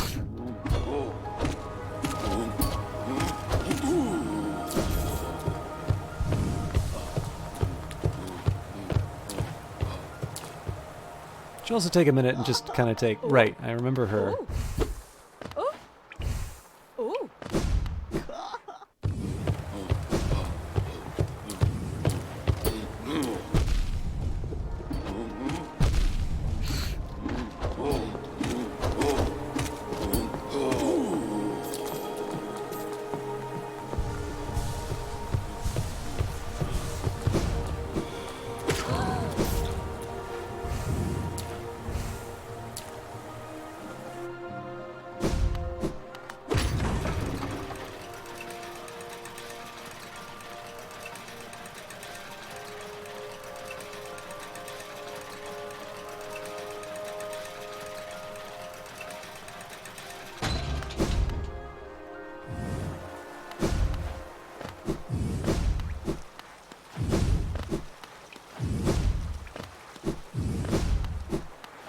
I don't think there's really anything here but the thief, which I already know about. It's not like I'm looking for the extra geo. I can spook him, though.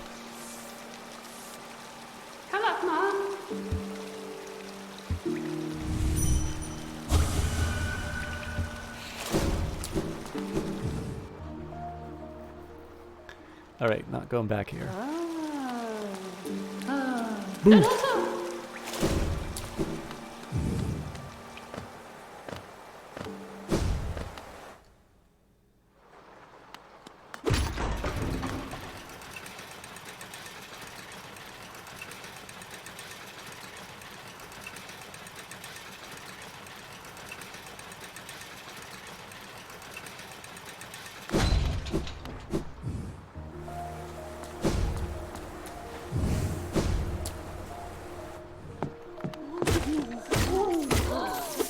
Most of these rooms I'm kind of familiar with.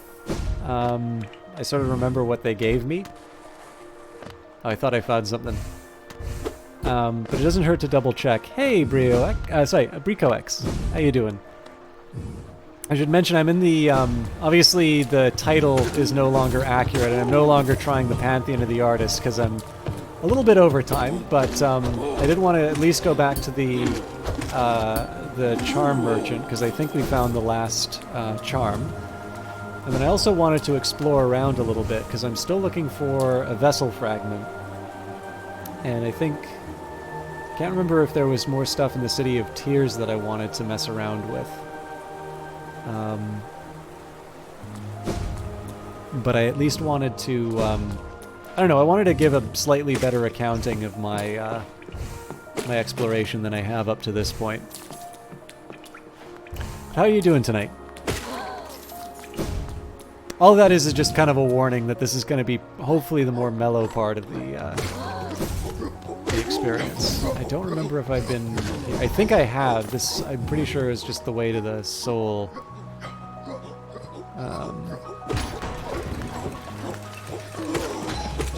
Yeah, this is looking very familiar. Forgot to sleep again, so tired, you're too immersed in what you were doing. It's already morning. Oh no! I gotta know what that's like. Actually, yeah. I was debating, I was like, maybe I can show you guys the Steam data thing I'm working on, but I've definitely learned my lesson. Writing articles on Twitch or showing stuff early tends to frustrate me more than share, so I probably shouldn't have dangled that in front of everyone. It'll be ready when it's ready.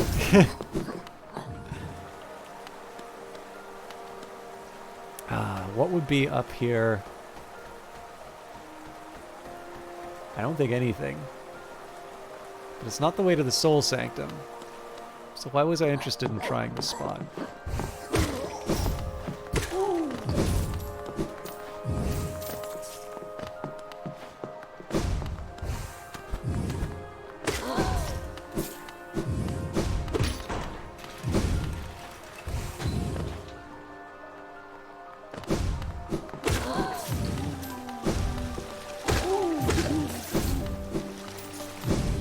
I definitely went here before, yeah.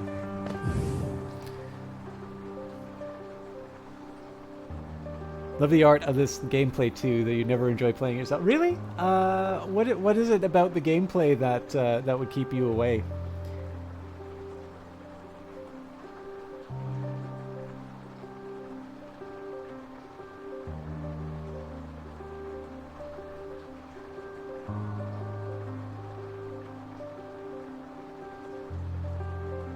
Sorry, I just saw a message someone sent me. I just wanted to follow up on that right now. I apologize.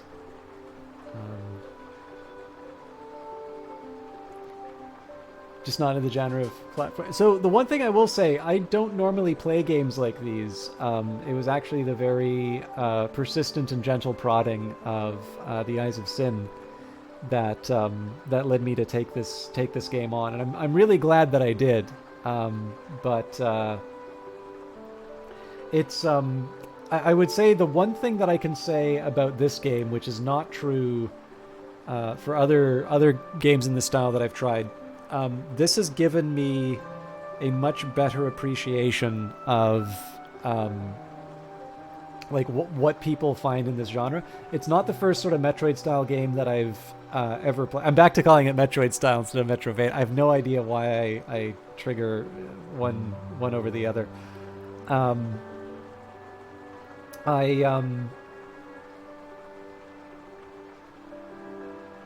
was I gonna say? One of the things I can say about certain games is that like there's certain. So I'll try and give some like big like some broader strokes in terms of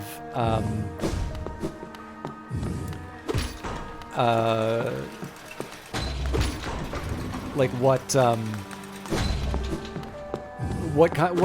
kind of some of the examples I'm thinking of. So like roguelikes are obviously a popular indie style game. But roguelikes are also very difficult, and not necessarily everybody's going to really appreciate a game that kind of makes them lose a lot. I'm trying to remember if there was something in the Ancient Basin for me. I think I'm going to try checking out that flower one more time before I go. But I know I can take the Stagway to the where I think the merchant is right now. But there's also a Stagway in the Ancient Basin. So I'm pretty sure I've already explored. I'm thinking this thing here, but I couldn't tell you what's there, and that worries me a little bit.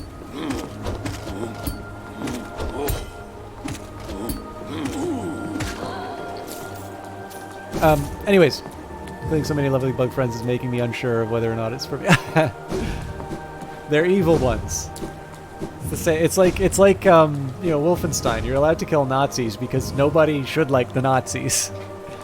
They're the one thing that should not be. I mean, obviously the experience of Wolfenstein 2 made it, you know, that apparently it is controversial to make a game about killing Nazis now. But you know, I think in general it is widely recognized that this is an acceptable video game villain. So the possessed and zombie bugs are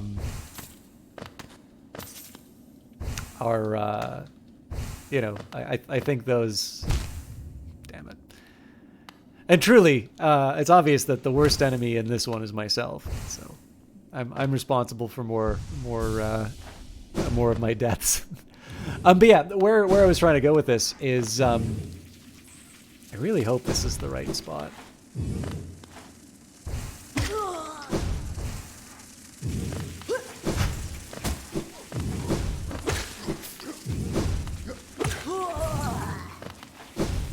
way back to Deep Nest and just not realizing it.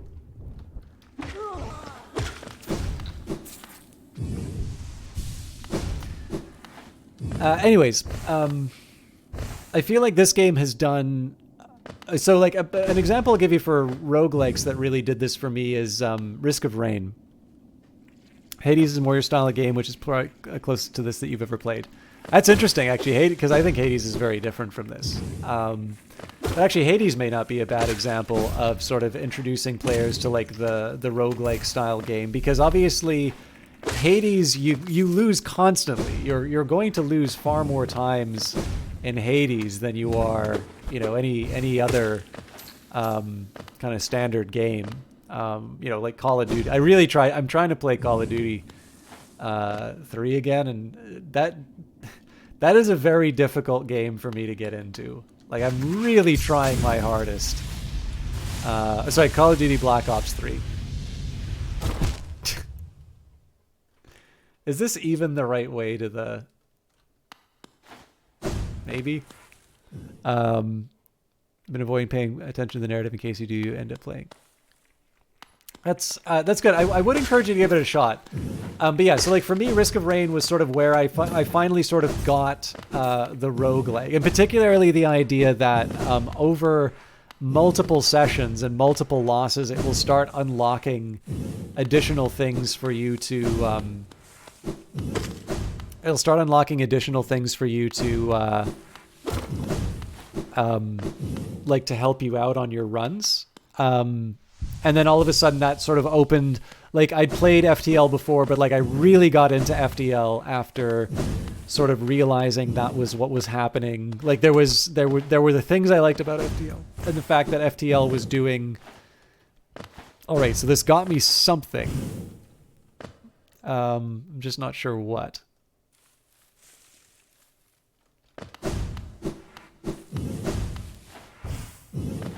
Guess I can check all these other rooms in case there's anything. Pretty sure we've done the Abyss to death too, so...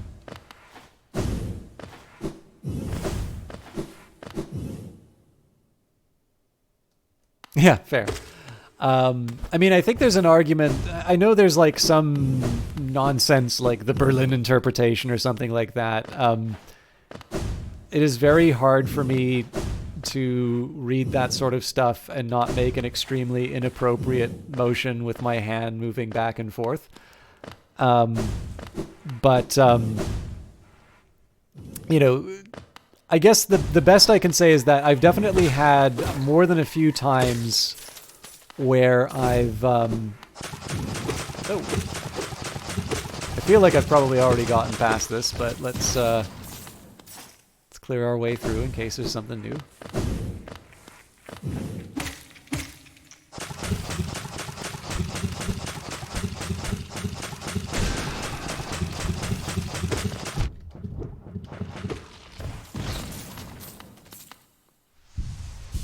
But yeah, like, so for me, like, roguelike suddenly made a lot more sense once I'd played, okay, I'm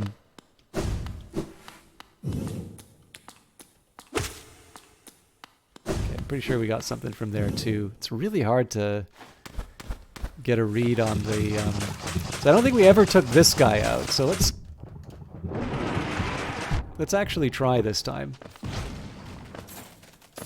Alright, that didn't get me anything. But yeah, so like basically the idea of a game that is not intended to be won on any game. So like basically the way I would put it to you is this: like if I play something like the old, well, any Mario game really, the idea, but specifically the old ones, which gave you a limited number of lives and gave you a game over screen and said, okay, well you didn't achieve the goal, and now you got to start again from the start. Like, losing means like you've lost the game. You did not perform as expected. And to a certain extent for other roguelike games that's true as well, but like I began to realize, actually, so I'm still not a huge fan of Binding of Isaac, but I actually began to like Binding of Isaac a bit more than I did. Like I was pretty much like, what the hell do people like about this? I think the problem I have with Binding of Isaac is that from what I understand, a lot of the game is inspired by The Legend of Zelda, and I haven't played The Legend of Zelda. And so I think there's an entire, I think there's a whole set of conventions that I'm completely unfamiliar with that are going over my head, and that's why I'm struggling to get into the game. But yeah, so basically for me, being able to finally play Risk of Rain, which was sort of entertaining enough to me in its own right, while still being something where it sort of said is okay, so the whole thing about this game is that, in fact, there are items in the game which you can only get if you die a certain number of times.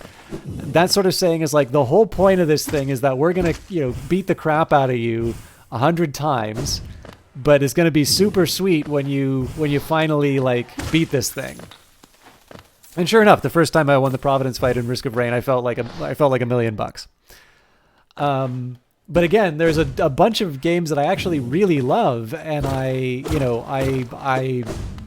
think there's some of my favorite games that I only really was able to unlock the understanding of by finding that one sort of gateway game that sort of was gentle enough in the introduction of the style. So I was saying when I first started playing Hollow Knight, these Metroid-style games, whenever I have played them, I've always sort of felt that the developer was sitting behind me with a smug look on their face every time I had to go across the map because I didn't have a certain item, and it's ha ha ha, you didn't play it exactly the way I wrote it, now I get to waste your time. And I'm you know what, screw this, I got better things to do.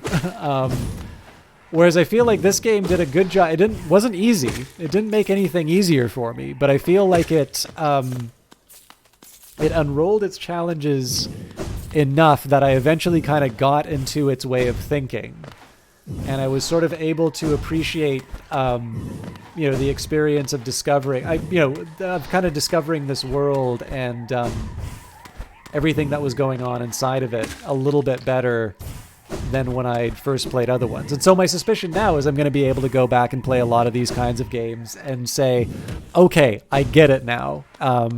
This can in fact be enjoyable.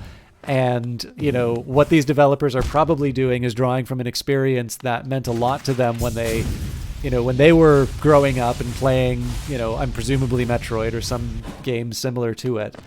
And because I didn't quite have the appreciation of their experience, I sort of wrote this thing off as, as just being very tedious and, needlessly opaque, or whatever set of problems I was having with it. I actually have no idea what I'm doing inside.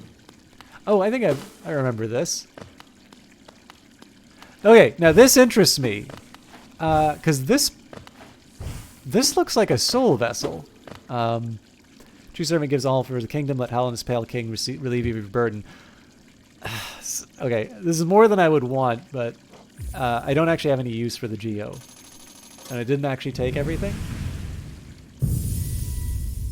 Haha. Okay. Oh, cool. Okay, that's everything. That's all of the vessel fragments. Okay, that's funny.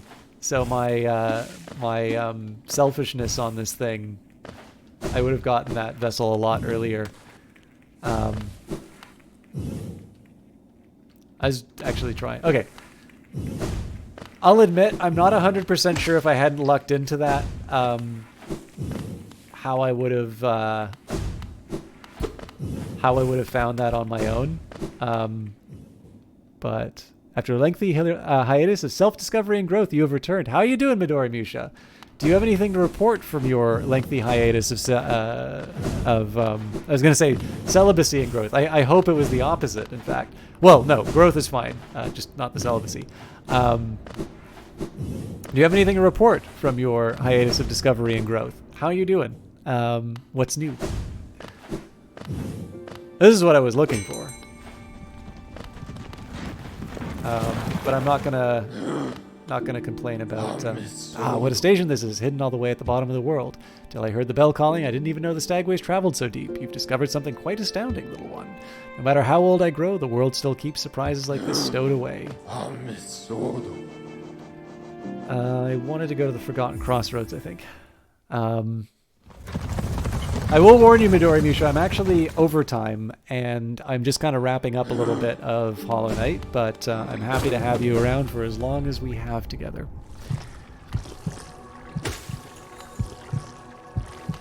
But yeah, anyways, I'm sorry, Rico X, this is probably a longer description than I was intending, although that's always, like, that's pretty much everything that I describe. I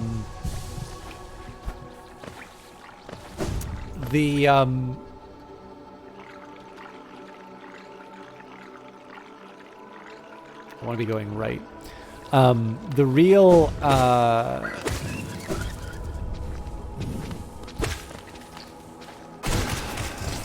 hard one for me is that it's hard for me to say which game will do that for people.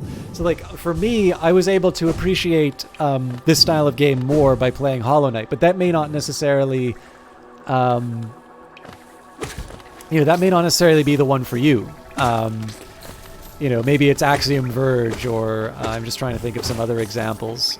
Maybe it's just going back and playing the original Metroid, right? So, like, perhaps if I play The Legend of Zelda finally, I can have an appreciation for The Binding of Isaac, which I didn't really, I didn't really have at the time.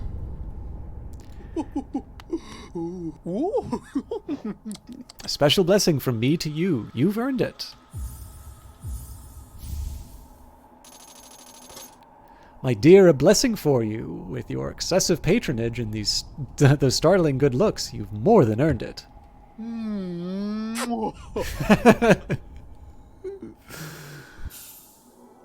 Salubra's blessing. A boon bestowed by charm lover Salubra. Those blessed are followed by beauty and love. Yes, I hope my blessings bring you everything you desire. Don't be a stranger, sweetums. Yeah, as much as I can, Midori Misha. The challenge I'm running into is trying to get that. Actually, now would be a good time for me to, because, like, we didn't make any progress in Godhome, but so we're 2 encounters away from the full book. I think we've got all the charms. So we're 109%, so 3% of the game still. Presumably 1% of that is finishing the manual. And the fact that I'm on unlocking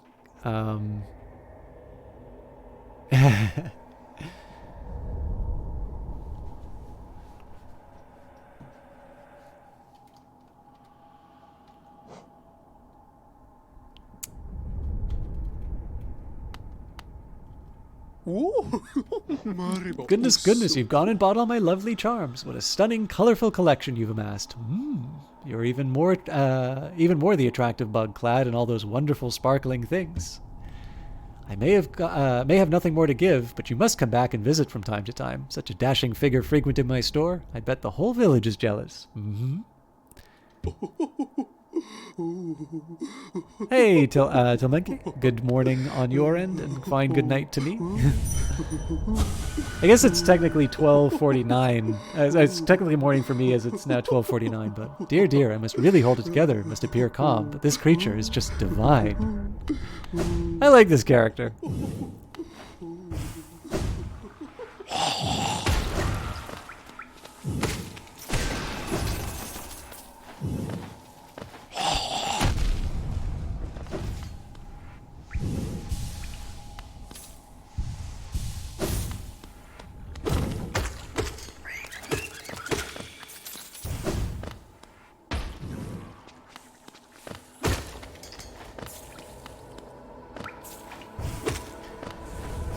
Sorry, I was gonna say something else, but I completely forgot. All right, yeah, I was talking about the games that are sort of like the good gateway ones. So like, one thing that I found for me, because strategy is like a genre that I really like, and I mean, some of my earliest gaming memories are of the Civilization series. I actually played I've been really putting in the time on Civilization 6. I've actually played its Battle Royale mode, and other than Apex Legends, which even then, like, is something that I will play because I have a friend working on it rather than any particular love, although it's a really good first-person shooter. Like, I really enjoy Titanfall 2, so, you know, being able to play, you know, something more like Titanfall 2 is certainly not a hardship by any stretch of the imagination. This is going to be tough. I think in this case we'll just brawl it out. Oof. Hey, the Chia Seed. My goodness, where are you all coming from? I'm gonna feel obligated to do another round in the Pantheons again.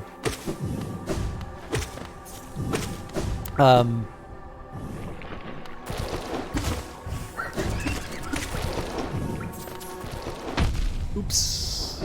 Sorry, I'm totally not paying attention. But yeah, so like for me, you know, I really like Civilization, and especially because I played it when I was really young. Oh yeah, sorry. So I don't play Battle Royale modes that much, but I did try the Red Death, which is sort of, apparently there was like, as an April Fool's joke, one of the people at Firaxis made Civilization Battle Royale. The thing is, the mode's actually pretty good. So that was one thing that I tried and rather enjoyed. Run for your lives. But just playing the base game of Civilization 6, I am really appreciating how good that game is. You think Salubra was onto something? For some reason, Ghost is never not cute. How is it different from regular? You mean like, oh, from like Red Death? So like as is kind of standard for a battle royale, everybody has kind of put into a map with sort of this with this ever smaller safe space with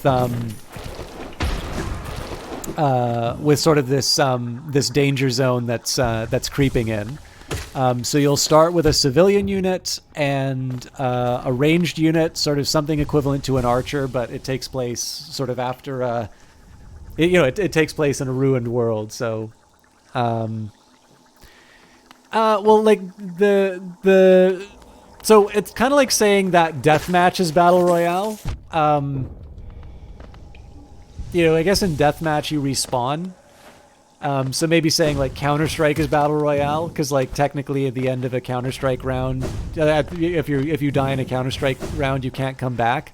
But then of course, Apex Legends and Call of Duty Warzone both introduced the idea of respawning teammates. So even then, that's not. I always thought a battle royale was just a trendy way of saying non-team deathmatch.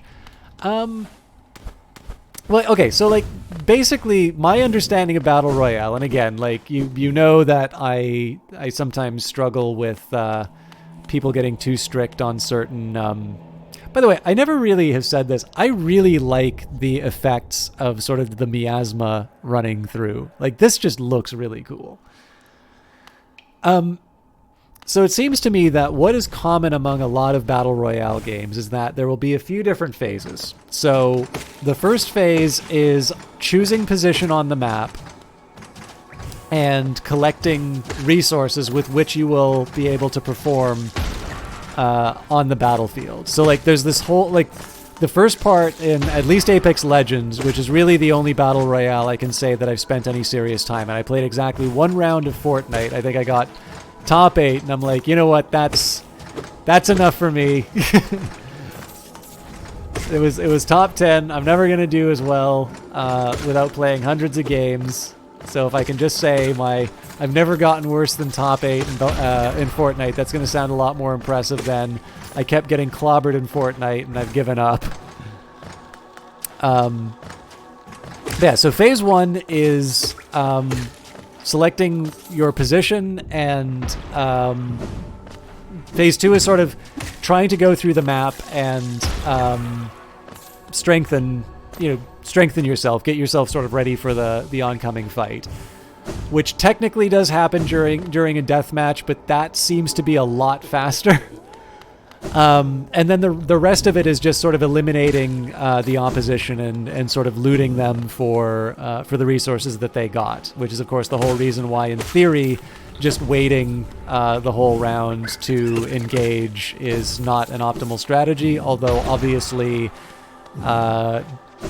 waiting and letting everybody else take each other out is, in fact, a very viable strategy. Oh, really, Isaacson? Also, I didn't know if you were still around. Very happy to see you, Stuck.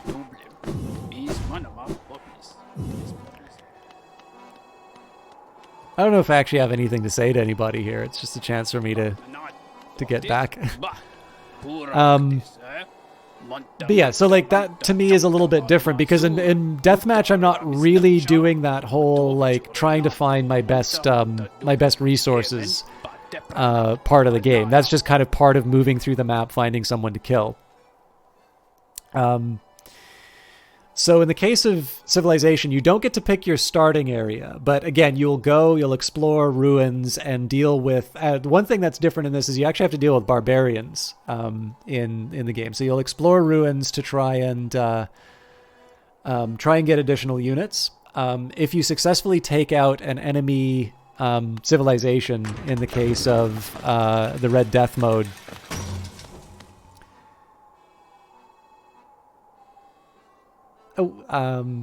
said felt obligated to read, read in the first place in preparation for Stellaris. Then you started reading Dick's exegesis, which I know is his sort of his nonfiction work trying to explain the vision that he had.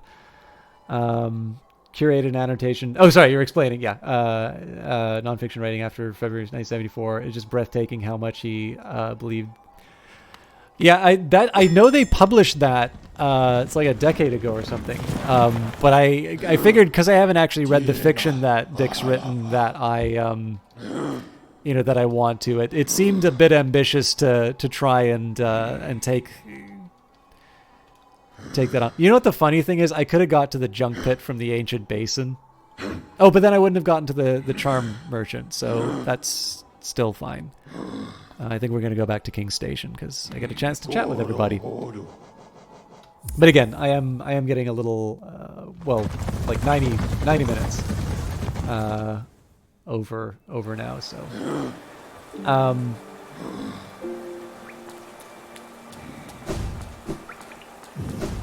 Although I guess one thing I could do at the end, does anybody just want to see the Red Death mode? Because I believe I can set it up with AI, so it might just be better if I show you how it works.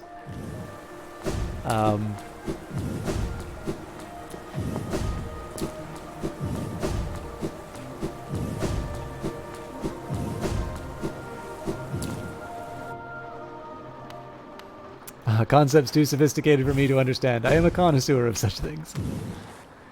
Yeah, I don't think it would hurt. Tell you what, let's try at least one more round on the Pantheon of the Artists. Good lord, I'm an idiot. And then I'll see if I can load up Red Death really quickly. Anyways, yeah, it's surprisingly good. Like, my heart is still with Civilization, but where I was meaning to go with this, though, is the most common thing that I will hear from people is, I'd like to get into them, I'm just not smart enough for those kinds of games. And, like, to me, it's some of my earliest gaming memories are like, Civilization. So I'm like, well, if me as a kid can get a handle on this, like, it's not like they make the game deliberately hard to understand. So, I try and encourage people. It's like, it's not as difficult as it seems. Like, I'm sure you'll really like it. Give it a try. And usually I'm not successful in that. But one game that's actually been a surprising example, and then of course you get to Paradox. And one of the things, in fact, if Olaf's still around, Olaf knows what I'm talking about. One of the things that is most frustrating to me, because I was getting into Paradox games around Crusader Kings 2, which is probably the time when they really started getting better at making their very complicated strategy games a bit more friendly UI-wise to a general audience. And so, I can't exactly say I'm a lifelong Paradox fan. I got into it around the time that they started courting a more general player base. Like I've tried Victoria 2, and like it's not a lot of fun for me to figure out. Like I'm sure I'll try it eventually because it is like obviously an economic strategy game is something that's appealing to me. But again, I'm not sure what I thought I was going to accomplish with that. I believe I have completed both other DLC, although I am noticing the game is sort of suggesting that there are bosses I have not encountered. So I say that with some hesitation because there may be some other things for me to check out, which I will in due course. I kind of need to pick my battles. Run for your lives!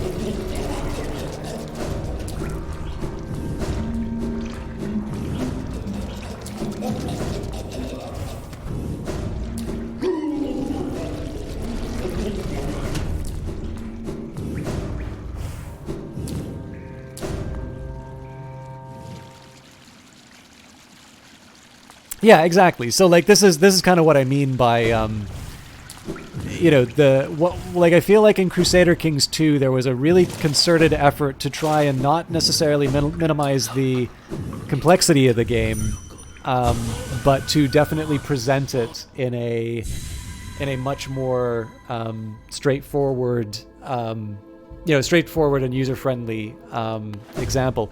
Now, the thing I was going to say, Olaf will know what I'm talking about here, is there's now this perception that, like, Paradox games are like advanced Civilization. Like, I remember there was somebody who was like, you know, I just can't play Civilization anymore. I've just moved on to, like, more advanced stuff. And I'm like, you know, I'm pretty sure it's not a competition, right? Like... If you want to, I'm pretty sure the way to get people to think that you're a smart person is probably not playing video games, but like making medicine, getting a PhD, you know? Yeah, I haven't played CK3, but from what I understand, it's sort of learning all of the good lessons that came from Stellaris.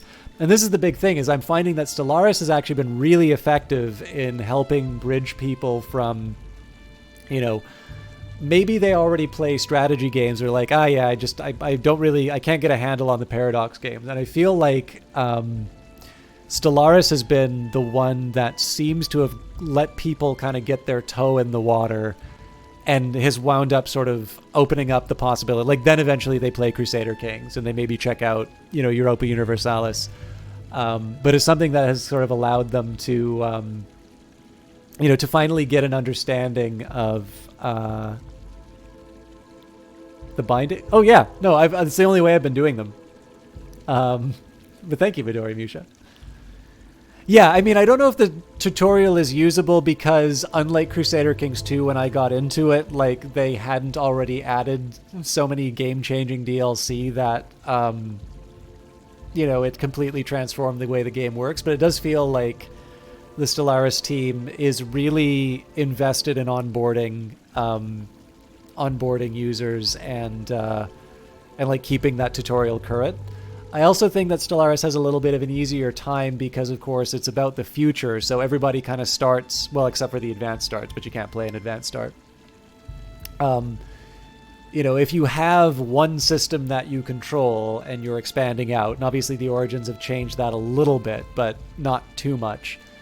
You don't have to deal with the fact that when you play one of the historical grand strategy games, it definitely is embracing the fact that history isn't fair. And, you know, if you are city-state next to this really hungry empire, you are going to have to pull off some really impressive moves to be able to, you know, to be able to get past. Did I take a seat yet?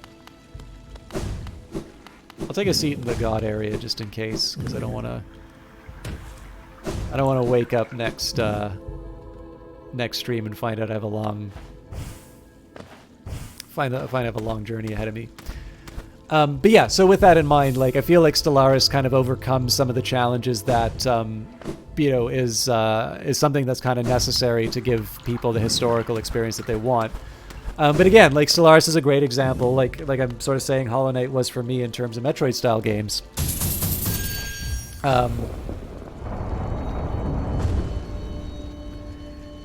It's I just happen to think that really what I'm just searching for here are examples of some other games that accomplish that for me. And to a certain extent, like I don't even necessarily think, like, I think it's probably because I'm taking Hollow Knight as the example. It may not be the best Metroid-style game. In fact, it may in fact be one that purists might say, well, it breaks a certain number of things from this convention that are really important to it being pure and good or whatever. And that's why I'm able to appreciate it.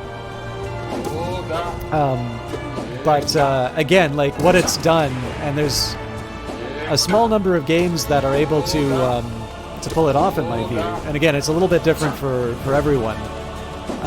What it's done is it's been able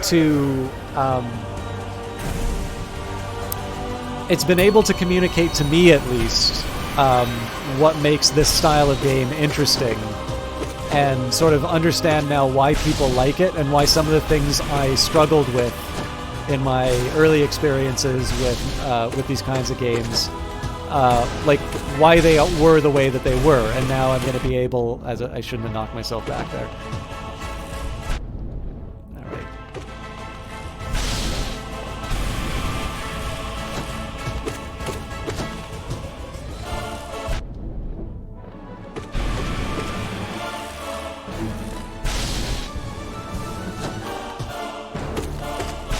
So I just need to get myself back to health. I'm making some really dumb mistakes right now.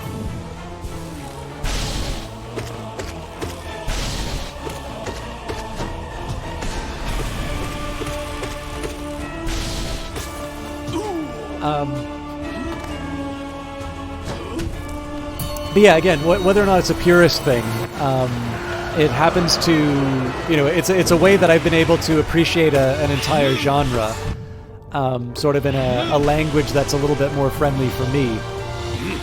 I don't know, I like recommending those kinds of games, mostly because it does potentially enhance people's enjoyment of gaming as a hobby as a whole. So like if somebody has never played... So like I had a coworker who really does not do, or rather did not do a lot of gaming. And one of that is because they were in a similar position to where I was when I was working in film, which was they only had a Mac, and it's a bit of an older Mac, so, even if there is a Mac version of certain games, he's sort of relying on it not being too demanding on the machine to get the most out of it.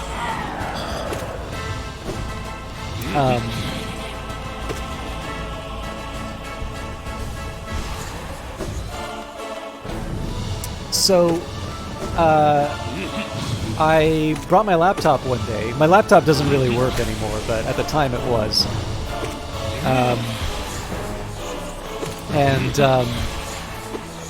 I showed him Darkest Dungeon.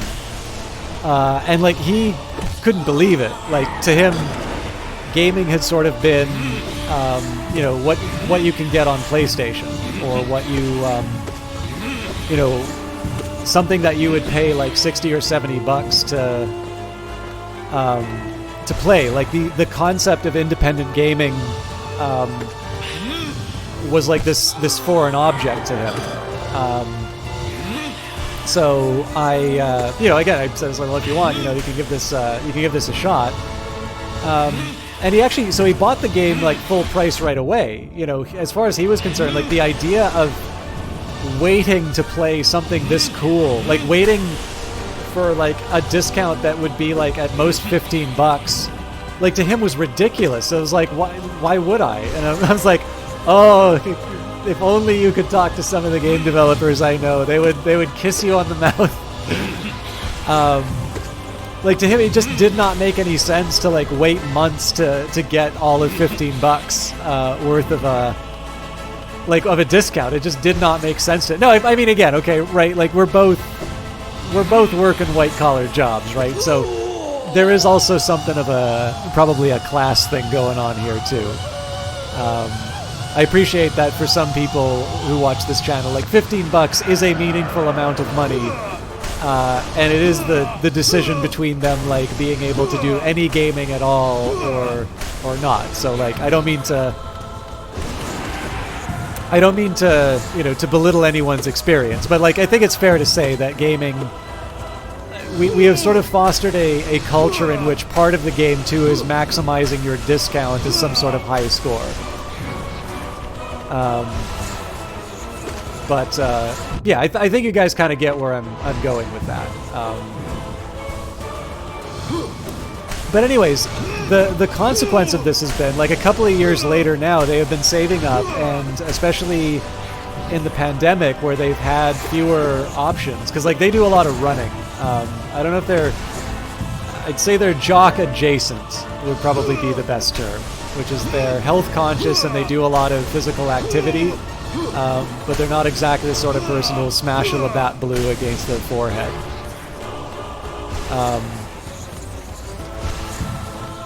Oh, damn it. I meant to do the verdict. There we go. If I can get a batch of those shouts, it takes, like, no time at all to take this guy out. I'm really making a meal out of this guy.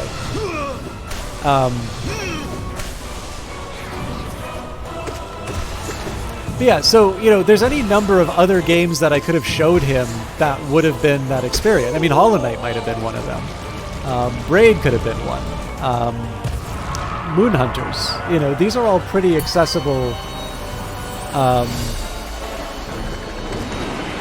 These are all pretty accessible games that are very high quality. This one I struggle with a bit. Damn. I'm still gonna go for the early aggression. Now I gotta try and heal.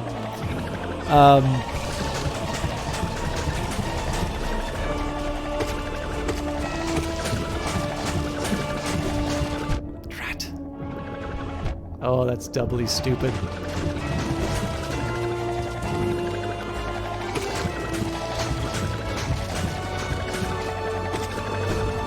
Oh, that wasn't enough.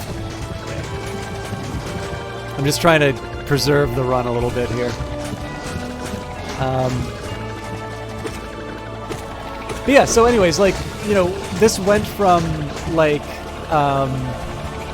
you know, games are like Call of Duty, which he really likes, you know, to, oh yeah, like, if you've ever watched independent films, there's totally this version of that happening in games right now, and Canada happens to be really good at making them.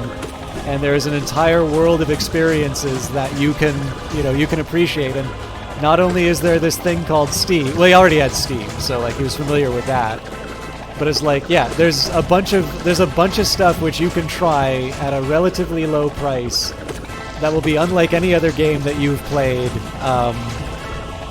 You know, from your normal sources. You know, he's loving PC gaming now. Like, it's not just the indies, but it's the fact that he's, like, able to, you know, to play some of the stuff that he played on his laptop really smoothly, and the games just look totally different. So again, like, you never know what the gateway game is going to be, but obviously Darkest Dungeon has a bunch of really good little hooks, like that Wayne June narration. Like, I remember, I didn't even have the stream. It was a friend of mine hosted another channel.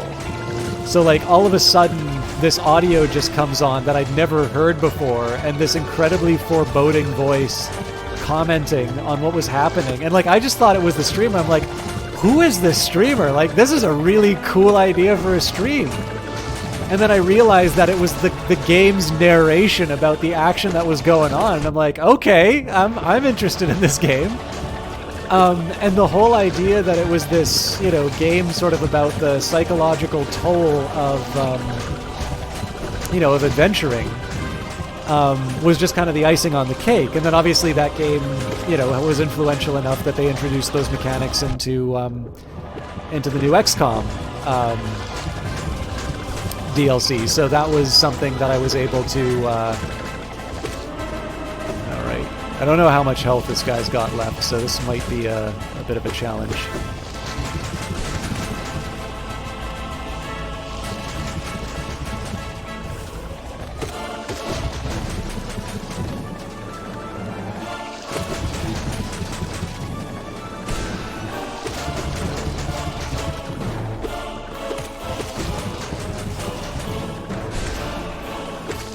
There we go. They can be found. They can be beaten. Yeah. The other one I remember a lot is glittering gold, trinkets and baubles, paid for in blood. I think it's because of the way he says baubles. Is a particularly memorable line.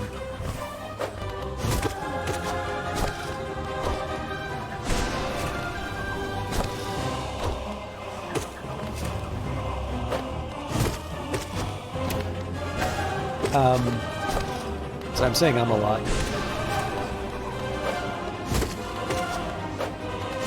But of course, one of the things that's really nice now is that... Okay, I screwed up. I'll try and recover the health if I can, but it's going to get a little tricky.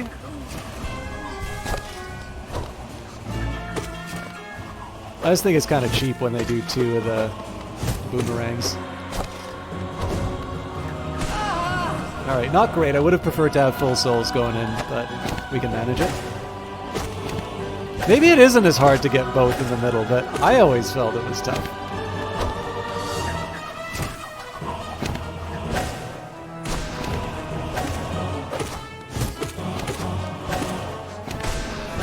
Drat. If I didn't do that magic, I would have been fine. I also gotta remember to stay in the middle, because I'm gonna get picked by the...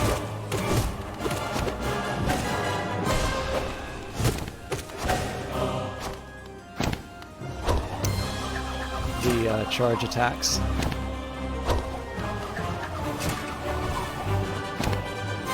Three in a row?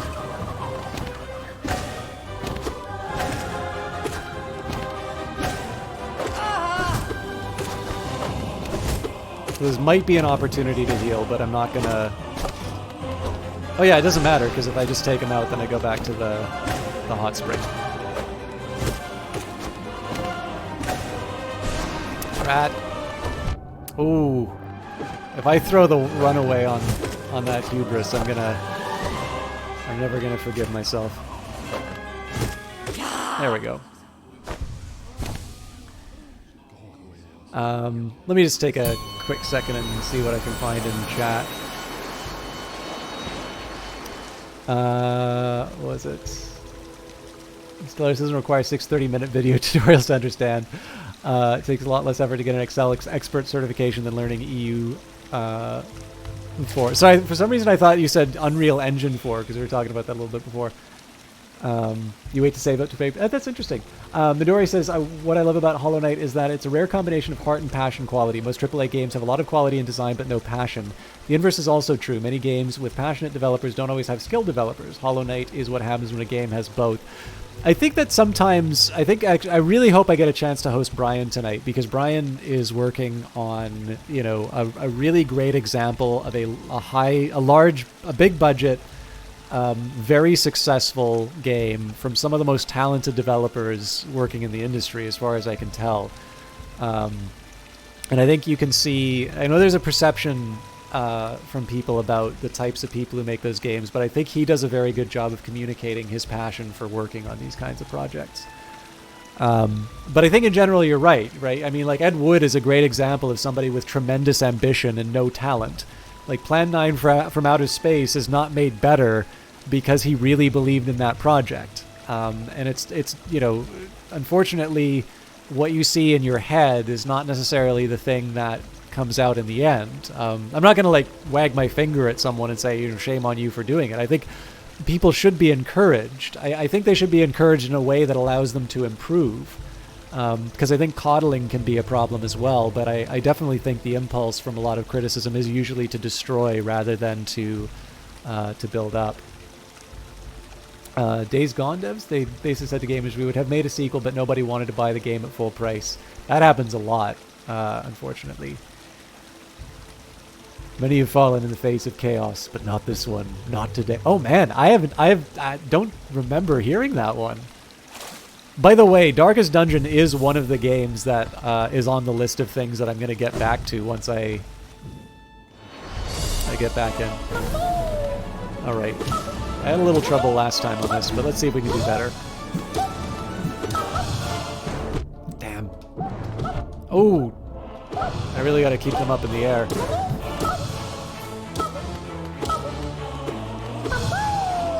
Ooh, not looking good.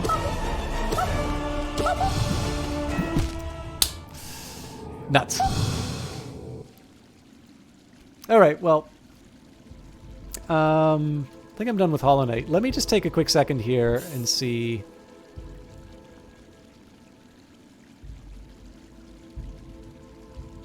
Brian is still playing. Okay, tell you what.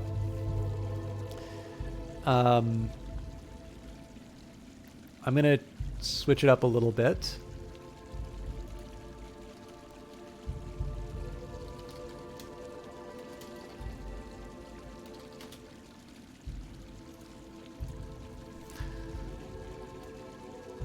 The virtue line when you're here. Oh, that's neat. So as always, thank you very much for watching Hollow Knight with me. I'm not actually done for tonight. I am going to deliver on that promise to show you what Red Death looks like, because I think it's better than just trying to verbalize it. We are definitely making more progress in terms of the overall game, but as I mentioned, what I'm going to do is I'm going to start doing that God Chamber. I'm going to do that on my own, and I will record videos while I do it. So if you want to watch me practice, that's fine. There will be a video of it available for you to see. But I am going to just leave it. So I'm going to, I want to play a little more Hollow Knight between between streams, and I feel like that'll make me a little bit better at the Pantheons. So let me just, I'm going to need to take a minute here and add all the captures.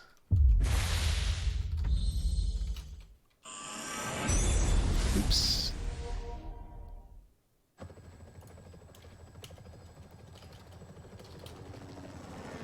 Human advancement knows no boundary. But this has not been without its price. Steel Soul speedrun when, good lord.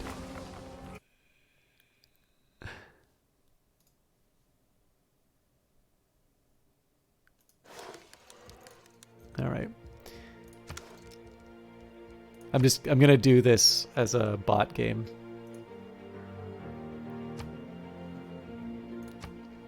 So there is, incidentally, so it's not just Red Death. There's actually 2 new special modes that have been added in. I haven't tried the pirate one yet. So it says play Red Death. Let me do the overview just so you can... Whoa. No. Quick tutorial. Welcome to the end of the world. Red Death is a free-for-all battle with the last faction in the twilight of civilization on a dying planet. The goal is to be the last surviving faction and board the last dropship off the ruined planet. There are no cities. There is no diplomacy. You lose when your last civilian unit is captured or killed. The Red Death is a growing storm of radioactivity. Over time, the safe area shrinks as the Red Death engulfs the world. The safe areas and areas affected by the Red Death are indicated on the map. Be careful that the Red Death does not overtake you. Units in the Red Death take damage each turn. Units in water also take damage each turn. There's a reason you're trying to get off the planet. Find new units and gain experience by investigating the ruined cities, clearing raider outposts, and acquiring supply drops. These are the only ways that you can get new units, so consider your attacks carefully. Don't forget that you can assign units to escort your civilians, which makes them harder to capture or kill. Units in this scenario can earn promotions to help you survive this lawless planet. So then it says play Red Death here. So what I didn't know is that there's also Pirates. This looks like a really interesting mode. Pirates is a fast-paced 60-turn scenario about the age of piracy for 1 to 4 players. The goal is to accrue the most infamy by the turn limit. The game can be played on an historical, Caribbean, or randomly generated pirate islands. Pirates have no need for cities. You start with a seaworthy flagship and steal additional ships over time. The bigger the fleet, the bigger the plunder. Use crew to capture damaged enemy ships and add them to your burgeoning pirate empire. Crew can also be used to deploy shore parties to search for and bury hidden treasure. You'll recruit by using the Visit Tavern unit action while your ship is adjacent to the port city center. Taverns also provide fresh treasure map every time you visit. Beware, your pirate cohorts demand profit and adventure. You lose gold per turn for every ship in your fleet. Your ships will mutiny if your gold coffers run dry for too long. Treasure is a keystone to the pirate's life. Treasure chests can be found floating at sea or buried on land. You can convert your gold into infamy by burying treasure. Treasure chests contain gold and pirate relics. Hide your treasure well as other pirates aim to steal your gold and infamy. Pirate relics are powerful artifacts that possess special gameplay effects and bonuses. Relics can sometimes be found in treasure chests, treasure ships, and during tavern visits. You may equip these relics, 3 relics at a time, and change them at any time. And then a bunch of rules. Basically, if you're the most infamous pirate, you win. I have not played this one yet, but I think that is a really cool idea. It's obviously a little bit like Sid Meier's Pirates, but not completely.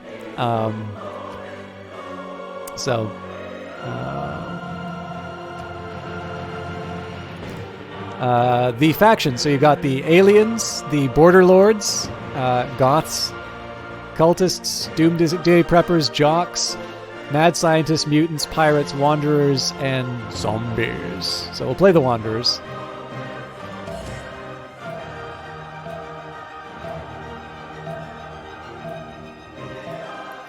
Yeah, it's very close to pirates. It's not exactly, but like they did a really good job of adapting it by the look of those rules. Our leaders have failed us. The Red Death comes for us all. Our old civilization could not stand the test of time. Our only hope lies in a single colony ship waiting in orbit for the last survivors of this world. We can remotely pilot the lander, but the other factions are jamming our signal. The only way we will survive is for us to eliminate the other factions. Welcome to the last civilization of this world. So the Wanderers have Road Vision as a free action. Any unit can reveal all previously explored hexes for 1 turn, and we won't learn the rest of it because this is timed, so... Okay, so here's already something for me to pick up. Now I'm going to split my units so that we... Oh, actually, it looks like there's 2 drops over here, so it would have been better for me to split it among the 2. But in this case here, I'm going to try and explore as much of the map as I can before... Okay, so we got anti-tank crew. You can get tanks in this, by the way. Okay, new infantry. I can combine them into a corps, but... I'll put it in. Okay, actually there's already something that I can pick up. And here are the barbarians, so... Get some!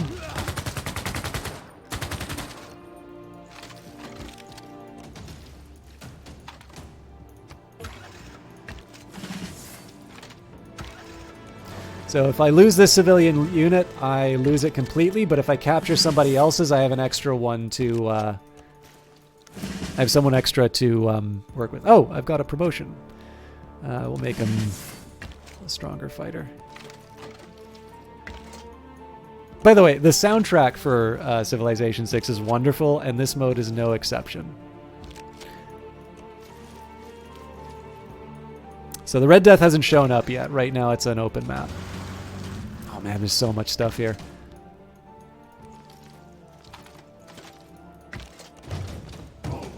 Okay, good news is that it's barbarian anti-tank.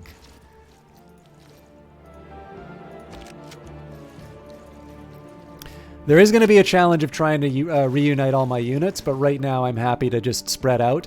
And this is because it'll actually also make really good use of my special ability. Alright, so these are already... These are enemy units. Oh man, this is going to be so good.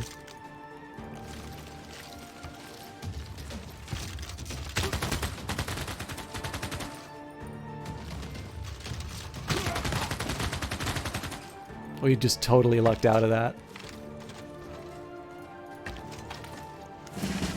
Okay, experience isn't driving me crazy, but I am taking a little bit of a risk in the sense that I'm not bringing reinforcements for what I encountered over here, but I think we outnumber them.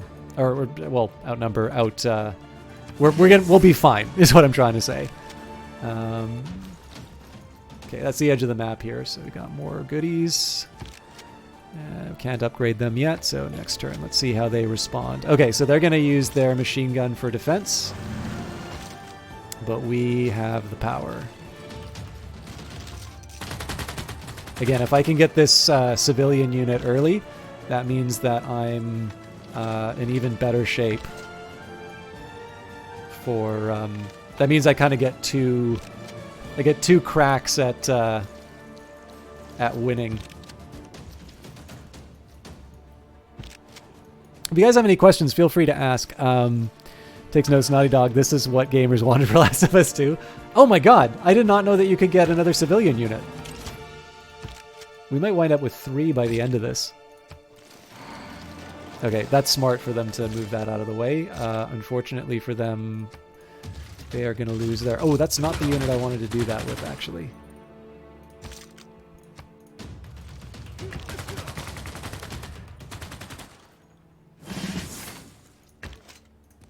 So we'll try and cut them off around the mountains.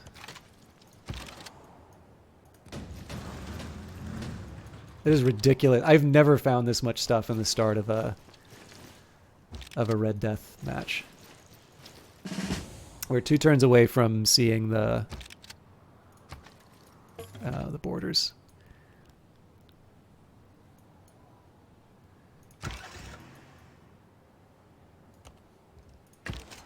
Oh.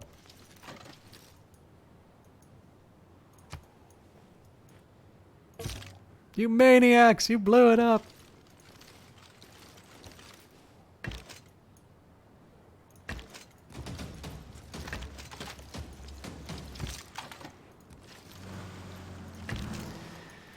So I'm going to try and consolidate my forces now. Well, within reason. Oh, damn it, I forgot. There was something off to the side there.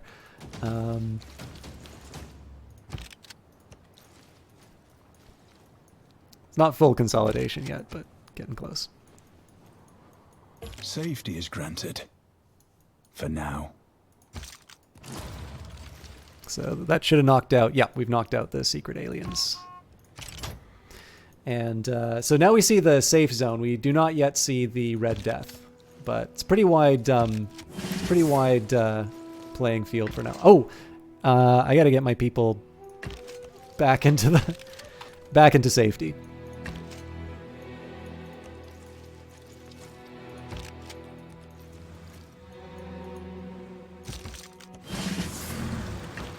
I will admit I'm not crazy about anti-tank units.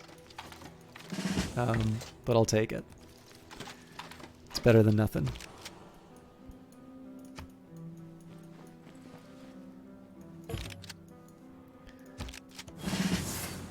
Man, these machine guns are going to rip anything that comes after us to shreds.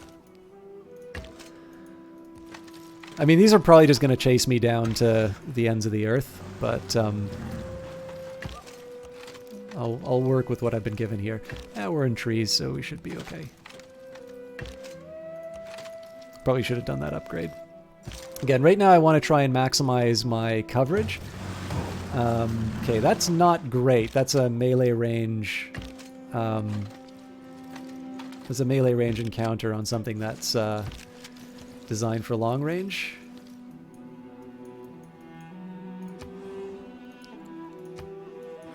Oh, that's right. I think if I take out these city ruins, I get to... So we'll see what the relative damage was here. So I think we'll give some... Okay, yeah, we got the worst of that encounter, so I'll put myself into a safety position. And I'll use the combined power of my anti-tank crews.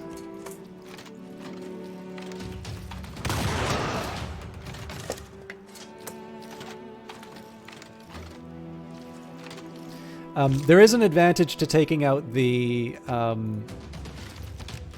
so I'd be attacking this over the water. Screw it. There is an advantage to taking out the barbarians because they give you combat experience, so as long as you're able to heal up, you'll be fine. So your English class is reading The Invisible Man by H.G. Wells. One of the first chapters is rather boring. Is there anyone who has read the piece and can tell you if it gets more interesting or not? You know, I don't think I've ever actually read The Invisible Man. I think I know of it because of the League of Extraordinary Gentlemen. Oh god, who hasn't moved yet?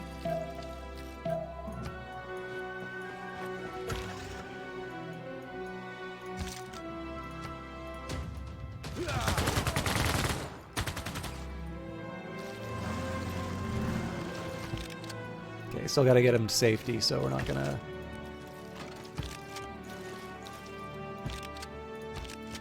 So there's the Red Death. And 7 turns before safety shrinks. I'm still going to try and go around the edge, because like all this stuff is going to go away as far as a viable viable exploration. Then again, I want to see if we can get anything cool out of that. You I will heal. You I will heal. And you I will promote.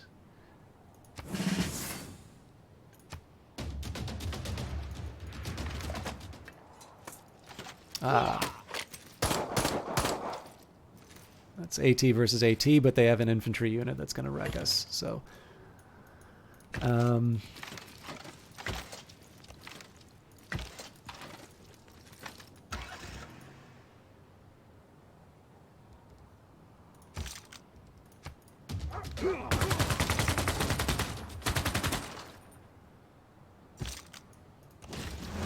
an attack helicopter. Glorious.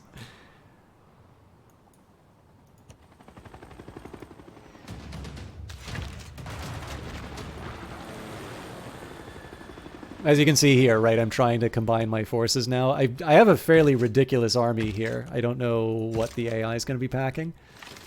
But I'm feeling reasonably confident about this encounter. It's damage over time, for sure. All right, I'm going to reposition and then attack.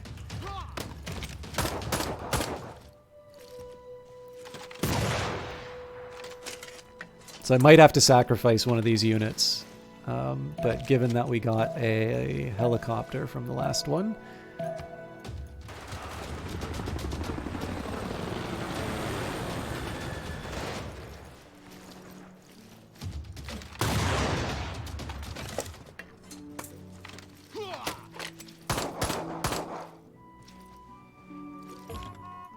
Okay. So we'll heal you up. We'll promote you. Or, no, not quite yet, because I need to savage the bad guys. I don't exactly need to see the animations when I'm being timed. Unfortunately, I don't think there's an in-game option to turn them off. Okay,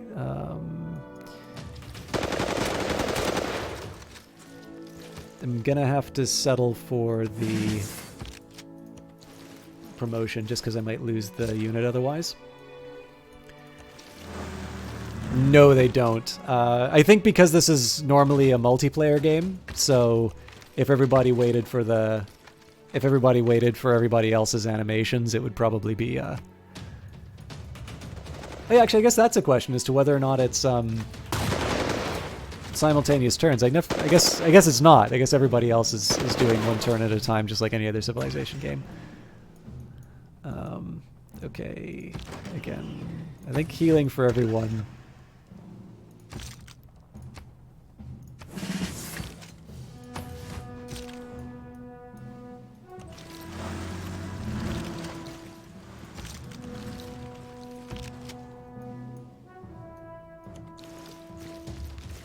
A functional thermonuclear device. Okay, so I'm going to promote this unit first because that'll give him a little extra health. I'm pretty sure there is a fast combat mode. I just don't know if it's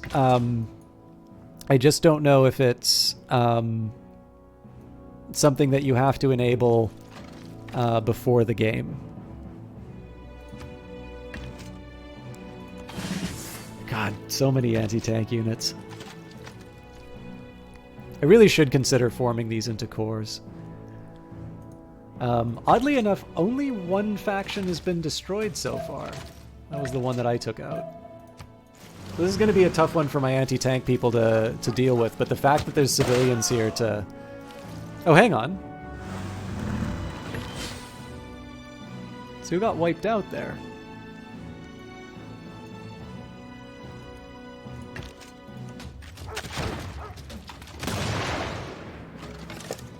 I mean, we go to war with the army we have, but I'm gonna have to be a little careful with how this goes.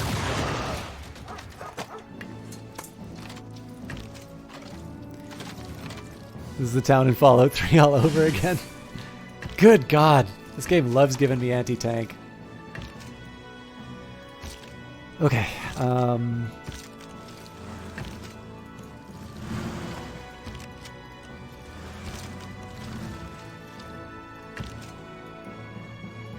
We are within the region, but I'm still going to try and push this a little bit closer.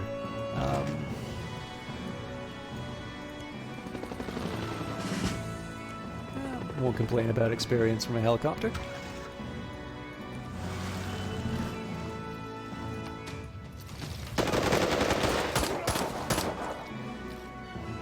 So again, this is a chance for me to get another civilian, which will definitely give me an edge against my opponents.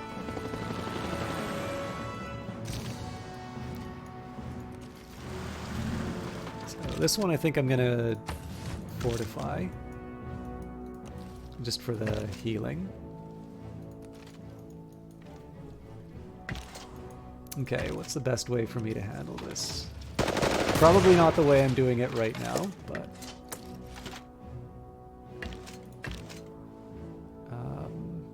that won't take them out. Okay, move you back for a turn. I feel like here we are attacking a fortified position. Yeah.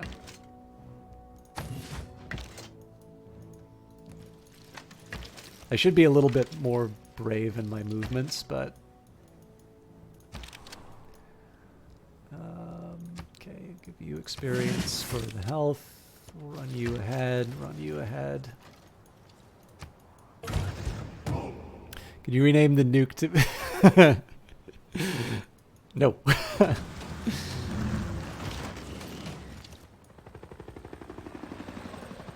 If I was going to name a nuke after anything, I'd probably name it whatever they have in Doctor Strangelove. I think one of them was Hi There. I just don't remember what the other ones were. So one thing I can do here is I can use my road vision. So supply drop. That's actually really good info. So let's see if we can pick that up.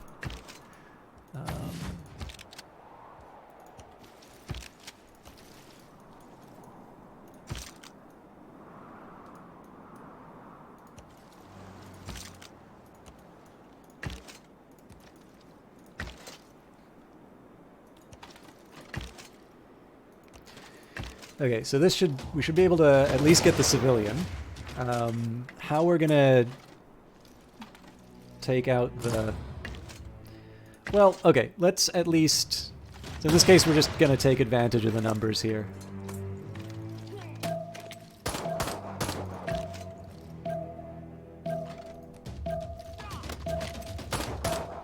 And that's my turn.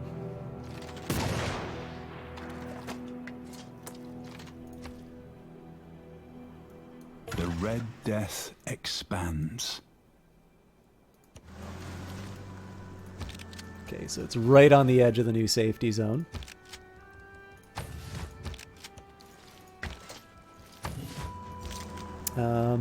Where else do I want to go?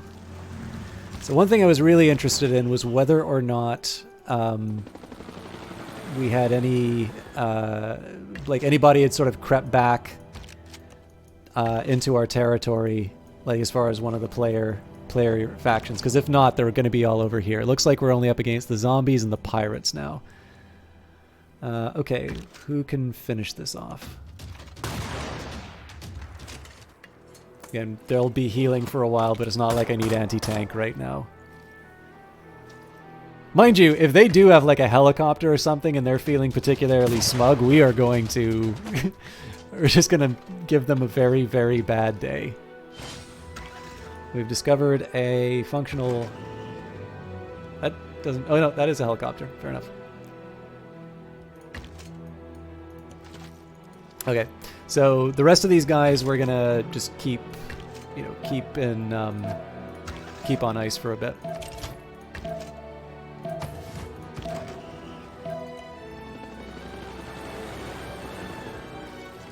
Where's the other store? Oh, it's not going to let me move.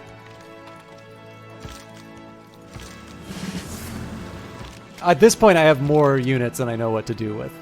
This is a little ridiculous. Oh god, we're never going to make that one.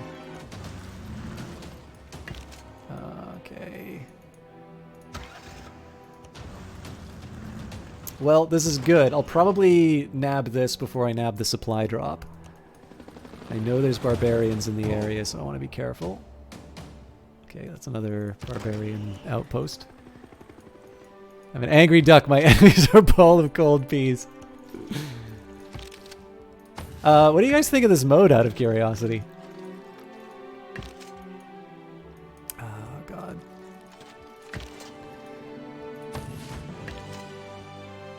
Okay, we can promote you for a health boost. Let's throw my helicopter into the maw like one does. There is a thumb in your soup this morning. Again.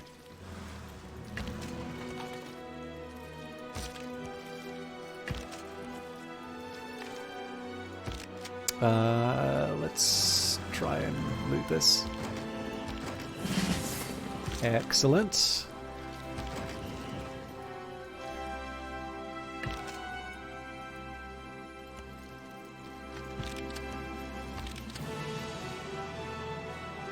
Whoa! I should not be moving away from that. Those are the pirates, I think?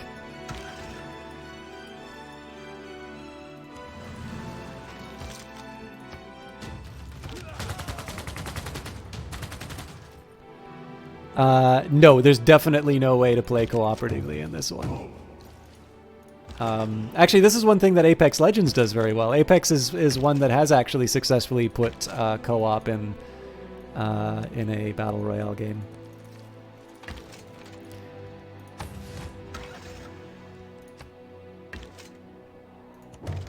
Okay.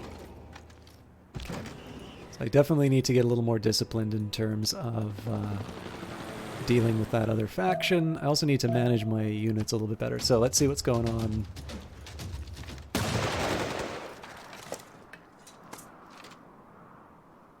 Okay, we'll be fine.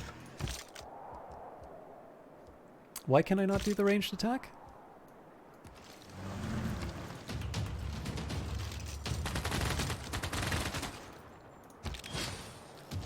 Oh God, more civilians. Even if I lose, I don't lose. Oh, this is beautiful.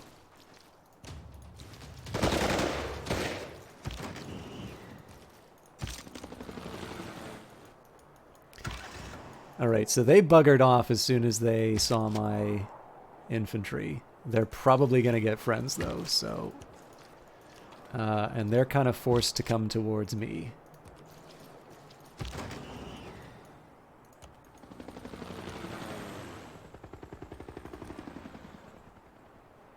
I'll try and answer some of any of the other stuff in chat in a little bit. I'm just I'm contending with my timer issues too. Okay, can't promote you. This one's not happening. This one will happen. Well, I got 5 turns to make it happen.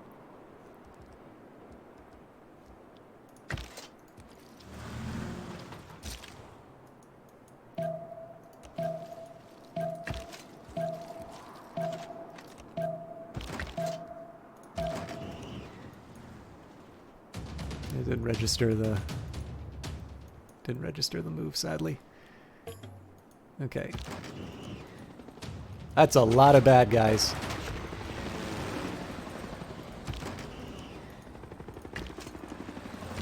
To arms, my brothers. Again, I should be focusing on the pirates, but until they show their faces, there's not much I can do about them. Again, assuming that's the pirates, maybe the zombies are gray. Let's cool it for now, because I'm going to be walking into a machine gun nest.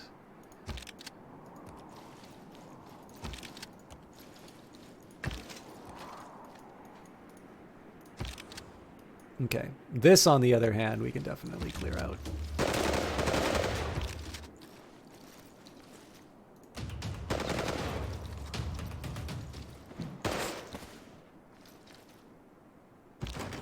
Happy I see that promotion. Okay, can't take that guy out. Let's send them on a scouting mission. Okay.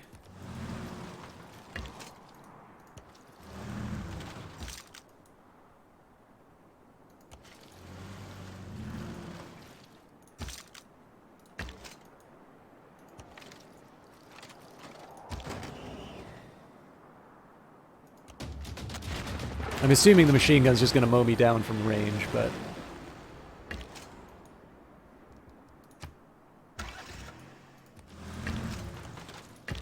Slowest army ever.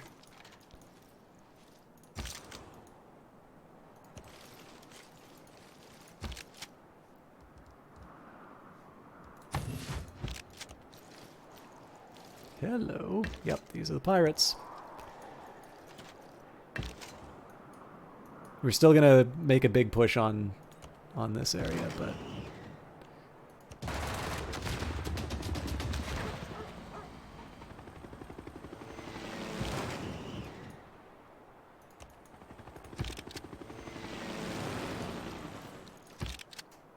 let's make a move on the base. We might be able to get a tank out of that. I guess I kind of abandoned that one, but hopefully that infantry leads us to wherever they're hiding. Okay, we got to get you right out of there. I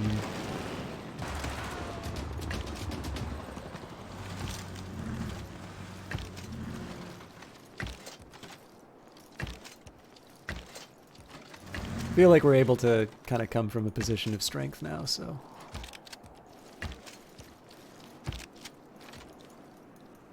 I'm not going to blow the nuke quite yet. Another nuke, alright.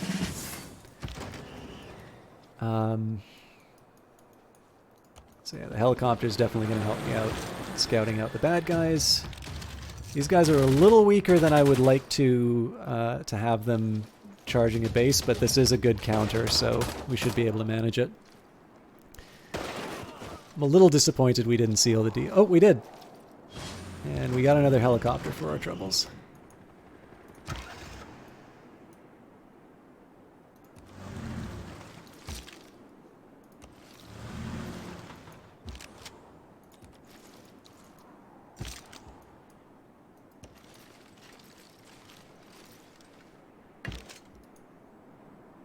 I'm gonna fortify for now.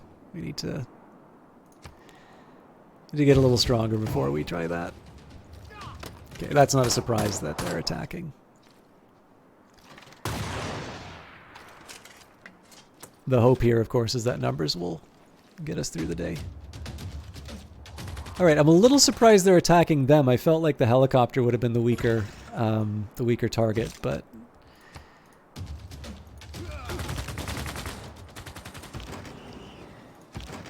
let's promote. We'll heal you up. Stalemate's as good as a win for me in this case.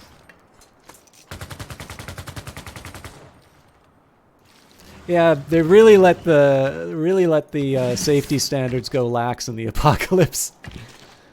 Man, we're really close to sealing the deal on this one. Let's see if we can pull it off.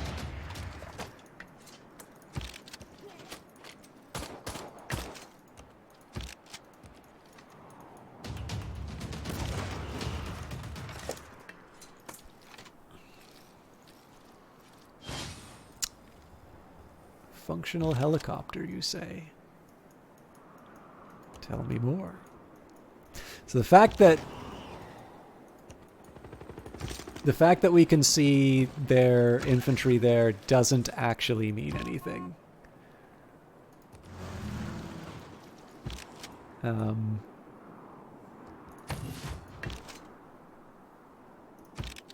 The question is whether or not we can get the civilian that's associated with it, and for all we know, it could be in the water.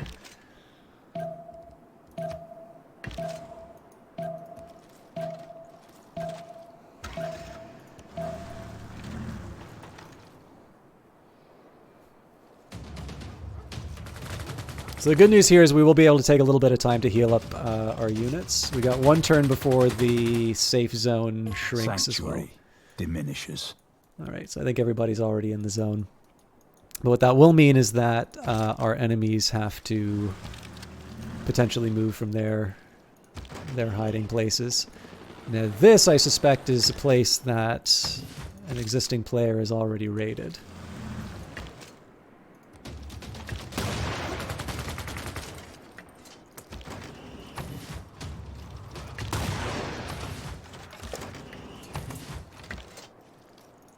Yeah, all these guys are stuck where they are because they've created a little bit of a logjam. Nope, that's not entirely true.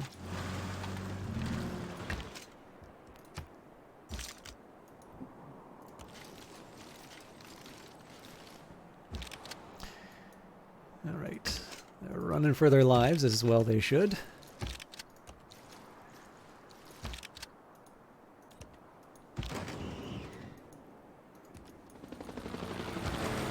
Oh boy, we are definitely not where we need to be here. Run home, little guy. I think we might have to give up that unit to the wastes. Oh god!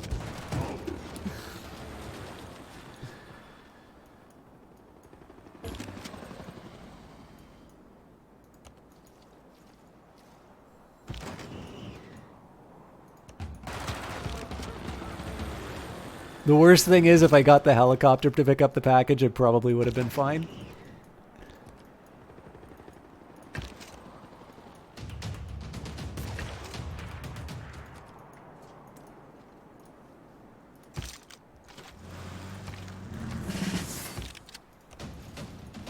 More loot.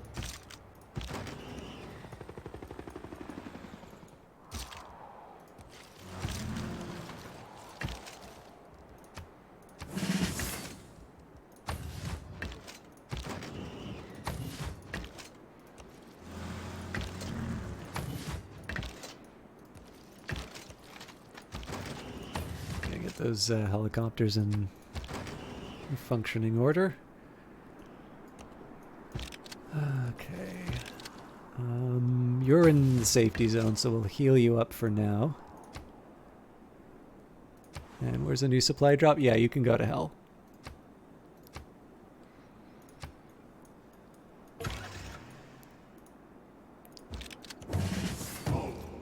Surprise!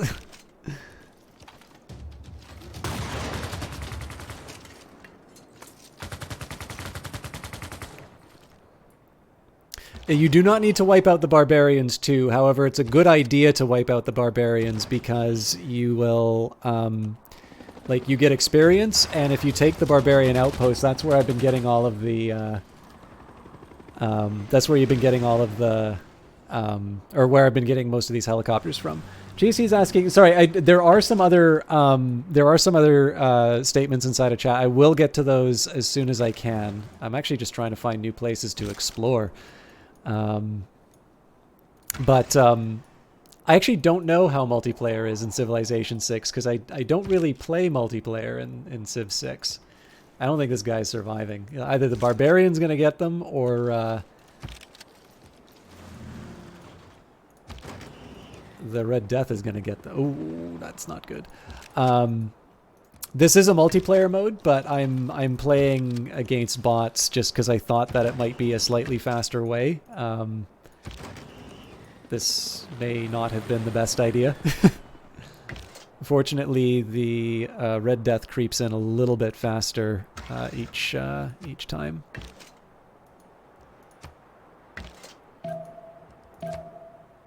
Come on, at least let me heal.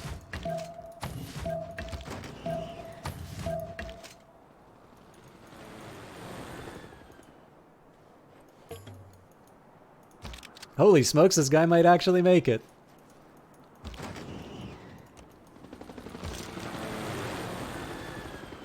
Ooh, I'm way too close to that unit for comfort. I might need to bring in the helicopter for reinforcements.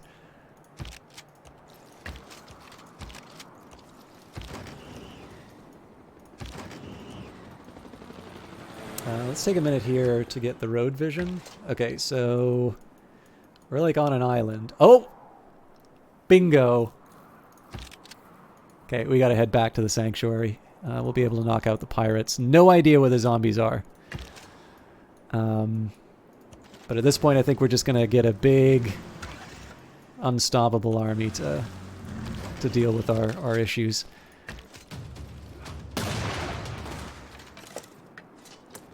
Oh no, one of my 30 units is dying. This constitutes... Listen, I don't know if I've got a zombie horde to deal with. So I could actually simplify things a little bit by combining these units into cores, which will it'll be like it's a stronger version of the same unit. The game has said that if I go into the water I take damage, so I'm not going to do that.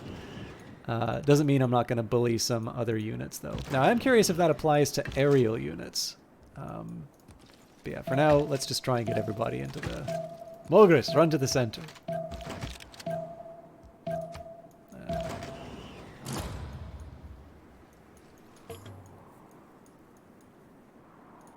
Okay, I want to have at least one zone between us. Bring in the helicopter for backup just in case. I think I'm probably just going to have to give up hopes. Oh, I bet you the pirates just got taken out by the barbarians.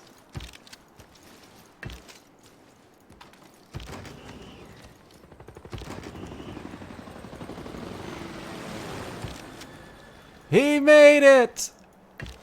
Who would like to name the unit that survived the wasteland?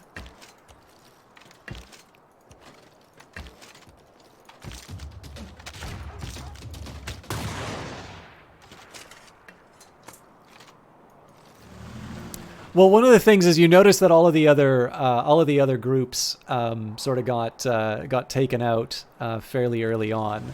So I don't know what happens when there's a little bit more survivability early on. I mean, the other thing is that I'm assuming that probably combining units into cores is a very smart thing to do that I'm not doing. But you know, I've never, even in the base game, I actually don't really do that. So I'm not 100% clear on the benefits. Okay, so the helicopter doesn't seem to want to go over water, which fair enough.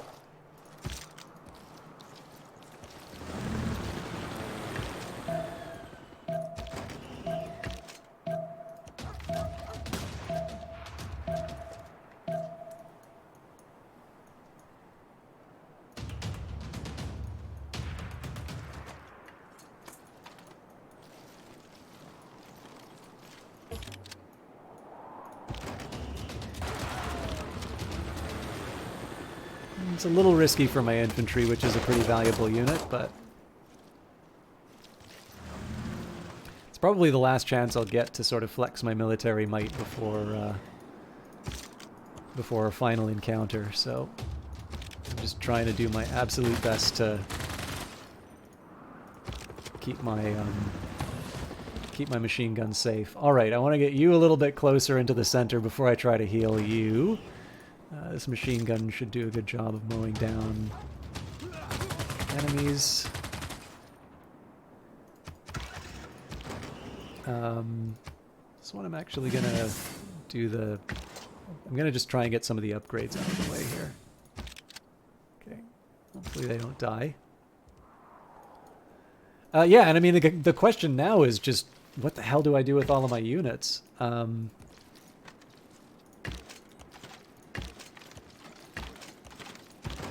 We've pretty much explored everywhere except up here, which I'm about to finish. But again, I don't want to have too many units outside of my this like center area, just given the fact that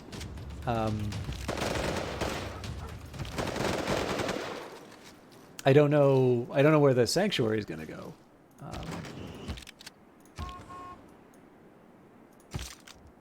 I'm really annoyed I can't fire that gun.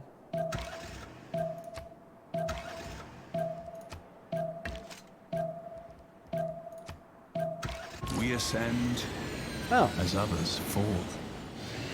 All right, well, that was easy. Presumably the zombies were somewhere in the Red Death and got got taken out. So they laughed at us. They told us that we were too weak and too few to make it to the lander. Well, who's laughing now? Who's the last faction off this stupid, rotten planet? Who's got a one-way ticket to a shiny new spaceship, drinking clean water and breathing air that doesn't contain toxic dust? We are. We're out of here. Watch out, universe. So it's pretty clear we did very well on that round. Units killed. I don't believe we lost any units. Yeah, that was something of a stomp. But yeah, I am actually surprised at how good this mode is. My heart is of course with you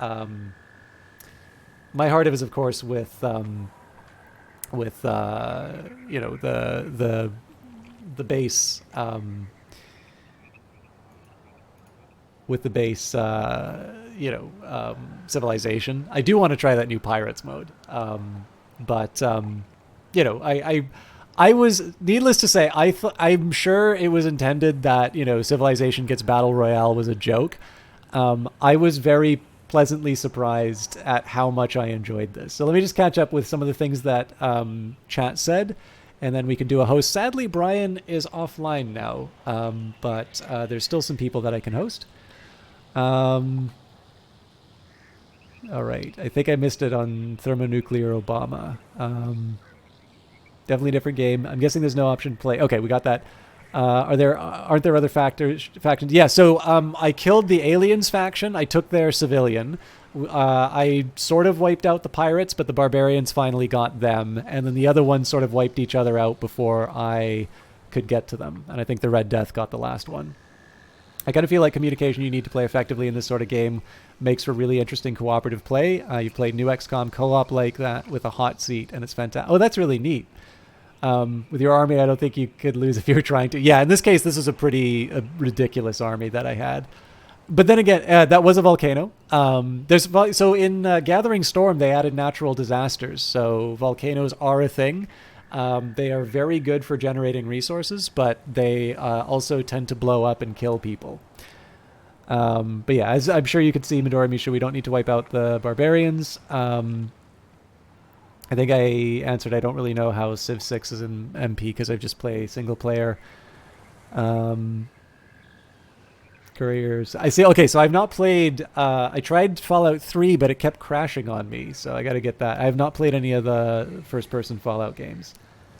And do you need all the DLC for this mode? That is an excellent question. Let me see. Do you need DLC for Red Death? I'm going to guess no, because like Battle Royale sort of lives and falls based off of you know, the number of players you can get into it.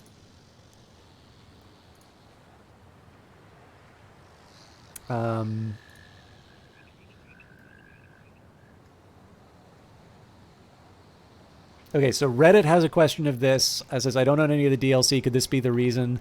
Don't think so. Don't know. This happens to me while trying to queue. Okay, so nobody comes right out and says you don't need the DLC, but they seem to say that it's a different mode. Also, the users seem to suggest that they had been playing it already. Multiplayer scenario Civilization 6 was released as part of the September 2019 update. Originally conceived as an April Fool's joke from multiplayer engineering lead Bradley Olson, this game took on a life of its own. The scenario is a battle royale type game that takes place in a post-apocalyptic world where each faction competes to be the last one to survive. So far as I can tell, you do not require the DLC to play it, which means, of course, if you got Civilization 6 through the Epic Game Store when they gave that away for free, now is an excellent time to give it a try. And I apologize if I'm wrong on that.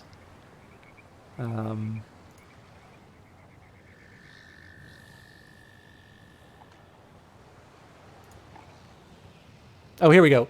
Civilization... This is PC Gamer. Civilization 6 Red Death is out today free for any current owners of Civilization 6. Red Death supports up to 12 players per match, so on and so forth. And of course, if you go to the storefront of choice, I do not believe there is a standalone Red Death DLC. So, and I will admit, I have the big expansions, but I do not have the Frontier Pass yet. So, I'm actually also playing from a something different than a fully updated version. Anyways, that was quite pleasant. I sadly do not have the just one more turn button to play. I hope that was worth the extra time. I am now almost twice my stream duration away, and I did sadly deny you all the joy of seeing Brian on the Rocks. However, I speak very highly of so I will just take a minute and shout out Night Valian again. For those of you that want to stop by and watch a game, Night Valian is currently playing Final Fantasy VII. I am, however, going to raid Fruit Melody. And the reason I'm doing this is I don't always get a chance to host Fruit Melody. And she's also a talented artist who does a lot more sort of anime-focused work. Has been doing a really good job of it lately. And so, every once in a while you'll see them stop by and say hi. So it's always nice to hang out. But I don't nearly give her as much attention as I sort of receive. And so I try to take the opportunity when I can. Anyways, thank you very much for watching. Just a reminder, Hollow Knight, I am going to be taking my Hall of Gods, or whatever it's called. I'm going to be running through that on my own. I will upload those videos to YouTube. Monday's going to be dedicated to Stellaris for the foreseeable future, which means Wednesday will be going between Phantom Brigade and Industries of Titan until I find some extra space. Tuesday, Oblivion will still be going on, although I am going to start trying to record those episodes later because it seems like it takes up to a week for YouTube to process the high-definition videos. Yeah, I mean, I couldn't have predicted how long it would be. But other than that, let me know if there's something you want to see that you feel is getting short shrift. But until then, thank you very much for watching, and enjoy Fruit Melody's stream.